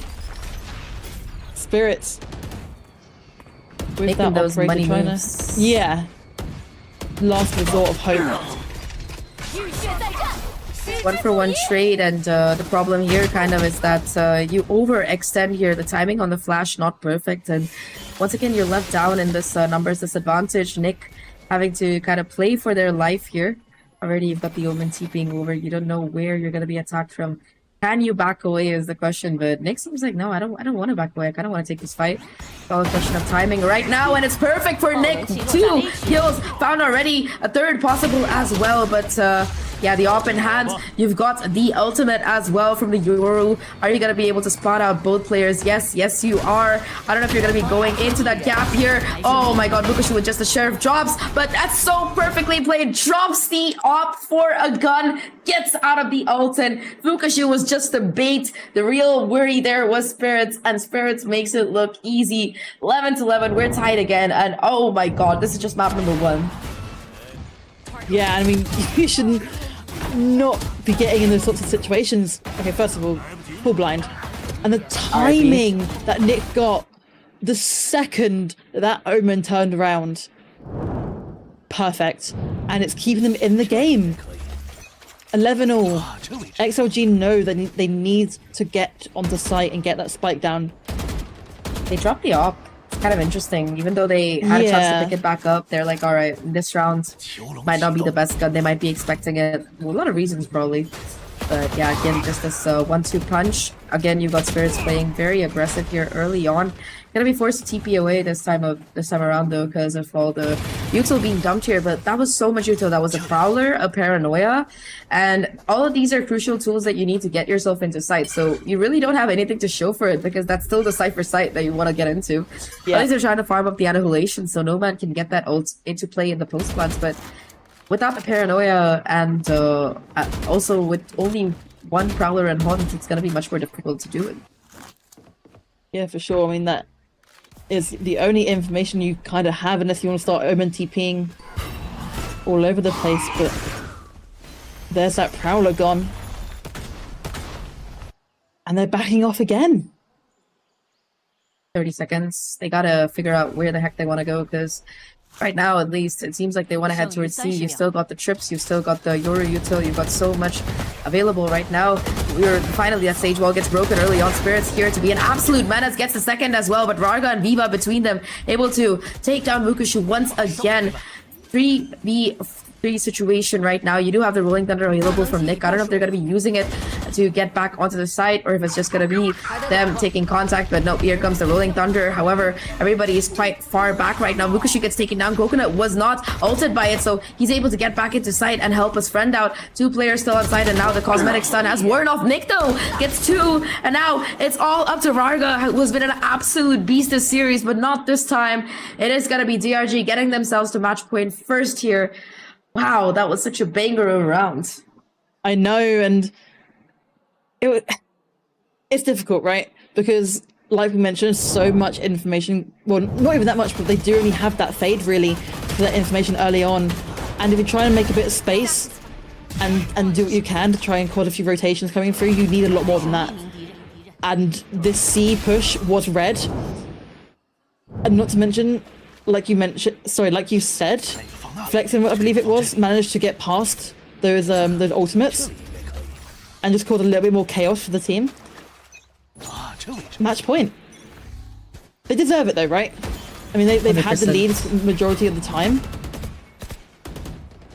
Oh, it only makes sense, but...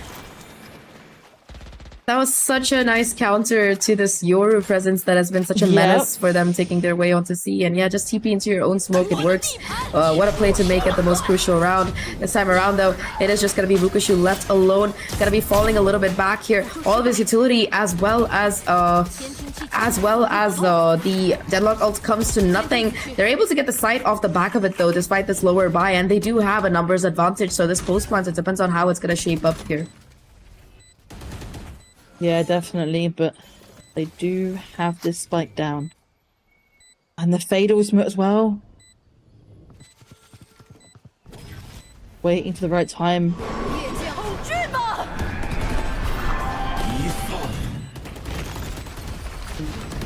Paranoia comes through, doesn't really connect though, and you still got Flexin doing some work. Viva though gets 2 kills already. Mukushu trying to make it expensive, but Varga and Viva are still alive. It is gonna be the 1v2 right now for Nick. The flash connects, gets that shot onto Varga here, and oh my god, Nick with the clutch, the 1v3, but I don't think there's time for the spike, so we are headed into overtime here. Oh my god, that was so close. A nice try by Nick, but XLG, they hold on for dear life, and we got our first overtime. Dear life, indeed. I mean, that was... they must have known that there wasn't much time left anyway, but even so, Nick being able to go onto site and get 3 kills in the last second should not be allowed. But overtime, absolutely wild. I mean, like I mentioned, both teams definitely deserve to be going this far. Even, I mean, we're already on map 1, right? But that's the point. Map 1, and we're going into overtime already.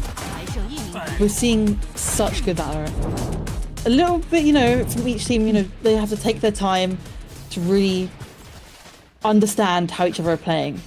Like we said, even on these opposite sides, it's going to be a lot different compared to their comp. Oh, the open barely gets away there. I think that So DRG's aggressive. comp...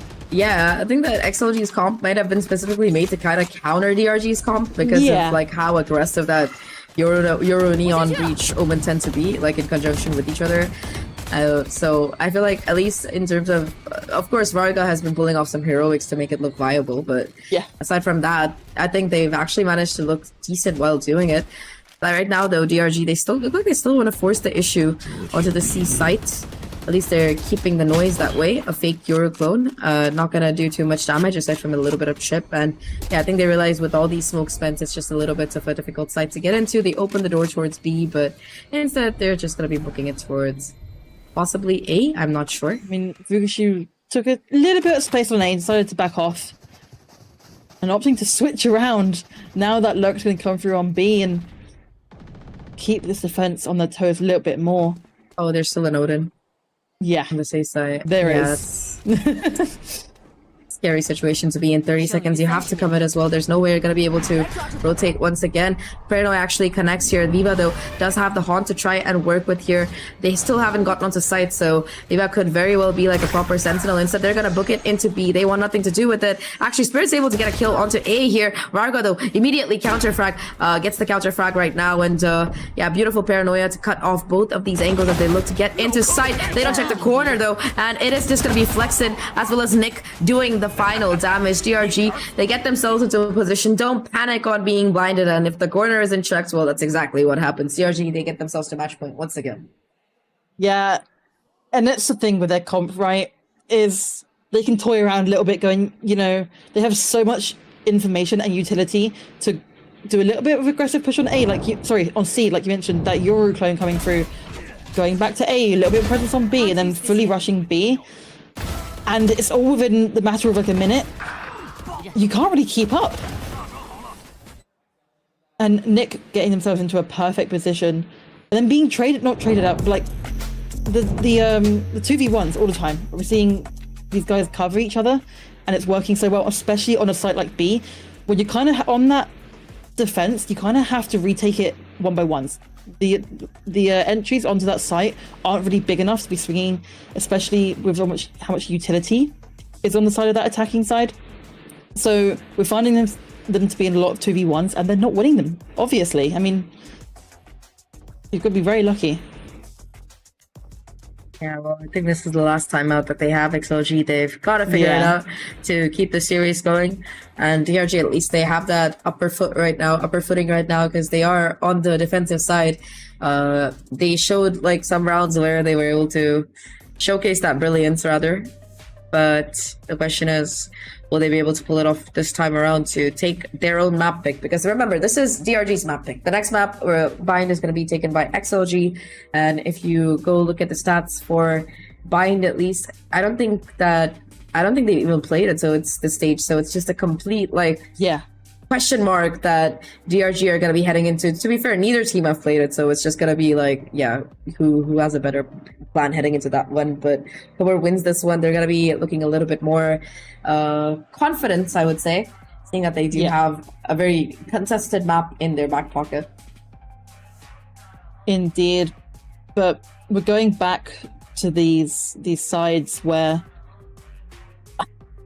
it's difficult, right? Because I don't think that this attack is going to be as...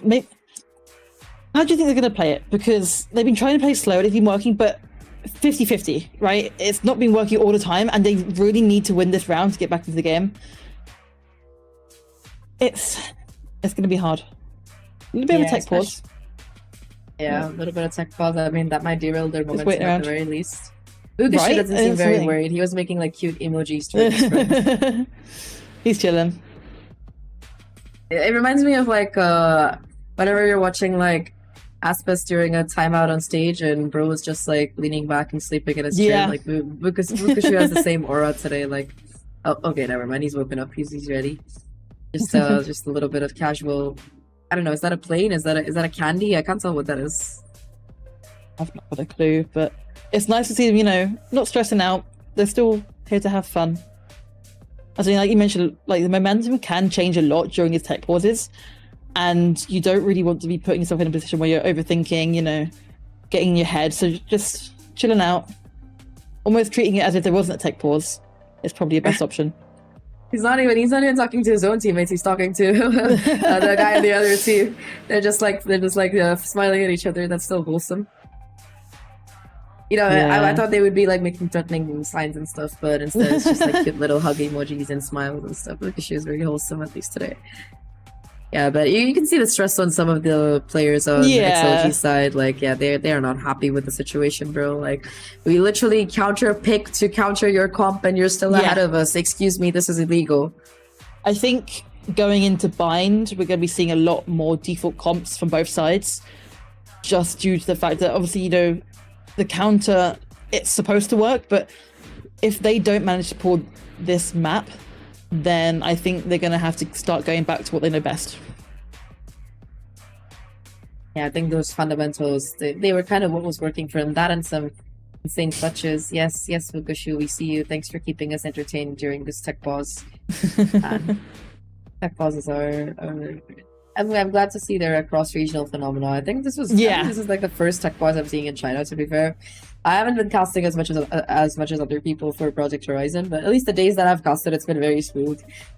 Very little tech pauses and stuff. And even if there's one, it's like 10 seconds at tops. So this is one of the longer ones. Okay, there we go. We managed to talk ourselves out of the tech pause. Thank you. And we are heading into what could be the last round of this game here, Maddie. You know, DRG, they have themselves at match point. They're going to be heading into the attacking side, which is where they're a little bit more comfortable. Spirit has 27 kills. Wukushu has 23. Wow. On that Sentinel, as the only Sentinel on your team, and you got 23 kills. Oh, Spirit again going for that early peek. Yeah, this time around, like changing it up, you know, last time he was waiting for them to walk in. This time, Bro just runs in and tries to do some damage. Doesn't get too much for his troubles, but at least does get the info that it's a fast C hit, so that's gonna trigger a rotation possibly. Oh, Rarka's not on the wall this time, so it actually lets Spirits go ahead. Oh my god, this is such a cheeky play. Oh. There's so much rotation coming through early as well, and the flank is sitting, waiting, ready. Lexin patiently holding down A, opting to back away, but so are XLG. Like making its way towards A. You do have Ackerman kind of watching for the jump peak. It's just a question of timing. Oh, I think the stun is going to come through first. You have the paranoia as well to continue providing this deterrence factor onto this A side. It's just you have to hit your shots correctly. But again, they're running back towards C. So yeah, this is just a spawn rush at this point. You do have Ackerman giving some backup to Wukushu here. That's a sound cue. Okay, that's going to be heard out. You still got 3 players ready to fight for dear life on this particular site. And just a spam here might be enough. That's already the first kill for Spirits here. Wukushu does get taken down, so there's a little bit of hope as 2 players get shut down here on the site. But Spirits is still fighting for this control right now. Omen able to TP through. Flexen might actually have some timing here. They have to get the spike down. It has to be stuck. Flexen could just win this himself. He stops the spike plants, but it doesn't matter. Flexen is enough to take DRG to a map win on their map pick.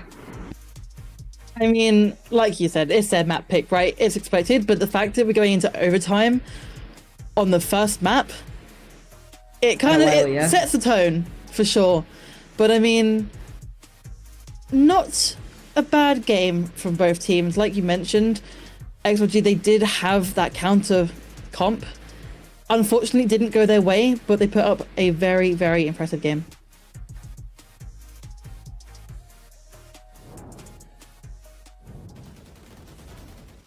Incredible hero plays coming in from both of those sides, but yeah, I think overall just a little bit more momentum coming out of DRG there, and I think in particular their Yoru and their Cypher were doing some work, bro. Like especially that Yoru, like just zipping around the map, getting that early info, consistently getting these opening kills. I would love to see how many first kills Spirits has by you know, in that post map there. But overall, like yeah, XLG they put in a good try, but hopefully they've got more like saved for that their own map pick of Bind here that's coming up next, which is a complete wild card like we were talking about for both of those teams.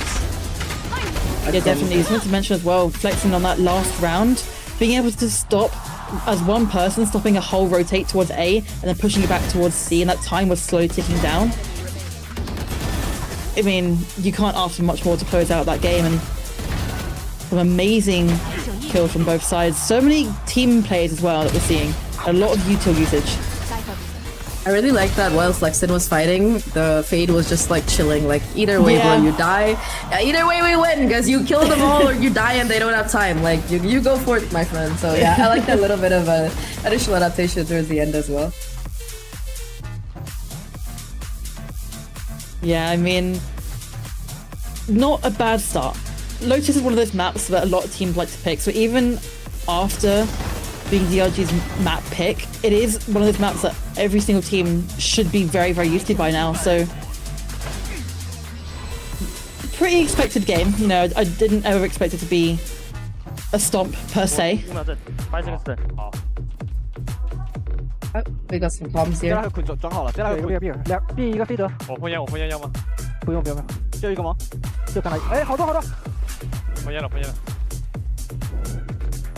进2、3个刚才。小尖，往后走，我连正了，我再不给你补闪，采光，3个，Cypher 9血，Cypher打9血，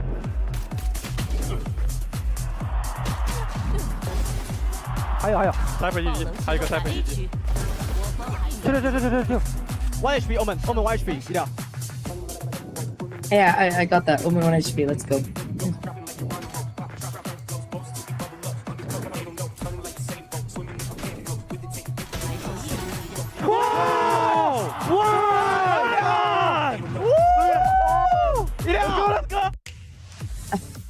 Well, yes, thank you for that.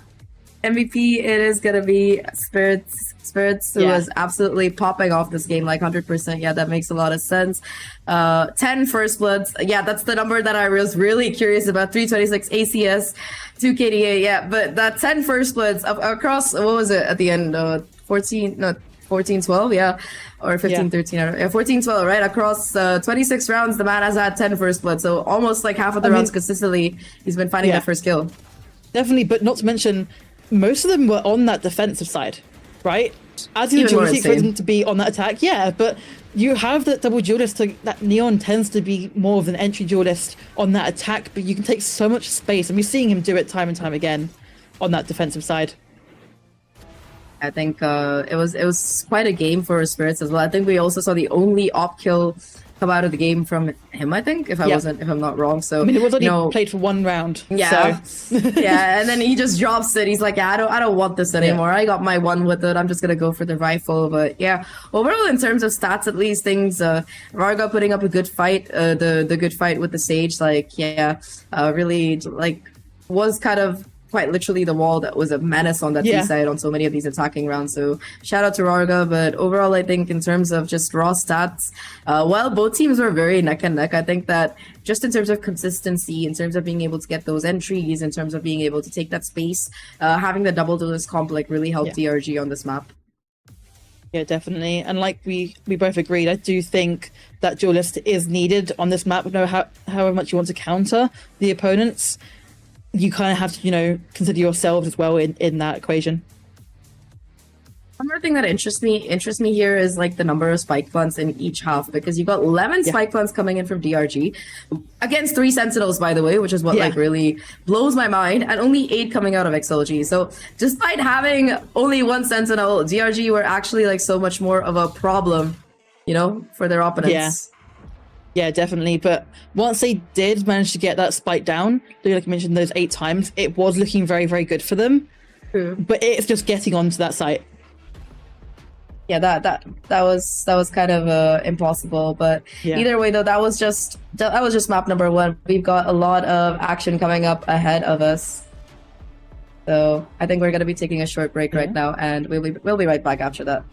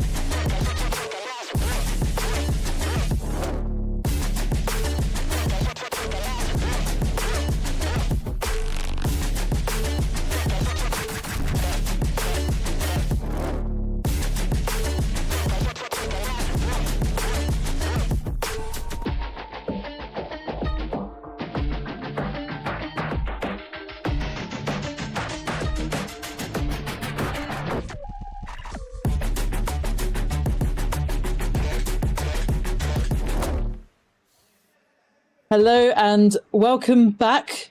We are back with game 2 of VCT China Stage 2. We've got Bind. DRG managing to close out map 1 after a very intense overtime. Starting off with a very aggressive push. Wingman already trying to get that spike down, but happy way.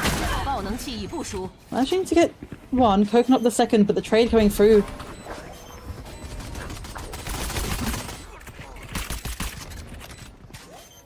A few picks and that rotate coming through from Vukushu, but can he get there in time? That Wingman is already on the plant.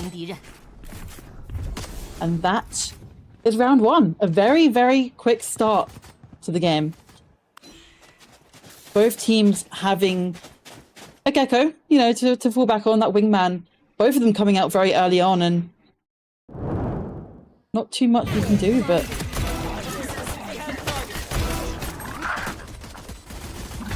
yeah, lots of trade. You expect it from a pistol round, right? But it is gonna go pretty quickly. XLG managing to close out that first round. Pretty crucial after, you know, losing that first map, and keeping that momentum high after that can be very, very handy, but very fast, aggressive play from DRG still.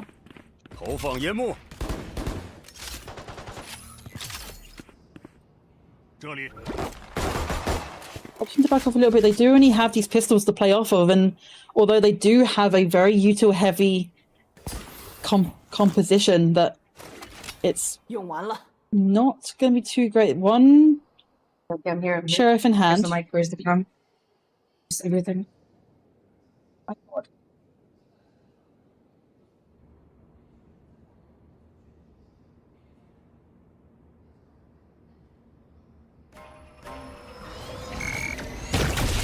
A few aggressive plays coming through, the neon slide, and that is a lot of space taken. That lamp's control. So many spokes moving through, and that Wingman is going to try and get the spike down, but doesn't manage to do so, and that spike isn't going to get planted, but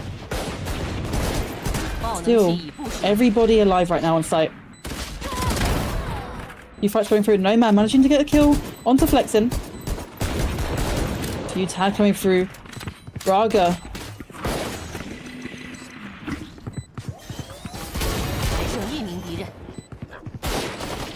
So many kills from Braga managed to get second. Viva with the 5th, and that is round 2. A lot of slow plays coming through, but overall, not bad. Not bad. That's like a statement to make. Sorry about that for a little bit, but we have managed to fix all our tech issues. And thanks, Maddie, for covering.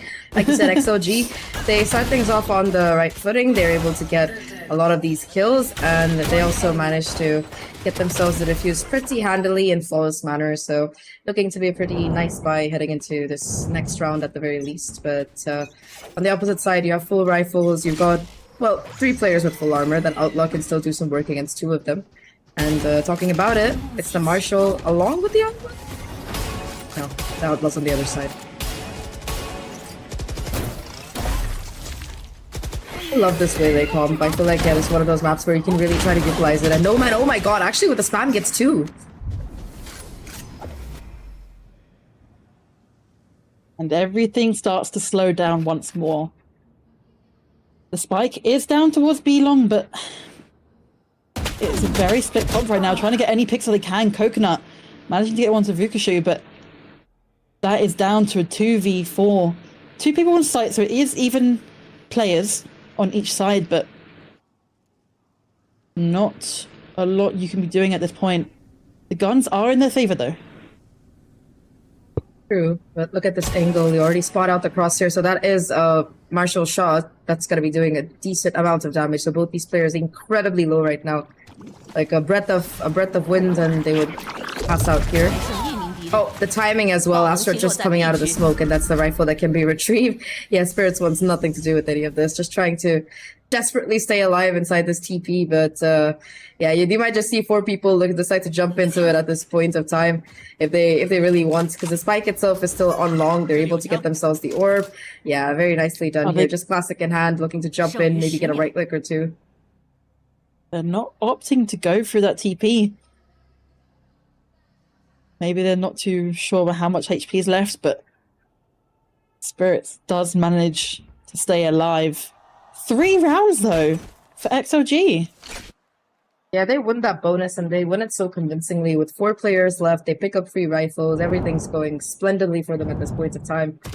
And yeah, it starts off with Nomad being able to somehow get Nick as well with that spam. I don't really see My Spectre doing that, but go off, I guess. It's nice to watch, at least if you're an XLG fan. And yeah, I can hear all of those Wolves fanboys cheering right now in the background, especially with DRG being a map up here. That said, though, XLG, it's still going to be an okay buy here for DRG. They've got a couple of rifles.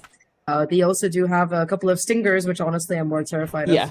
And it seems like they just want to rush straightforwardly into the site where you don't really have a hard set central. You don't have the Viper for deterrence, but against this aggression, it's just going to have to be raw aim, and they have it in spades. Nick finally gets one, but it might be just a little bit too late. Nomad has the info as well that it's towards long, and Nomad actually with 4 closes out the round. XLG gets a 4. They make it look so easy. I mean, yeah, for sure. I guess, like you mentioned, it was kind of a half buy, but even so, just pushing onto site without even bothering to check the corners. There's not much you can do. That wingman coming through, but I mean, looking very, very strong. Like you said, 4 rounds on the board already. It is their map pick, so you know the confidence should be high. But after that first map, it's very impressive. 100%. I also think that, you know, this time out, I think, probably going to be taken by DRG here. 4-0, not a very pretty start, but you have a buy coming in again probably soon, and you just want to kind of figure out what you're doing with these ultimates that you've started to kind of collect. I think that in terms of agent comps, it's pretty interesting because it seems like we're seeing a little bit more of a aggressive push coming in from Shilai, even though they still have those same, you know, fundamentals, like base fundamentals that they're not extending or anything. So they're playing a very conservative game, but DRG, they're able to walk into it probably also because of how inherently Bind tends to be more like defensively skewed compared to Lotus, which tends to just be a bit more attackingly skewed in terms of teams winning rounds. It definitely. I also do like the use of the Astra as well from DRG. It's not as a smoking agent that you typically need on this map. You know, Astra does tend to be used for those bigger maps where you can smoke from anywhere, but with those concussors and those pulls on that spike, if you can get it down, it's almost the same as last game, right? We've seen that very strong post plant. That's nice little early info, but Rongo just gets shut down there. I feel like they knew exactly, like they could just see the edge of the player there, and they managed to get that crucial first kill. Oh my god, Rukashu on the lurk as well with 3. I don't know how he does it, bro, but just completely shuts down whatever is left of this defense from Shilai. There's just gonna be the Viper. They know that they usually play C. Could be towards short, but you got plenty of people watching Wingman as he plants the spike, and now it's just a question of whether Happy Way can find a bit of damage here as these smokes go down. There is a Viper wall on site for them to hide behind, but still, like, this U-Haul is being watched. Yeah, definitely. Not an awful lot you can do, but taking 1v1 is your best option. Manages to get one. Concuss just about hitting him. Probably going to opt to try and save his gun if he can, but not wanting to go about a fight. But that is going to be the round, and DRG can have one on the board. I think Happy Way just gonna jump into the teleporter there, chill a little bit. Could be able to save the gun at the very least, but yeah, DRG get their first round on the board, and Lukashu just absolutely popping off. Like, I think this is the first time I'm seeing him play something that's not a Cypher, but yeah, still the same amount of insane frag and impact. Okay, that was just spam through smoke, that was a bit lucky, but Anyway, Vukashu with 3 turrets long completely decides the fate of this round. There's no coming back from that. And that also gives him the Steel Garden. So that's going to be a really pivotal ult. They're going to shut down guns for every player on site. So, you know, if you pick like a site against agents with less util, you're going to be able to really leverage that Euro Neon comp you have. For sure. And XLG is opting for this B long, not push as much anymore, but trying to get as much information as they can without using that Sky util. A few tags coming through, but no man opting to back off. Probably for the best. Heard quite a few guns towards that long, opting to not lose their life over it. The long space has been fully taken. Nobody in Hookah, so there's going to be no information about that either. Dizzy flash to come through that Molly. At least going to buy a little bit of deterrence time, but the flash dodge is perfect. And, you know, they're going to invest the Steel Garden, but the damage might have already been done right now. You still have a player on site, Classic in hand. They might not expect No Man to be here, but never mind, they do. But there's a corner that they're able to stay in. That's going to at least let them possibly get down the spike plant. And the Seeker's not going to give away too much. It's just 1v1s, but you're not able to win. It is flexing all down to Vukashu and Nick on site here. Additional healing coming through as well. That's just insult to injury. At least Happy Way was low, but now they're back to full HP as well. A 5v2 what we're looking at. Wingman doesn't connect, but oh no, the stun does, and that's just gonna be a clean retake coming in. 4v0 left behind, and Vukashu is the last one to fall. Painful. Yeah, I mean, for the last couple of rounds, we're seeing that B attack being so hard to get through. Even they managed to get the site this time, which is a lot better than before, but even so, these first bloods are coming through from XLG every single time. And like you said, the Steel Garden coming through was not enough at that point.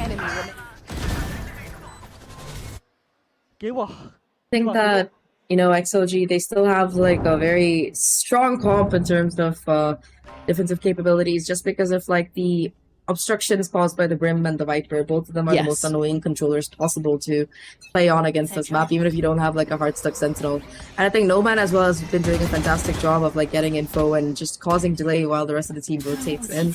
I think that, you know, like you said, this A side being wider, having like a couple more angles that you can mess around with, like U-Haul and stuff. Especially like if you have a Yoru and a Neon, it might be better for you to kind of go for that. Talking about the Neon though, we've seen the Overdrive come into play before and have a huge impact. This might be the round where Aquaman has to do the heavy lifting, but already Spirits just gets taken down, a nasty shot to come through, and yeah, it's gonna be Thrash versus the Sky Dog. Thrash just brought back, picked up for a second use in this round, and yeah, just still numbers advantage on the other side. Oh, there's the Neon ult and Thrash together. Doesn't find any value, bro. No.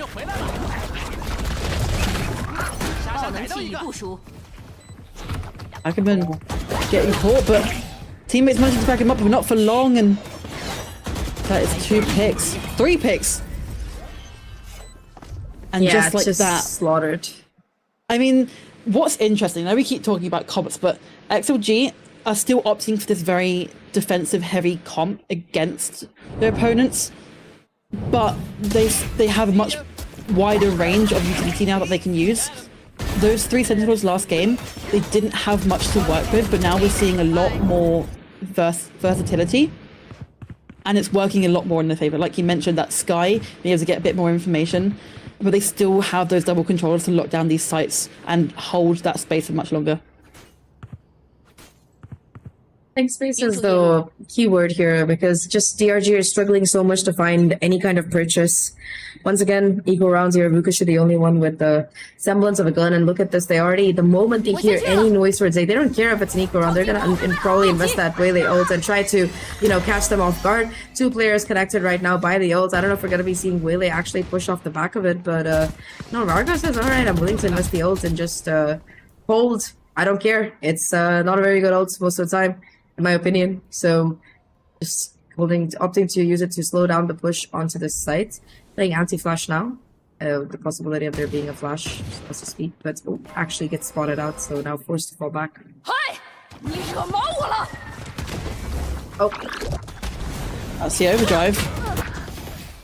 Not managing to connect. Big man able to get the spike down, but oh my god, no man just run and guns Vukashu down. That was the rifle as well, so RIP, that one's gone. It's just 2 players once again left for this DRG side, and not in a very good place, not with the best weaponry either. At least Nick gets one with the Sheriff, but the Bucky in hand. Well, Flexen at least able to swap it out for a rifle to save, but yeah, no way to deny the defuse as an Astra. I think they just got the star back as well, so no way to pull it off. And yeah, XLG 7-1 right now. This looks like a goal of their team. I mean, the Waylay ult was interesting. I respect it because I do think that they were aware of this eco round, but also the overdrive, right? And just being able to slow that down and really slow down that momentum, especially on such an attack and heavy comp. Just slow it down for a little bit longer and cause a little bit of stress to the other team. We saw that overdrive coming out immediately and almost panicked, if you will, and that Wally coming out and pushing him away, getting taken out immediately. And 7-1 is a very, very strong difference compared to last game. 100%. They are the ones completely in charge right now, and they're just able to keep it going. Second time out now to be called here. You really gotta try to kind of figure out like what is going wrong here. What are we doing that is keeping us from getting onto these sites, despite having this very aggressive double duelist combo that should function in theory. That's it. I think it also might be the choice of initiator here, because you know usually when you have this Euro and you're used to having that breach or fade to back you up, you know, because I feel like Gecko, while it's a great solo initiator to run by itself, when you're running a double duelist, you want something a little bit more substantial. You're not getting like good enough info onto the site, and the way that XLG is playing, again, like that conservative defensive playstyle that they seem to play with no matter what agents they have. I think it's just been really problematic for DRG to find any purchase on the map. Yeah, I definitely agree. Like you said, like that fade information can be so much stronger, especially with a map where there's so many different corners.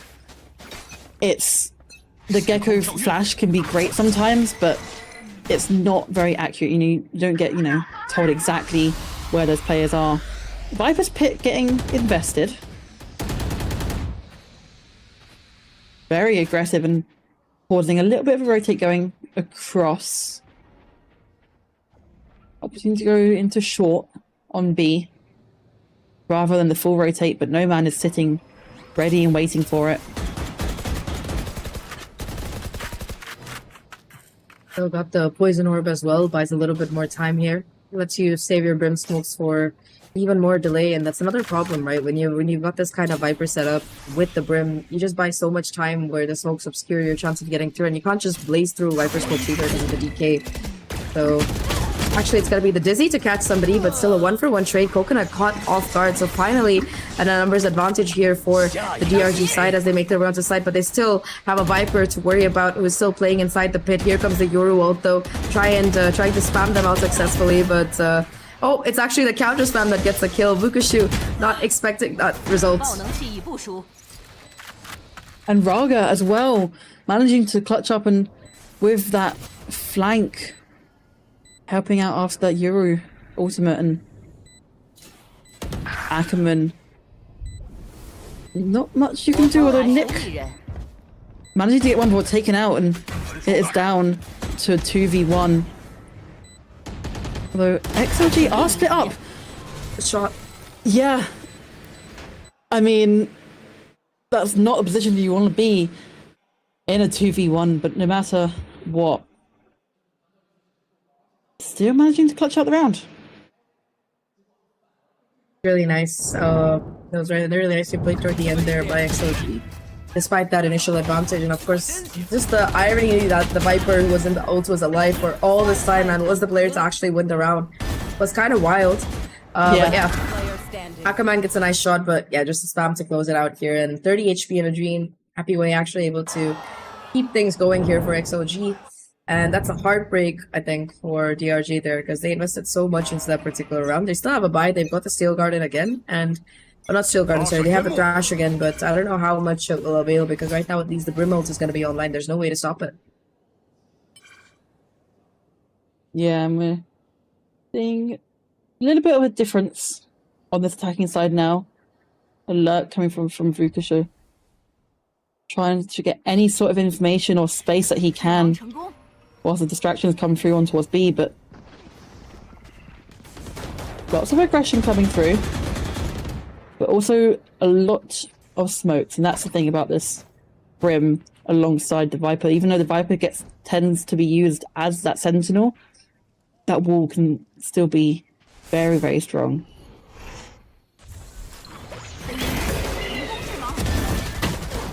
Oh my god, nice counter flash, but yeah, just 1-for-1 trade. The Astra pull might be able to keep Coconut in the angle for a second, but the Viper roll is going to come right back up, so again at 40 seconds you're left with the 1-for-1 trade, and I mean you lost your Yoru for a Sky, but here comes Thrash. That could be the crucial ult here as it clears outside.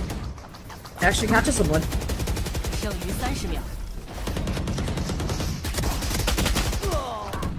Oh, the spam though, that's beautifully done here. Now you got the Brim ult as well. Letting Happyway just kind of creep into side. Ackerman at least makes it expensive as that spike plant comes down thanks to Wingman. But Rarga still inside hookah. Oh my god, actually gets a spam headshot onto Ackerman here, but 1v1 not able to close it out. It's Nick with the Thrash to open the backside up, get the plant down. I mean, that's kind of the advantages. I know we were criticizing the Gecko just a little bit ago, but that's kind of the advantage of being a Gecko, because you can do everything yourself. Plant the spike, flash, molly, you know, use your Thrash to retain someone and spam them. It's great. Yeah. And like we mentioned about the Wingman, if you can get that plant down, you have so much time to move off away from that spike and reposition yourself in somewhere a lot more useful. And there it is, you know, going back, you don't even have to go onto site. Getting Wingman onto site and planting without having to leave Garden is so strong. Yeah, 100%. It just makes things a little bit less risky now. Finally, after winning that round, it seems like they feel a little bit more like they want to go perhaps fast. But Pimoli again coming down for a little bit of a detain. Oh my god, that spam was so close. Nomad almost getting a kill for free there. But now they look to just walk in, and here comes the Steel Garden from Mukashu along with the Astra ult. The Cosmic Divide and Steel Garden is just going to completely clear out the site here. However, if anyone does try to push into elbow or take a little bit of extra space, they will be punished again. DRG ready for the flank here. Rarga gets taken out. Flexen, in fact, ready for both players right now. And now the rest of the team, they're left in a 3v5 kind of retake, which is going to be very difficult. Yeah, for sure, but the positioning is looking good. And that is 8-3. Like you said, that momentum is starting to slowly come back, and the confidence after winning that second round for them. And they're fighting back, managing to get B, which before they were struggling quite a lot with. But now, you know, working around and realizing the flaws in their opponent's composition. Look at the positioning. They're in the perfect places at the right times.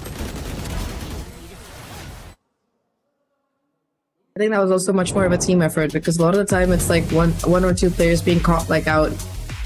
And wow, we're actually seeing a timeout coming in from XLG here. Kind of strange after like just one round. Yeah. I mean, 8-3, you're still in the clear for a good while, but you really have to try and, you know, keep that lead for as long as possible. They know what DRG are capable of, and they do not want to be losing any more rounds. Obviously, they're clear for the half, right? They're guaranteed to have at least 8-4. But even so, you want to try and get away with as many rounds as possible. On the other hand, though, DRG do need to be winning this round. 9-3 is okay, but you know, those pistol rounds in that second half are going to be really, really crucial. If you can't, I mean, they are going to be anyway, right? But trying to bring this to 8-4 is definitely what they need right now. That could make a world of difference, because if you close it out 8-4 and then you win the pistol, you're up to 8-6 usually, and that's just like so much more but otherwise. So yeah, one round can make a lot of difference here. And I think DRG, they have the tools with which to do it. A lot of these rounds, even the 3 rounds that they won, 2 of them were like down to 1v1, so it's a little bit difficult there. But like you said, this B side, it seems like they've unlocked the equation. We haven't really seen any big changes coming in from the XLG side though, in terms of like trying to conserve it. The Neon already on the site along with the Yoru. Still though, Rarga here has the ult, gets to use it now as well, but it's just a little bit too late as the multi combination along with the player comes into play. Oh my god, despite having the advantage, Biba still gets the kill onto Ackerman here, and yeah, while that Waylay ult, it's completely slowed down these players inside hookah. It's just the 3 remaining players. It's just gonna be a 3v2 and advantage. Make that a 1v3. It is just Nick. Does almost have Thrash, but no HP to play with. 25 HP and a Dream. Yeah, definitely. It's still doable for sure, but like you say, 25 HP be very, very careful and get yourself into the right positions to not take any damage.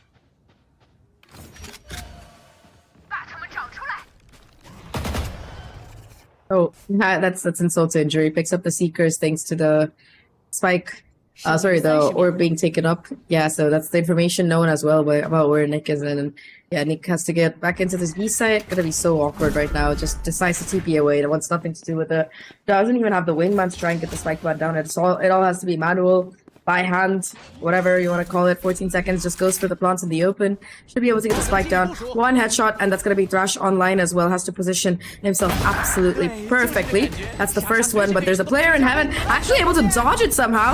All right, suddenly things look a little bit more doable, but now a 1v1 here. Dodges the molly. Oh, has the angle, but are they going to go for the double peek? 25 HP, has to hit the perfect tap here. No flash to play with either. It's just them tapping and faking around here.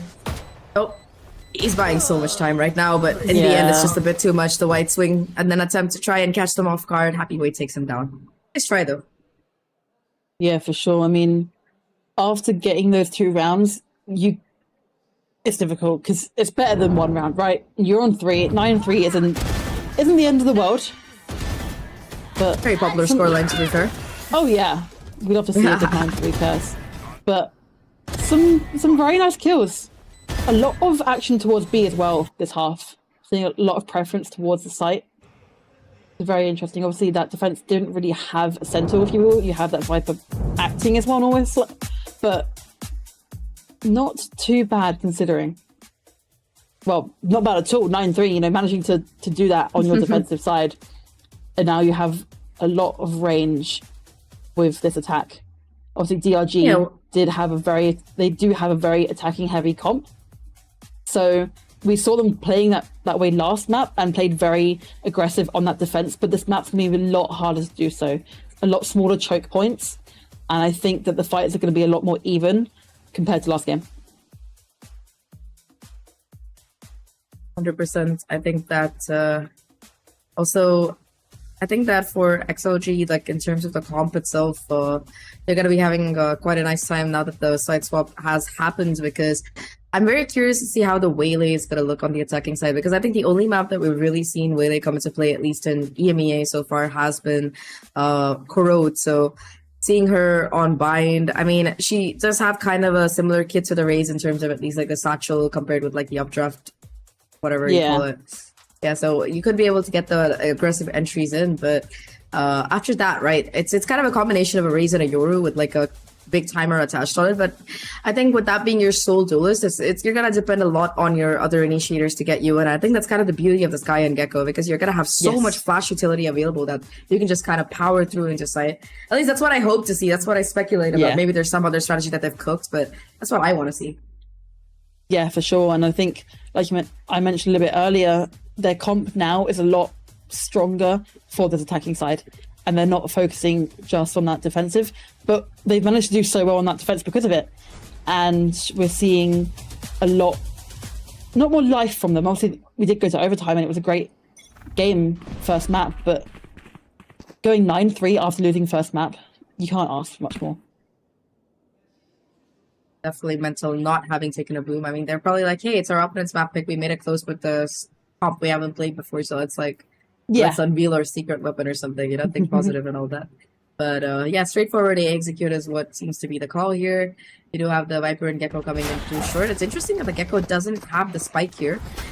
Instead, the ult farm is going to be given to the Brimstone. That's the priority right now for this team, and they just get the site for free, basically. Already, like, 2 kills garnered, in fact, so that's just brutal right now. Both Spirits and Lucas shut down completely. So yeah, 3 remaining players for XLG in a very, DRG in a very awkward retake. Yeah, indeed, and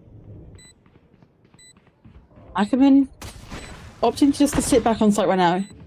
Maybe try and take a little bit of Lamp's control, but currently all by himself, and the angles are not in his favor. I mean, these are just 1v1s. Yeah, just nothing to be done there. 3 for Happy Way. I think they were showing off his stats as well during halftime. 100% cost so far, and right now looking to boost that ACS up past 400 the way he's going. Yeah, I mean, obviously on these pistol rounds you expect a lot more trades coming through, at least down, you know, 2 or 3 players from each side, but managing to have all 5 players left alive, obviously not that much of an advantage. You're going to be buying extra guns next round anyway, but even so, it's just so impressive. And now that Outlaw is in their hands, and we've seen what it can do. Happy Way this time. Last time it was Vukashu flexing it. Yeah. But Happy Way is the one to be showing off this time around as we head into this round. Full buy, of course, coming in from the side. 5 all day. Yeah, I don't know if they're going to expect it, but the spike itself, I mean, it's just a default kind of play. They're waiting for a push, some kind of information. Already, though, first contact is going to be at least 3 players spotted out right now, and Braga hasn't even used the Waylay util to take a peek forward and, like, rush back or something. It just goes for the dry peek, gets, like, at least 2 or 3. Knows that there's at least 2 or 3 there, and it looks like they still want to contest it. They just don't care. They're going to go for it anyway.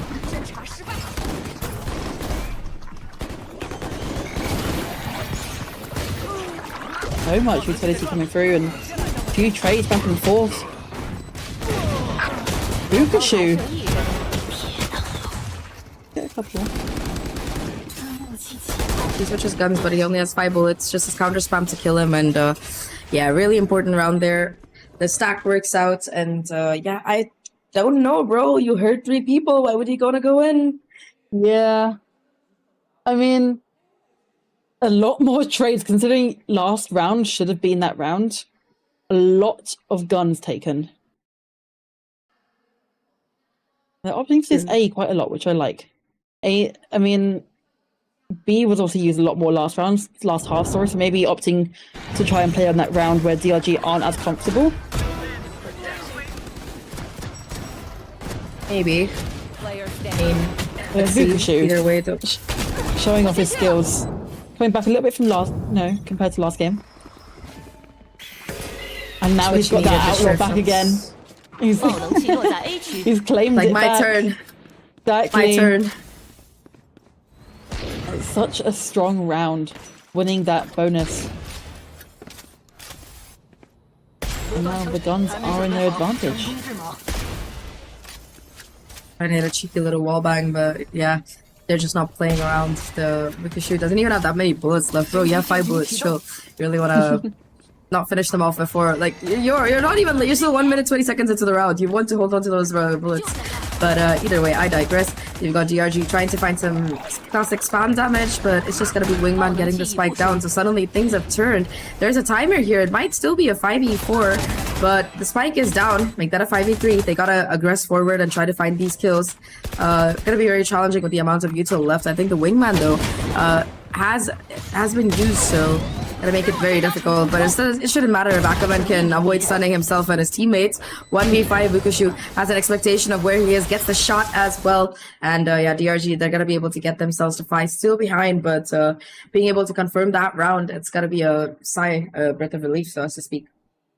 Yeah, definitely. You know, managing to claw back a little bit after their opponents hitting 10 rounds, which is a very strong place to be in. Obviously, they don't want to be losing these rounds, but they have room to play with, right? And they have time to try and figure out what's working best for this attack. But for now, DRG are looking a lot stronger on this defense. But what we're finding is that they do just seem to be happier on this defense in general. Like from last game, even though they have a very attacking heavy comp, they do love this defense. Yeah, sorry, I was just distracted by the operator. They've got an operator already into play. I mean, I think they had an outlaw. They threw it away and they picked up an op, basically. Yeah. But the problem is that now DRG know that there's an op, so they're gonna... Or, sorry, XLG know that there's an op, so they're gonna be much more cautious about it. You can see Vukashu already, like, taking a bit of space off the back of his utility, but the problem is that that wall is a one and done, so now he's gonna have to commit himself towards watching showers if he wants to maintain, like, constant control of the angle. Meanwhile, the spike itself is headed over towards B, so I think the expectation is that once that Euro took the shot, they did TP over towards A, which, you know, you would be absolutely right in thinking. The problem here is that if you do want to get into sight, you've got to get through Ackerman's utility, and it seems like it might just be a 5-player push towards long, but you still got Nick watching it, so I don't know what the idea is. We should see a rotation coming in. Yeah, Astra has some smokes down.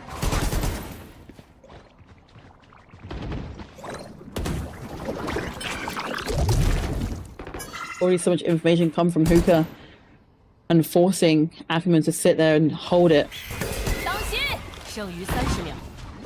It's a for util trade right now, and Marga gets the first, but yeah, the Gecko Flash is perfect, and somehow Nick is alive, able to get one more before being shut down, but that's enough space for the spike to be planted. 3v2 situation, numbers advantage here for XLG. They can get themselves up to 11. They can, get themselves closer to that decider map 3 if they play their cards right.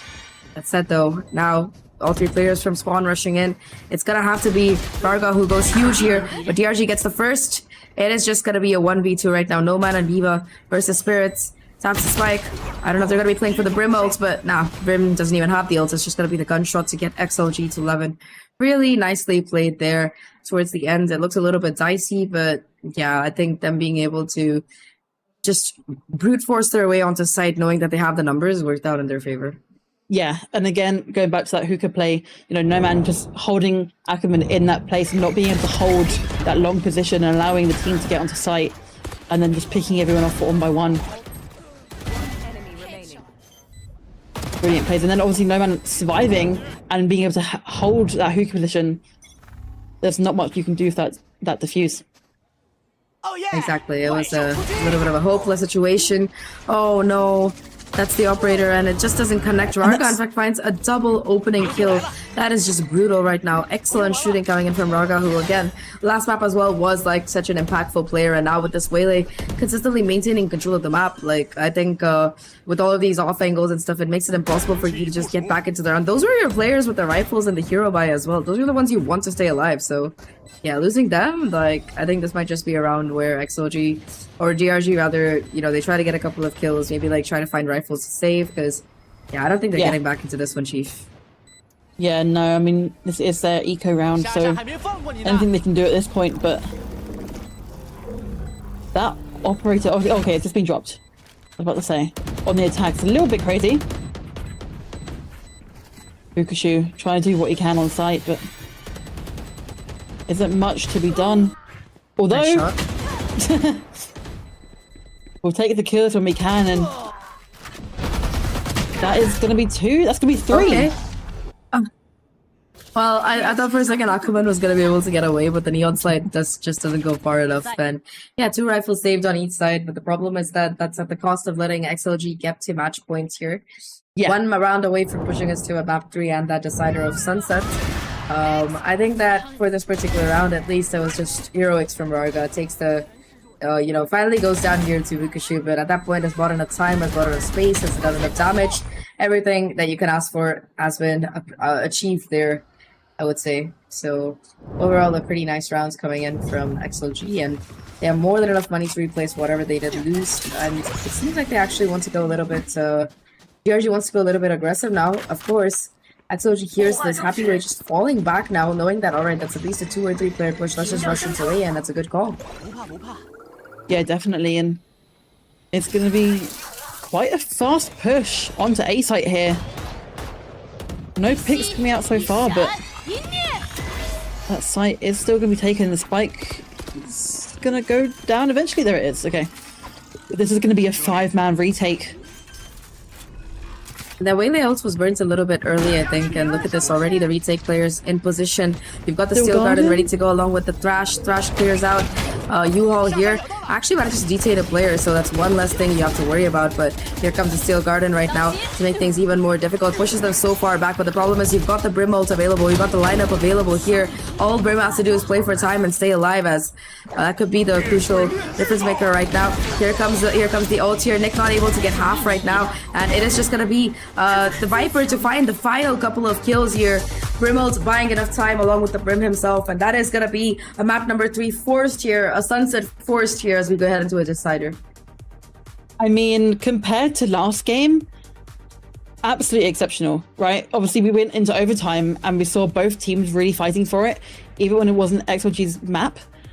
But being able to bring it back 13-5 after losing first map, that momentum has got to start going to the 3rd map. So impressive. 100%.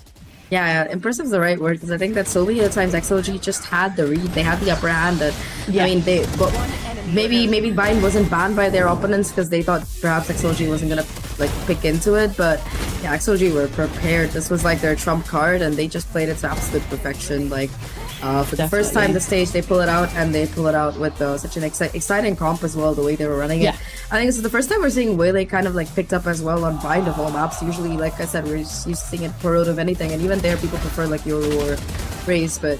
Yeah, we did see some banger rounds from DRG. You know, occasionally heroics coming in from Lukashu, and well, mainly Lukashu to be honest. But yeah, I think on the other side, Happy Way was just being an absolute menace on this defense. The wall that could not be broken. For sure. I mean, you spoke a little bit about those initiators as well, and having that Sky just to back up that Gecko a little bit more works so well.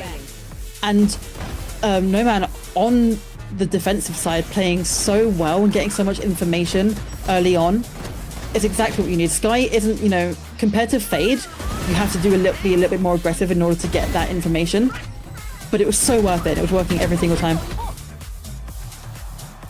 The final Bucky kill just insult to injury, but yeah, overall. Oh, we got some comms. Behind box. Behind box. Three in hookah. Yeah. No. They're gonna come chase Happy. They take city. Right back onto you. Nice. All three here. One long. In Viper. I'm just lobbying. Nice. Last two sides. Maybe hookah. Not picking out. I got a cross. Guys, chill. Well done. You guys play first. Yes, you guys need to play first. Happy play. I play first. Under hookah. Under hookah. Picking. 他不知道你在这儿。Under hookah dead. Care back side. Side. Mid-side. Listen. Back hole. Nice! Yes, Happy! Bro, they're all trying to look for you. You little rats in the hole. What they want to do, bro? I in my booty, bro. Yeah, that is gonna be Happy with the MVP. Probably very happy. Like 339 ACS, very normal things to see on a Viper, I'm sure. Just another day at the office for him, and of course that MVP 4.4 KD. Yeah, that's just wild at this point. 4 KDA on a Viper, bro. There are things that I thought I would never see in this life, and this is one of them. But here we are. That's gonna be a very convincing push towards the map 3. Yeah, definitely. I mean, like you said, you don't really expect it from a Viper, but if you can use that space that you have from that wall and really utilize it, we were seeing it so many times, and being in the perfect positions at the right times, and even in that Viper's pit, I mean, managing to get that kill past the Yoru ultimate and then still stay alive and finish off the round for your team, you can't ask for more, especially from your Viper. I think Happy Way was all over the map, attack, defense, you know, whatever you want to call it. So just domination coming through, I think, from XLG in general, because they just looked like they had a better game plan coming in. They were prepared for the aggression coming in from the other side, so as to speak. And I mean, the stat board tells the story, 22-7. You can say that he was popping off at the very least. But the rest of the team, just a little bit, yeah. The rest of the team didn't even have to lift a finger, bro. Like, no. Look, they were just like chilling. And I mean, RIP, Bukashu, like you tried to pop off a little bit, but you just didn't see the impact coming in from the Neon of the Yoru. When your double duelist are the double bottom fraggers, that is not a good look. Yeah, no, not at all. I mean, that Vice can be so strong, but I think just with the comp, you're really having to focus on locking down that site by yourself. And it wasn't working for them. Yeah, 100%. I think, looking at the stats as well, DRG, they also, like XLG, they had such good retake setups. They were just ready to like swoop in. So even though like DRG got the plant, their retakes were so well coordinated. Like it was just a wave coming at you from every single side. There was no way that DRG were able to hold on. So it was just extremely difficult for them to really manage it. And XLG, I mean, they didn't play as many rounds, of course, with the side swap coming in, but they got a planted 6 times and they held it 4 times. And the other 2 times, I mean, one of them was an eco, if I remember. So it's kind of wild. Yeah, I mean, we saw DRG, they started to adapt a little bit, and we saw a few rounds where they really started to change things up a bit and really try, you know, they got a few rounds, but XLG, they was adapting constantly and it was working so well. 100%. I think that right now it's going to be the real test for DRG. I think that they're gonna have to kind of dig in deep here because I mean I know they won map 1, but now the momentum has shifted over to XLG's side with such a dominant victory.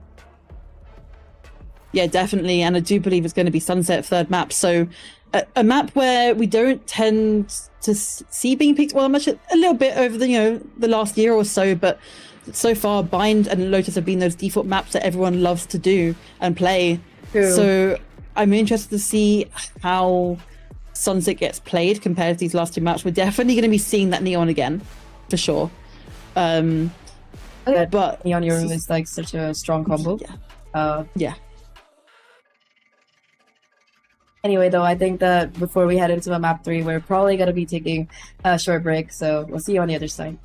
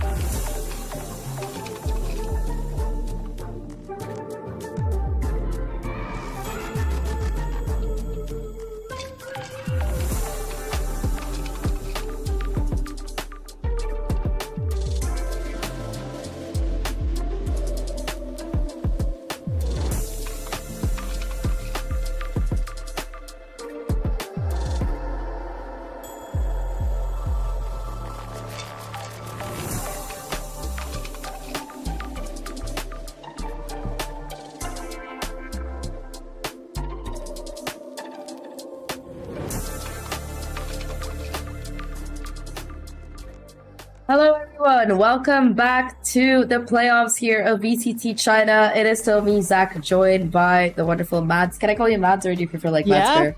Yeah, Mads is fine.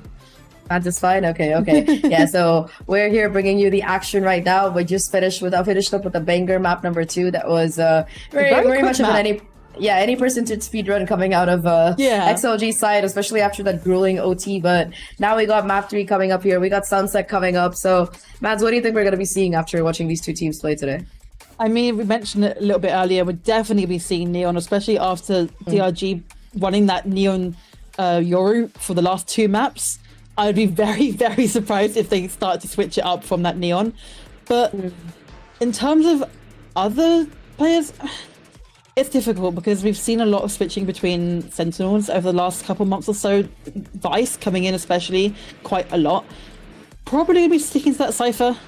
it's that default go-to. Obviously, we have had some map changes over the last year or so with Sunset, but even so, those trips can still be very, very useful. And even on towards A now as well.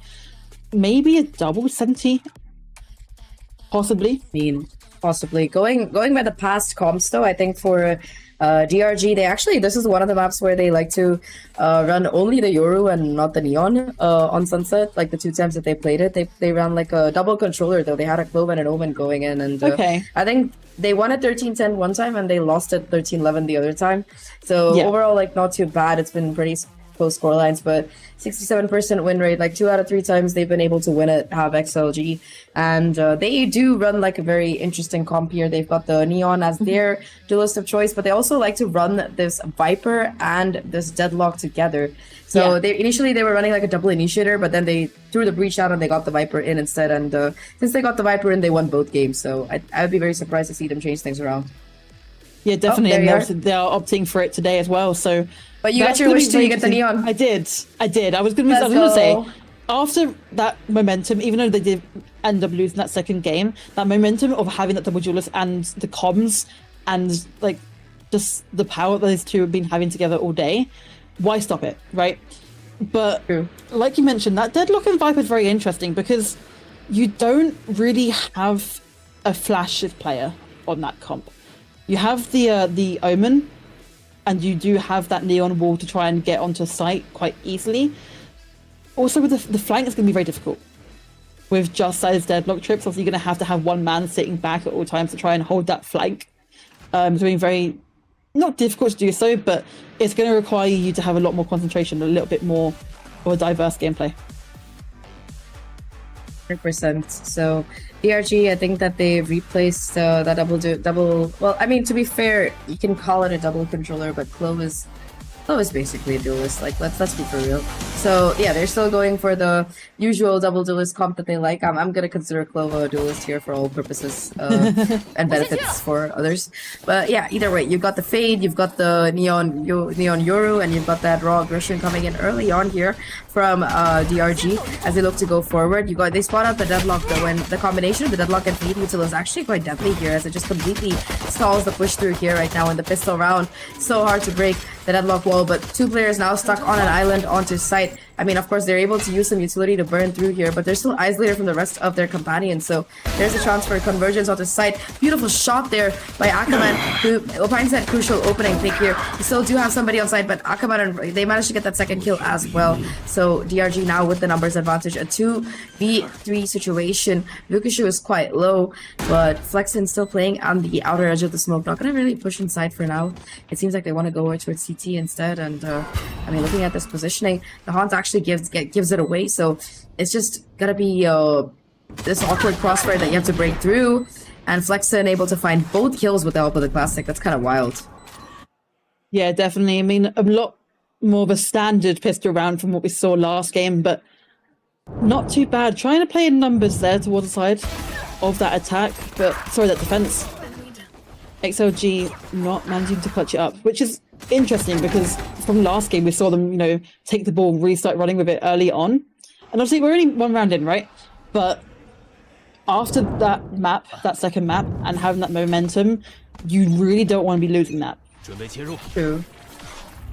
Yeah, I think that's a great point that you made about the momentum thing, the momentum shifts coming in, and DRG being able to take that pistol so convincingly. It's a good opener. They're going to be able to fully invest in this round as well on top, so shoot back with this trustworthy. Yeah, I was just thinking that, bro. And another greatest highlights moments, Vukushu back with this trusty, shiny outlaw here. Door opens, nobody's going to be really like walking into him, but there's a stack here on the side. You got 3 players here. Oh. Well, 2 for 1. Neon's still alive here. I'm not going to be able to retrieve that gun, unfortunately. But still on site, Vukushu finally gets somebody into his net. And yeah, just going to be no man left. No other man left except for no man to try and work with. 3 players left alive. I think that, yeah, just going to be Flexin watching the angle. They are going to be able to pick up that drop Spectre as well. So no losses in this round because Fate only had a ghost to start off with, and they were able to pick up their team's Spectre. W. I love economy management.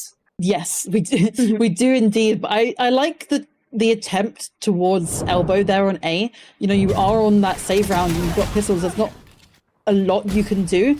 Managing to get one on C, hit a little bit earlier, yeah. Yeah, would have been much more. I like the ideas. Obviously, the execution obviously wasn't quite there, but the guns are now, I'd say, in their favor.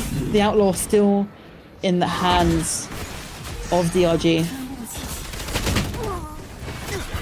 The spam, so you're able to take care of that Neon very quickly. Spirit's taking a lot of chip damage as well, and Varga still holding on towards back sight. My god, that is the kind of anchor that you want for your sights. Yeah. Just complete devastation raining down, and yeah, Mukashu and Nick left by themselves. At least Nick has the rifle to work with. Happyway hasn't shown themselves. That's the second player on this side to worry about here. Okay, yeah, awkward angling, but it's just gonna be Varga on for the ace. Hasn't taken a single lick of damage yet, by the way. In full health, Mukashu versus the world. Mukashu just making his way over towards B main, like, yo, why am I here alone? Where are my teammates? And I like this from Varga, that he's just not running for the ace, because that's what I would do. You know, I know that Mukashu probably has an outlaw. I've got like a rifle. Yeah. He hears the gun being swapped out though by Mukashu, I think, so that could be something. Yeah, for sure. And it's just playing the waiting game. They are pretty much guaranteed this round, and that is the ace. What an ace. I mean, what a brilliant way to start getting your rounds into this game. An interesting one, because the issue with that lurk is Vukashu is very, very strong on that lurk, right? But if you don't give him the time to be able to get that lurk and get some space early on in the round, and he's then left in a 1v4 situation where it's time to go back to main and try and pick up that spike, it's not the place you want to be in. And you really have to try and, you know, allow that time for Vukashu to, you know, make a little bit more impact towards mid. 100%, yeah. Now though, I mean, both sides, they've got a full buy coming in. Either way, again, the opening spam from XLG able to claim a victim. Once again, and Takuman just being shut down before they even get a chance to find any kind of speed heading into the round here.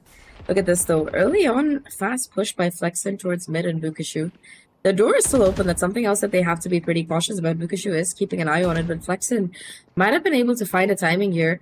So it's all a question of like whether there's going to be anyone on the other side of the smoke. Flexin just playing inside the smoke for now. As the rest of the squad, they're making a lot of noise towards this inside, and that might be enough for Flexin to find a kill. That's the opening you need to get into sight. Here comes the Nightfall though to catch the additional 2 players off the site. The Deadlock utility though just wrecking havoc right now, and the crunch, it's just too much as DRG, they take control of the site. 2v3. Yeah, I mean, some actual very nice positioning from XLG there on site, having 2 planted back towards default, but just the amount of util coming onto site, there's not much you can do. Understatement at this point. It might be better for you to just try and save, but you got this flank from Varga. If he'd been able to get that first kill, it might have been the round there, but Flexin with the 4K and the crazy lurk from mid. Really nice bait and switch there. You make a lot of noise towards elbow, you get the rotation from away from mid, and it's just left open, and boom, there you go. I think that gap was something that XLG had to be a bit more careful about, but beautiful round from DRG overall. Yeah, definitely. And we're finding them, you know, we've seen them find a lot more, not space, but find themselves in better positions than they did last game, and they seem more confident in the space that they have. 100%. Well, either way, here we go. Yeah, they could get the overdrive online for Akuman here. That could be the call for this round, but no, they it's do just have going to be letting... the overdrive though on the other side from Raga, which could be a double overdrive possibly. Love to see it, but I'd love to see 2 dueling neons, yeah.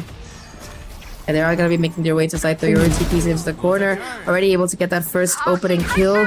Of course, now the control of market garnered by this Euro as well, so no way for them to really get in. It's Spirits who's on track for the ace this time. Overdrive from Varga, desperately trying to bring them back into the round, but runs out at the worst possible time. That is so unlucky there. And yeah, it is just going to be a 1v4 for this poor Omen to try and do something with Coconut. What can you really do here? Does have a smoke for main, might be able to try and isolate a fight, but nah, it's just Vukashu holding down the angle with that trademark outlaw of his at this point. Nice try there by XLG, but DRG just dominate. My god. That was such a brilliant play by the Yoru. Spirits had no business getting this many. I mean, we spoke about it a little bit on the first map about how sometimes it could be a little bit of an overcommitment. But again, same time, we're seeing rounds like that, right? Where you're getting 3 and you're absolutely fine coming back to your team and surviving. Also, not to mention, Vukushu again on that outlaw on a buy round. They have full money. You could easily buy a Vandal, right? But opting to save that money just in case it's needed for anyone else. Especially on a comp where you have 2 duelists, sometimes it's worth saving that little bit extra money to try and get those guns into their hands. Yeah. I think that makes a lot of sense. 4-1 though. XLG gotta be taking the first time out of the game. Really gotta figure out how to put a stop to the kind of atrocious stuff that DRG are pulling off right now on this attacking side. I think that they're just like running away with it, so as to speak.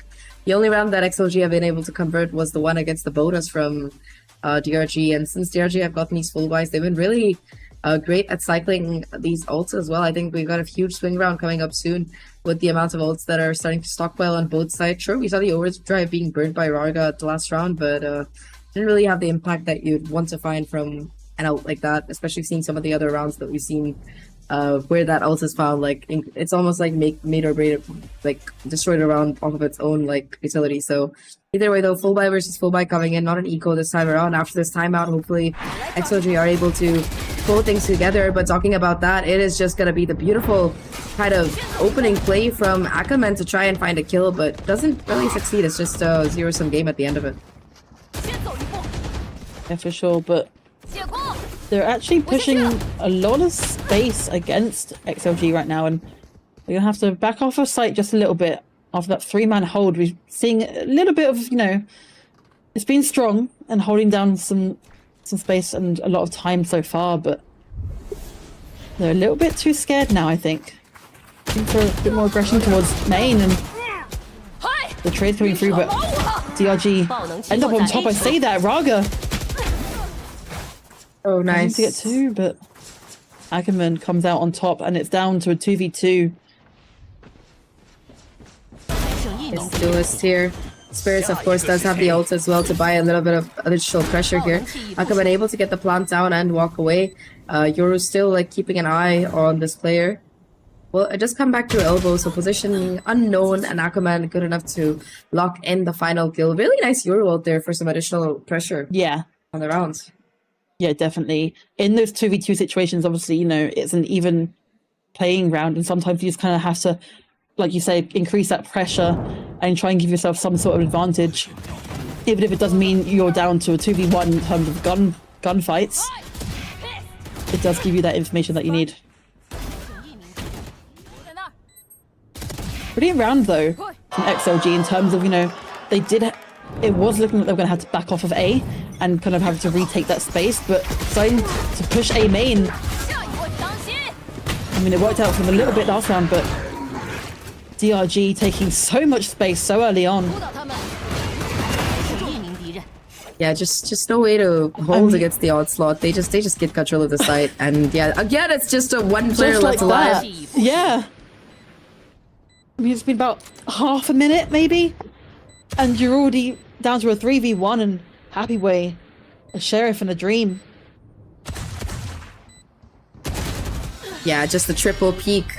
Not much you can do there because you're happy to lock in the final kill. Even he knows it. He's like, yeah, I tried, bro. There were 3 people there. Yeah. I can't really do much. But yeah, either way, nice little round to come in from DRG there. I think that they're able to, again, just start building up this massive advantage. We saw what happened when a team can run away with the momentum in that previous map, and now DRG look to find some revenge here. Again, just this impact of this combination of the Yoru and the Neon, especially. Ackerman has had a bit of a quieter last 2 games, but map 3 is where he's truly seeming to come alive. That Neon, like you said, just having so much impact, man. Yeah, definitely. And I mean, I keep mentioning momentum, but DRG are now on 6 rounds, and that is guaranteed even half of them at this point. Any extra rounds are just bonus, and that momentum from XLG last game, it's a complete different team. 100%. All it took was a nightfall. They've taken control of market inside, and again, it's Ackerman to find that crucial opening kill. Hunter's Fury to at least try and deny the plants, but at least just does get attacked, doing a little bit of damage onto Nick there. But aside from that, it's still a 4v3. You've got the Deadlock ult. Ackerman just dodges it, or not dodges it, but gets a kill in exchange for it. And they're trying to free. I don't know if they're trying to shoot the enemy or trying to free their teammate, but Ackerman able to find that last kill and also free. I think it was the Omen trapped in there. So yeah, 3k for the Neon once again, and a bit of a funny round towards the end there with the marketplace coming in. But you know, I mean, I couldn't tell if they were shooting at the defenders or shooting at the ults, bro. And I mean, the ult came through, and then everyone suddenly rushed to market to try and fight it. And that's the thing about that Deadlock ult, right? Is that you really want to try and save a teammate, but at the same time, on the side that have done. Oh wait, Ackerman was in the ult. And he comes out and he drops it, he gets a kill. Yeah. I mean, that's not the position you want to be in. If you're XLG right now, you are 1-7 down, and you're getting killed by someone out of a Deadlock ult. Yeah, his teammates sacrificed their lives to get him down. And yeah, he's like, yes, I will avenge you, my brothers, and just drops down like an angel from heaven and goes whoosh. But yeah, DRG, they gotta be feeling pretty pleased with themselves. You know, why are you guys not smiling, buddy? You're 7-1. I mean, to be fair, it's a very strong start. Yeah, but at the same time, XLG have managed to bring this back. In the first map, obviously, it didn't go their way, but they were managed to climb back quite a few rounds and bring it to overtime. So there's no reason to believe that they can't do the same here. Starts with this, and hopefully DRG, they have a plan for this particular round, because looking at the ultimates here, nothing really available on either side aside from the overdrive. You do have that Viper's Pit, but I mean, the problem with a map like Sunset is no matter where you put it, they're just going to go to the opposite side, which could let you stack a little bit more resources. But it's once again just going to be this open confrontation. What the heck? Ackerman still able to get that first kill. Now the stun to boot as well. Finally gets shut down here with Spirits there to avenge his fallen teammate right now. And oh my god, suddenly the XLG, the white swing goes absolutely ballistic. Nick gets 2 though, and it's just a 2v1. Happyway does have a flank here. Yeah, it's on the flank, and that could be huge. They don't have this information. Could be very, very strong, like you say, but corners are slowly going to get cleared out, and I'm sure they know that it's very possible, especially with the time it's taking to get round. There's a haunt available soon, so that might be the indicator for the flank clear. I don't know if it's still active though. I don't know if we're gonna see it though without the information. You do hear this player jumping in the corner. There's one on the other side, and that's gonna be the white peak and headshot coming in from Spirits. Yeah, 8-1. Nice try by Happyway, but just nothing to be done here. Spirits like on absolute fire. Yeah, I mean, I'm liking this A push, right? The fight's going very early. We've been seeing No Man every single time throwing that the catch. It's a cosmetic seize. Every time Neon gets stuck in it, every time Neon gets an opening. That's just cosmetic. Yeah, sit down, bro. I feel it. I feel that. But then also, they are getting the kills, and we saw quite a few, obviously, especially on that eco round. It was a very, very good A push. But 9 times out of 10, we're seeing DRG come out on top, and we're seeing 2v1s, 3v1s, and those last minute trades just aren't coming through. Able to finally invest that Viper's Pit, like you said. I think it's gonna drop soon, so Happyway should probably get back into it. Like with the last patch, they really kind of screwed around with it, so you have to be in it for a stupid amount of time to recharge it. So I think you could try to take advantage of that timing, at least initially.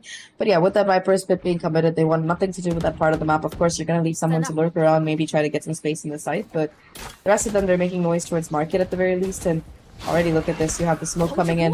You have like 3 players on the side of the map, but you have the paranoia as well to boot. So your TP might actually be able to cause some pandemonium. The counter spam rather, actually going to do a lot of damage here to this particular player. The Omen ult, though, there for the rotate. And yeah, after hearing that Omen ult, they might just opt to call back to rotate, which seems to be the call.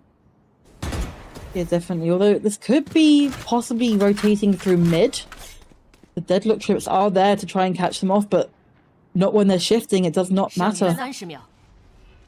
Beaver holding down A, but does he know? It's towards CT, so that is going to Gonna be a get saving. pinched. Yeah, but they might not expect him to be there already. Yeah. That's gonna be the first one. Ackerman actually takes care of the elbow player. So yeah, timing not in his favor. 4v4 situation still, and you got this late lurk kicking in here from the Omen as well. Ackerman also does have the overdrive if necessary. Here he is though. He's ahead of the curve here. Only gonna get one. For a second I thought it was gonna be absolutely deadly, but now they're still looking to play aggressive right now. Vukashu with one, Vukashu with two, and this flank once again might just be a little bit too late. Coconut in a 1v3 caught by the Fade Util, looking to find some kind of kill, some kind of damage, but nobody's going to be giving him any kind of leeway. Yeah, I mean, what do you do at this point? DRG, they're going to get another 9th, and Coconut at least will fine. We have one more round left, or 2 more rounds left. Let me just have a rifle. And I don't know if they're going to allow him to say, look at this, they're hunting him down. Yeah. Having to save, though, at 8-1, 9-1 is so heartbreaking, right? It's so demotivating. What do you do at the point? You've got 2 rounds left. The rest of your team are going to have to save. So you're down to 1 rifle between 5 of you. And you're really going to have to start playing up based off of that. And that's so much pressure. Yeah, 100%. I think at least a little bit of a consolation. Not much, but you're able to find like a couple of these kills here. But aside from that, right, like it's just 9-1. That's a devastating scoreline if you're a XLG fan, if you're a Wolves fan, because remember if DRG win this, Wolves are not making it to champions this year. So yeah, just one more reason to be a hater if you are a Wolves fan. That said though, 9-1 DRG, they have immunity against haters at this point. Everything that and the kitchen sink being thrown at them. Vukashu, in fact, with all the economy in the world to buy an op and sit and spawn. No problems at all, and I think, this aggressive angle by Happyway, it has to find some real intense damage before, like, it actually gets a kill. Already, like, the Euroclone soaking up a lot of it. That didn't even hit, by the way, so, yeah, it's just gonna be them falling back towards mid and maybe going in for an A hit, because, I mean, look at this rotation. You already have 3 players on the site. Yeah, for sure. I mean, trusting your lurking Cypher on attack with the operator is crazy. It should not be allowed, but they have so much confidence right now that's going to work, and they're going to go for the A hit, but Raga is ready. Not clearing their corners too well, and that is going to start XLG on a little bit more advantage. They really need it right now. Need is an understatement. Yeah, if they can get like the last 2 rounds, there's some hope with the whole 9-3 curse shenanigans and stuff. But I mean, to be fair, I just saw RQ come back from 10-2 against Gen G and win this map, so you never know, but you really don't want to risk it. Already those snipers gets a huge opening. Nick gets another one. That opens up the site for the spike plants, and they're gonna be able to get it down. No ults available to deny that from coming through here, and now it is just gonna be a 3v3 situation. The attack versus defense though. Actually takes almost no chip damage. The Haunts gets broken as well, but still this off angle. Spirit's able to get 2, and Nick with the cleanup. Spirit's just coming in like a hero, gets that first opener onto site, and the last 2 kills as well. 10th round on board here for DRG, and it just seems like they can absolutely do no wrong. I mean, they're just playing such good basics, right? They're swinging off of each other. The util is going out at the right time. I mean, a little bit from the haunt there was a little bit scary, but I mean, it worked out in the end, and Nick managing to clear it up for the team. Like you say, 10-1 is definitely not the place you want to be in. Like, possibly 10-2, as you mentioned, it is definitely doable. And the up-down towards mid there, trying to get that early first pick on the board for XLG, didn't end up happening. So much information coming through. Ooh. This time though, XLG, they come out on some. Spirits goes down. In fact, 2 kills found, so now it's a 3v5 that we're looking at here. Pretty good chance of a 10-2 scoreline if they play their cards right. No ultimates available either for this attacking side.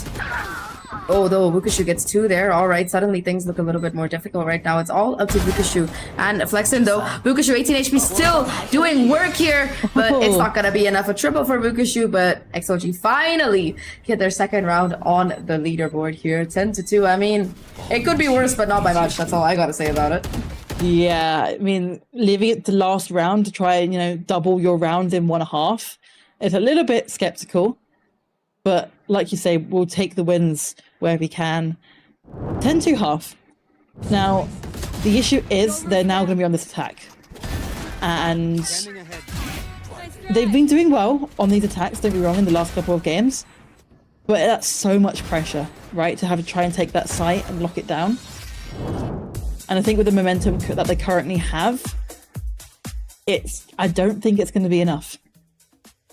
100%. I think that they've also just kind of struggled to deal with the onslaughts of utility coming in from this team, like consistently. And of course, just the way that both Akamat and Spirit see this is kind of like the epitome of what you want to see from a double duelist comp, right? Like this is beautiful stuff. You've got like the perfect stuns coming in, the flashes coming in. Okay, that is really cute. I wish we had this in all VCTs. I mean, that's the thing as well with the duelists that they've picked. Obviously, double duelist comp can be risky, but with Neon and Yoru, you still have that utility, like you say, the stuns and the flashes. Compared to the other team, there's no flashes from XLG, right? So even with the double duelist comp, you have so much power and attacking ability already, and you still have that excess amount of utility compared to the other team. And you can see them, like you said, really starting to put it like into place. And with that, alongside the cohesion that this team have, it's been working so well. XLG don't really have time to breathe. I'm hoping that this reset might give them, you know, an opportunity to really get off on the right foot and start. If they can win these 2 pistol rounds, I mean, it's crucial, right? At this point, pistol round and then the conversion round is going to have to be theirs. Yeah. I have to wait and see what happens.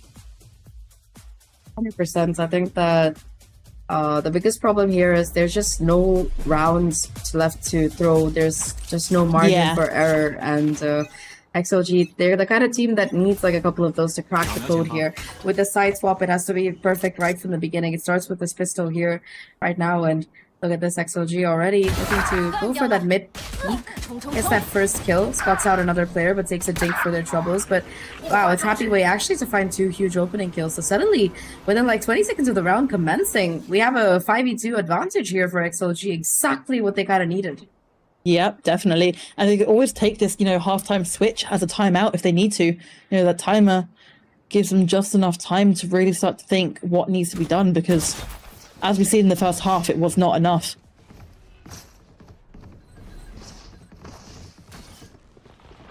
Managing to get onto site. The luck coming through. It is down to a 2v5, so this luck might pincer them just a little bit.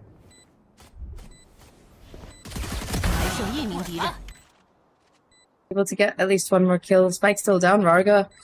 Yeah, it's just gonna be Omen versus the world. Flexen has been phenomenal before, but yeah, 1v4. At least you got the best weapon for the job with the Sheriff, but yeah, has to start with finding these kills. Already gives away position. Got to be forced to fall back, and there's Happy Way on the latest lurk of all time, just coming around. And yeah, boom, there we go. That's another player down here. Definitely needed.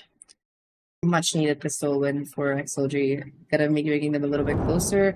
I don't think we're gonna be really seeing a force. It's unlikely we're gonna be seeing a force come out of DRG since they're on the defensive side, and also their offense got the spike plant. But you know, one of the things that one of my friends loves to say when we play ranked and we're like leading is that, guys, we have a lot of rounds left to throw. So yeah, I feel like that's the attitude that DRG kind of have right now. It's fine, guys. We're 10-3. Oh, definitely. So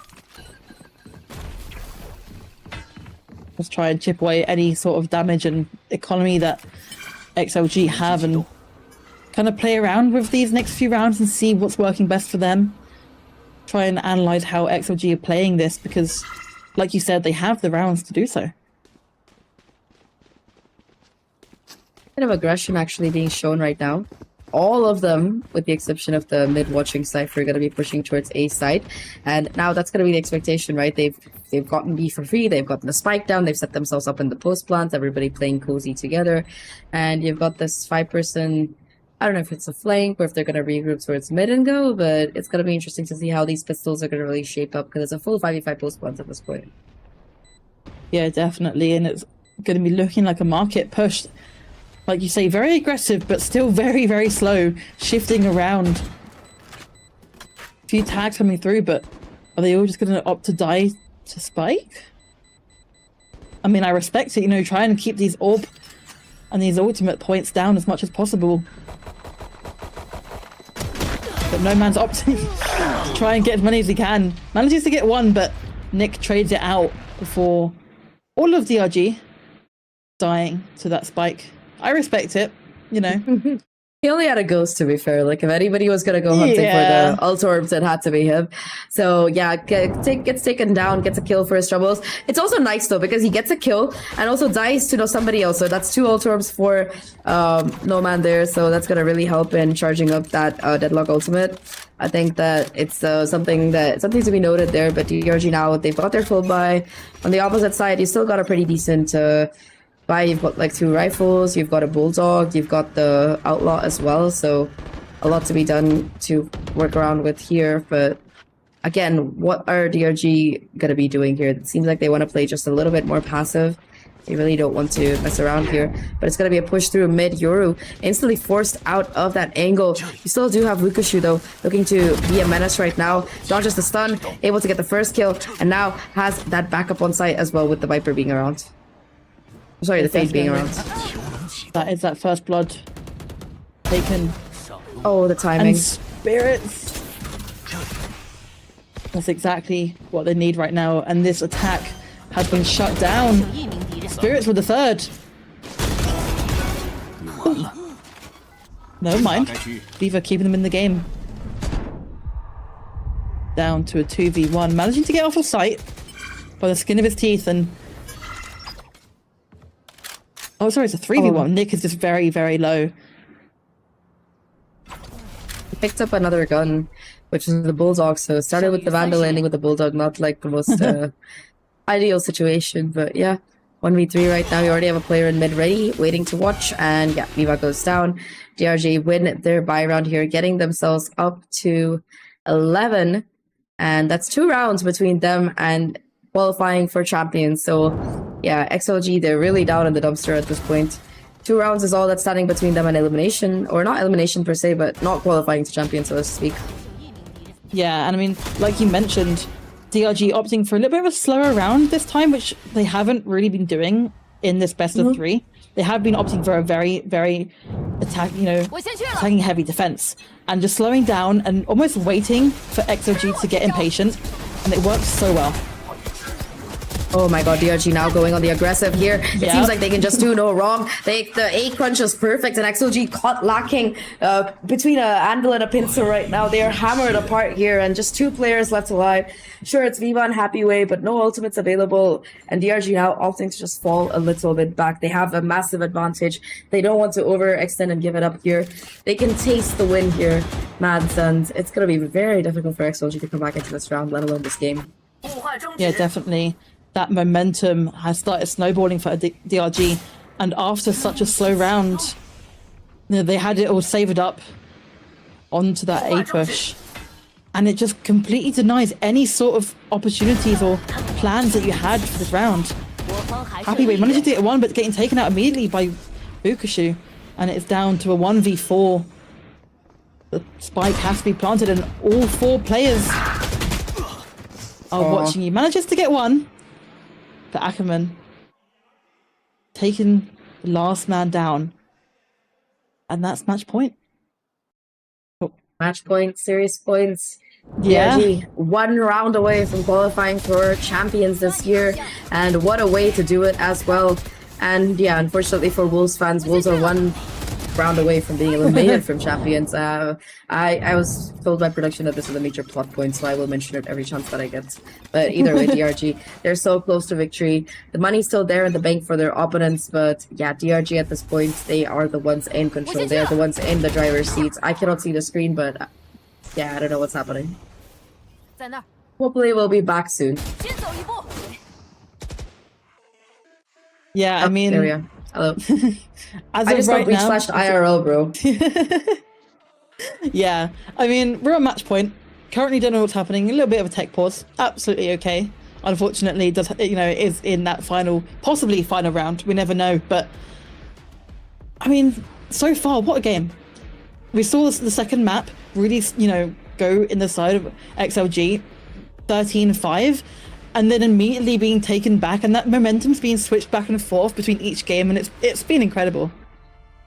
Yeah, I think that's 13-5 to this particular map. There's just like absolutely like I don't know. There's just like no stop to the train, so as to speak. Yeah. And okay, I just pulled the game open on another stream. So looking at it, it's just them getting into sight right now. Again, DRG, Mukashu, they're able to hold on for dear life here, able to get themselves the sight right now. The neural theft comes through to boot, and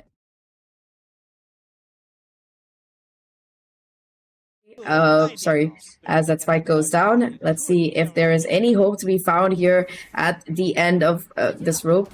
It seems very, very difficult, as Happy Way at least able to take down Spirits here, so that's gonna do a little bit of hope at least. But for now, numbers still in favor of XLG, so it's kind of what you needed. Where will we go from here? Yeah, definitely. This first blood can be so crucial to, against that defense having to be immediately split up. And although it doesn't really matter because they're opting to push straight out of B, and they already know that rotate's going to come through because that space has been taken so quickly. And like you said, the numbers are in their favor, but we've seen Vukashu and what he can do. Yeah, I think to be fair, he's been doing a lot of heavy lifting these few days. There you go. That's the opening kill. That's the neural theft. You've got the information right now about where these players are coming and that it's an A execute, but you're still like one player down.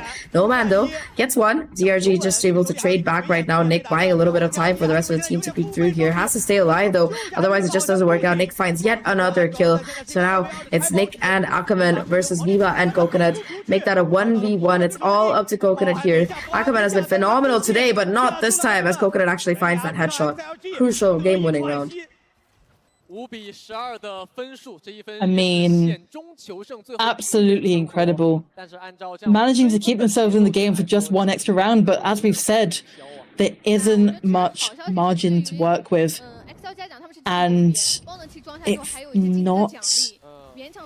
I mean, a great round, right? Managing to, switch up, go for B and opt to rotate through mid, but is it enough? That's the question. It is looking like a little bit of a safe round for DRG. It's 12-5. Well, you've got a decent amount of chances to close it out. As you'll make that, you don't like mess it up. Yes, 7 chances to close it out. We've seen comebacks happen for even worse, but anyway, there we go. Already paranoia to come out. It's an aggressive push by DRG. They don't have as much money, but they still want to get the kills. Oh my god, Spirit just runs into the face of no man's there. That is so painful. And Vukashu actually with the spam shuts down the Neon, so we're still at a 3v4, numbers in favor of DRG here. Vukashu in the corner is still looking to be an absolute menace right now. The spike itself dropped towards mid. Flexing gets another kill. Suddenly things looking very dire here for XLG. The Euro holds for additional information. Vukashu the one to put the final nail in the coffin here, possibly, as Flexit and Vukashu between them close out that thrifty 2-1 DRG. They are going to champions right now, and you can see what it means to them. So the celebrations kicking in, and yeah, what an incredible series coming in from both these teams. But DRG, that last map, they dominated by far. Yeah, definitely. I mean, first map, it was a little bit difficult, but they managed to pull it, towards their side. Second map, it wasn't for them. It wasn't their pick. That's fine. But managing to bring it back in such a dominant fashion after losing, 13-5 second map, so impressive. And keeping that momentum high and that mental up after losing that much.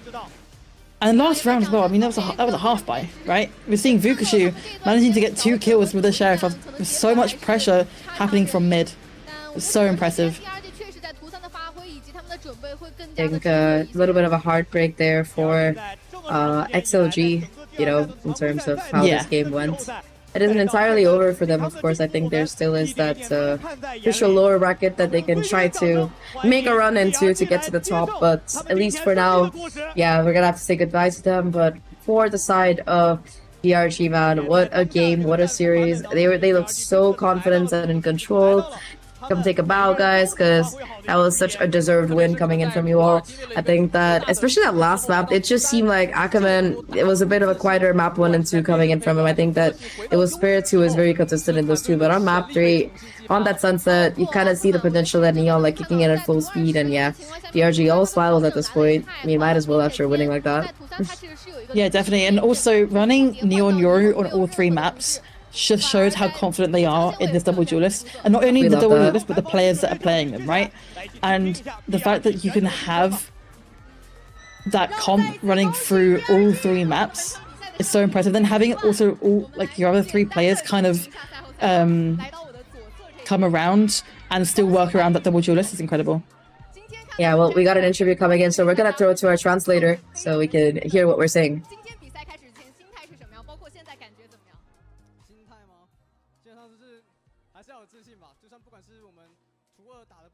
How's the reaction to XLG's comp?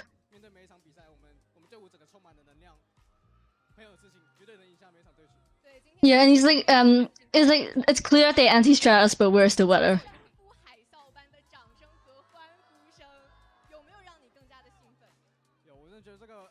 Yeah, how do you like the pace of the game?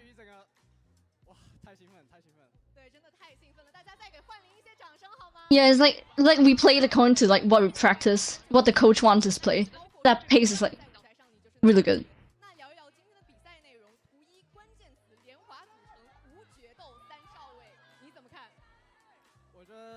Yeah, and he's like the kind of annoying thing about their comp was that they had a lot of like user combos that really stopped us at the choke points.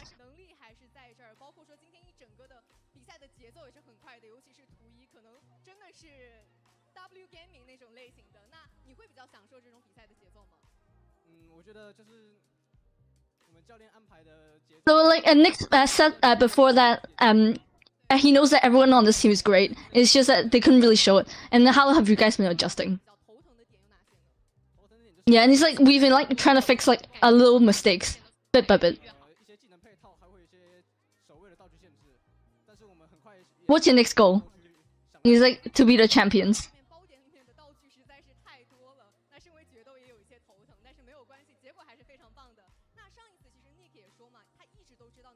And that's it for the interview.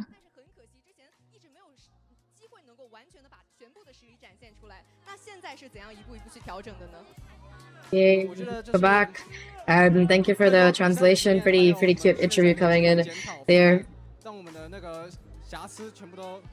Oh. 对，平时积累了很多，一步一步改正了自己之前的错误，才越变越好。那现在已经进入到前4了，下一步你的目标是什么？冠军。冠军。大家也是完全的信任 DRG 能够打出属于你们的风采。那再一次感谢我们本场的赛后采访到这里就全部结束了，但是不要走开，我们看一看本场的 highlight。All right, I think we're done with the interview there. We kind of missed the last part. Sorry, we got baited. We also did get to see DRG's really cute little mascot there. I think that, you know, it reminds me a little bit of like, I don't know if there's a copyright claim, but I think I can say this in the cost. So it does look a little bit like Toothless, you know, from How to Train Your Dragon, if you think about it. Just the eye color that's a bit different, so...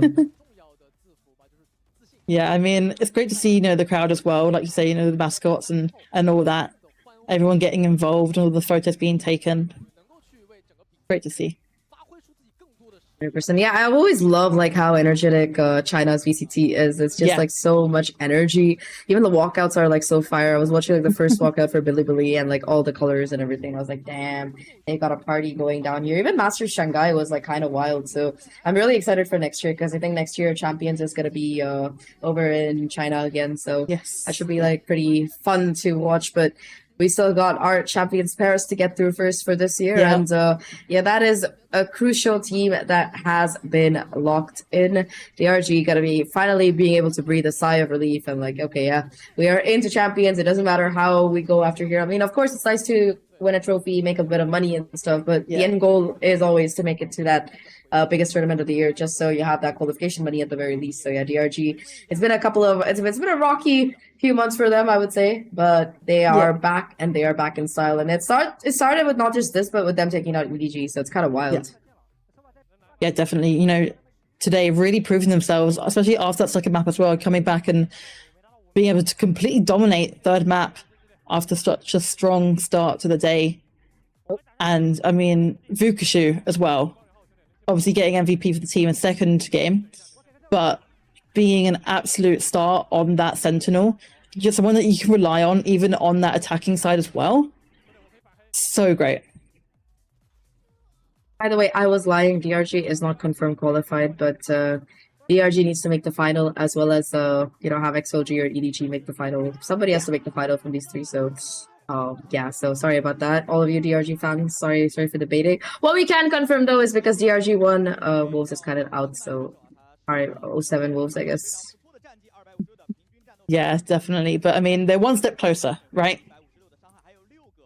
They are On their very, way. very close. Yeah, to Paris. But yeah, Ackerman, of course, gonna be the MVP. We were talking about his neon skills and the raw impact that he had on this particular map.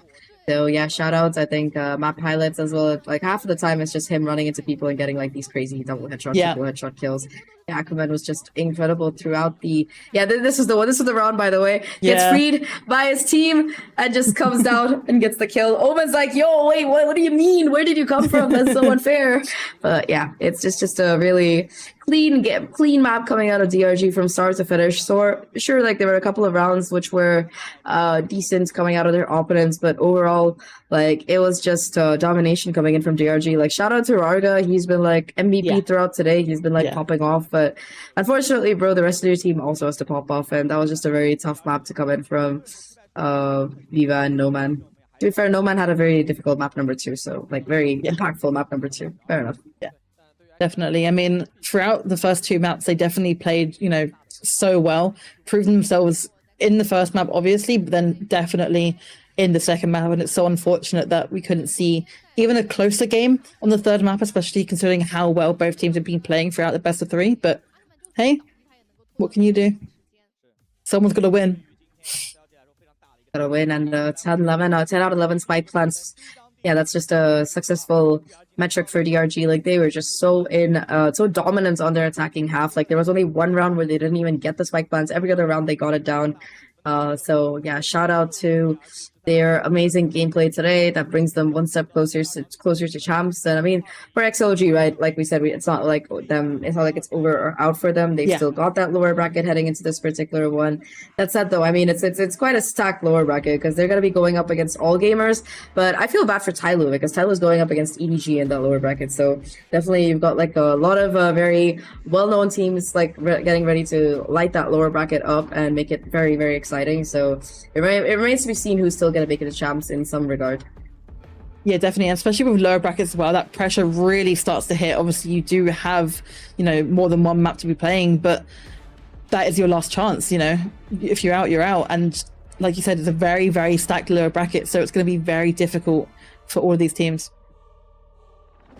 Yeah, lots of high pressure, but either way, I think that it's still going to be like pretty exciting in terms of what we're going to be seeing in the games ahead. I think so far only Bilibili have qualified for sure. XLG are still up there in terms of the overall points along with EDG, but Dragon DRG slowly but surely catching up. So yeah, it looks like these are the teams to qualify right now, unless of course somebody makes an absolute run through the lower bracket. I can already hear Sideshow laughing. I hear like his evil laughter sometimes in my dreams, but that apart, jokes apart, I think that it's gonna be interesting to see whether we have the same 4 qualifying at the end of the day through based on the points, or whether somebody like Tyloo or all gamers, God forbid, or somebody is gonna make it to that grand final and take it forward. But yeah, it remains to be seen.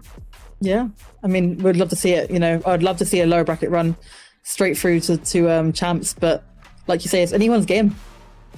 I mean, RRQ did it, and RRQ had like they were down bad of this really like against Genji. They were down 2-10 by the way, the same scoreline. They just wanted it more, I guess, or they found a way to crack Genji's defenses a bit better. I don't know what it is, but Pacific just builds different sometimes. Anyway, though, I think that's gonna be it from us for the day. Thank you, Mads, for jumping in last minute and being such a pleasure to cast with. And shout out to everybody in the back there doing production videos for our wonderful translations, and Magnum, of course, for being the producer behind the scenes. If any of us have hot mic moments, you know who to blame. Jokes apart, though, yes, that's gonna be it from us for today. But we do have more of the playoffs coming up ahead. So yeah, subscribe to all of our socials, Project Horizon on Twitter, on Twitch as well. Turn your notifications on so you know when we go live. Wow, I sound like an actual streamer now. I feel so cool. But anyway, that's about it, guys. Have a nice evening, night, day, whatever it is where you're from, and we'll catch you on the next stream.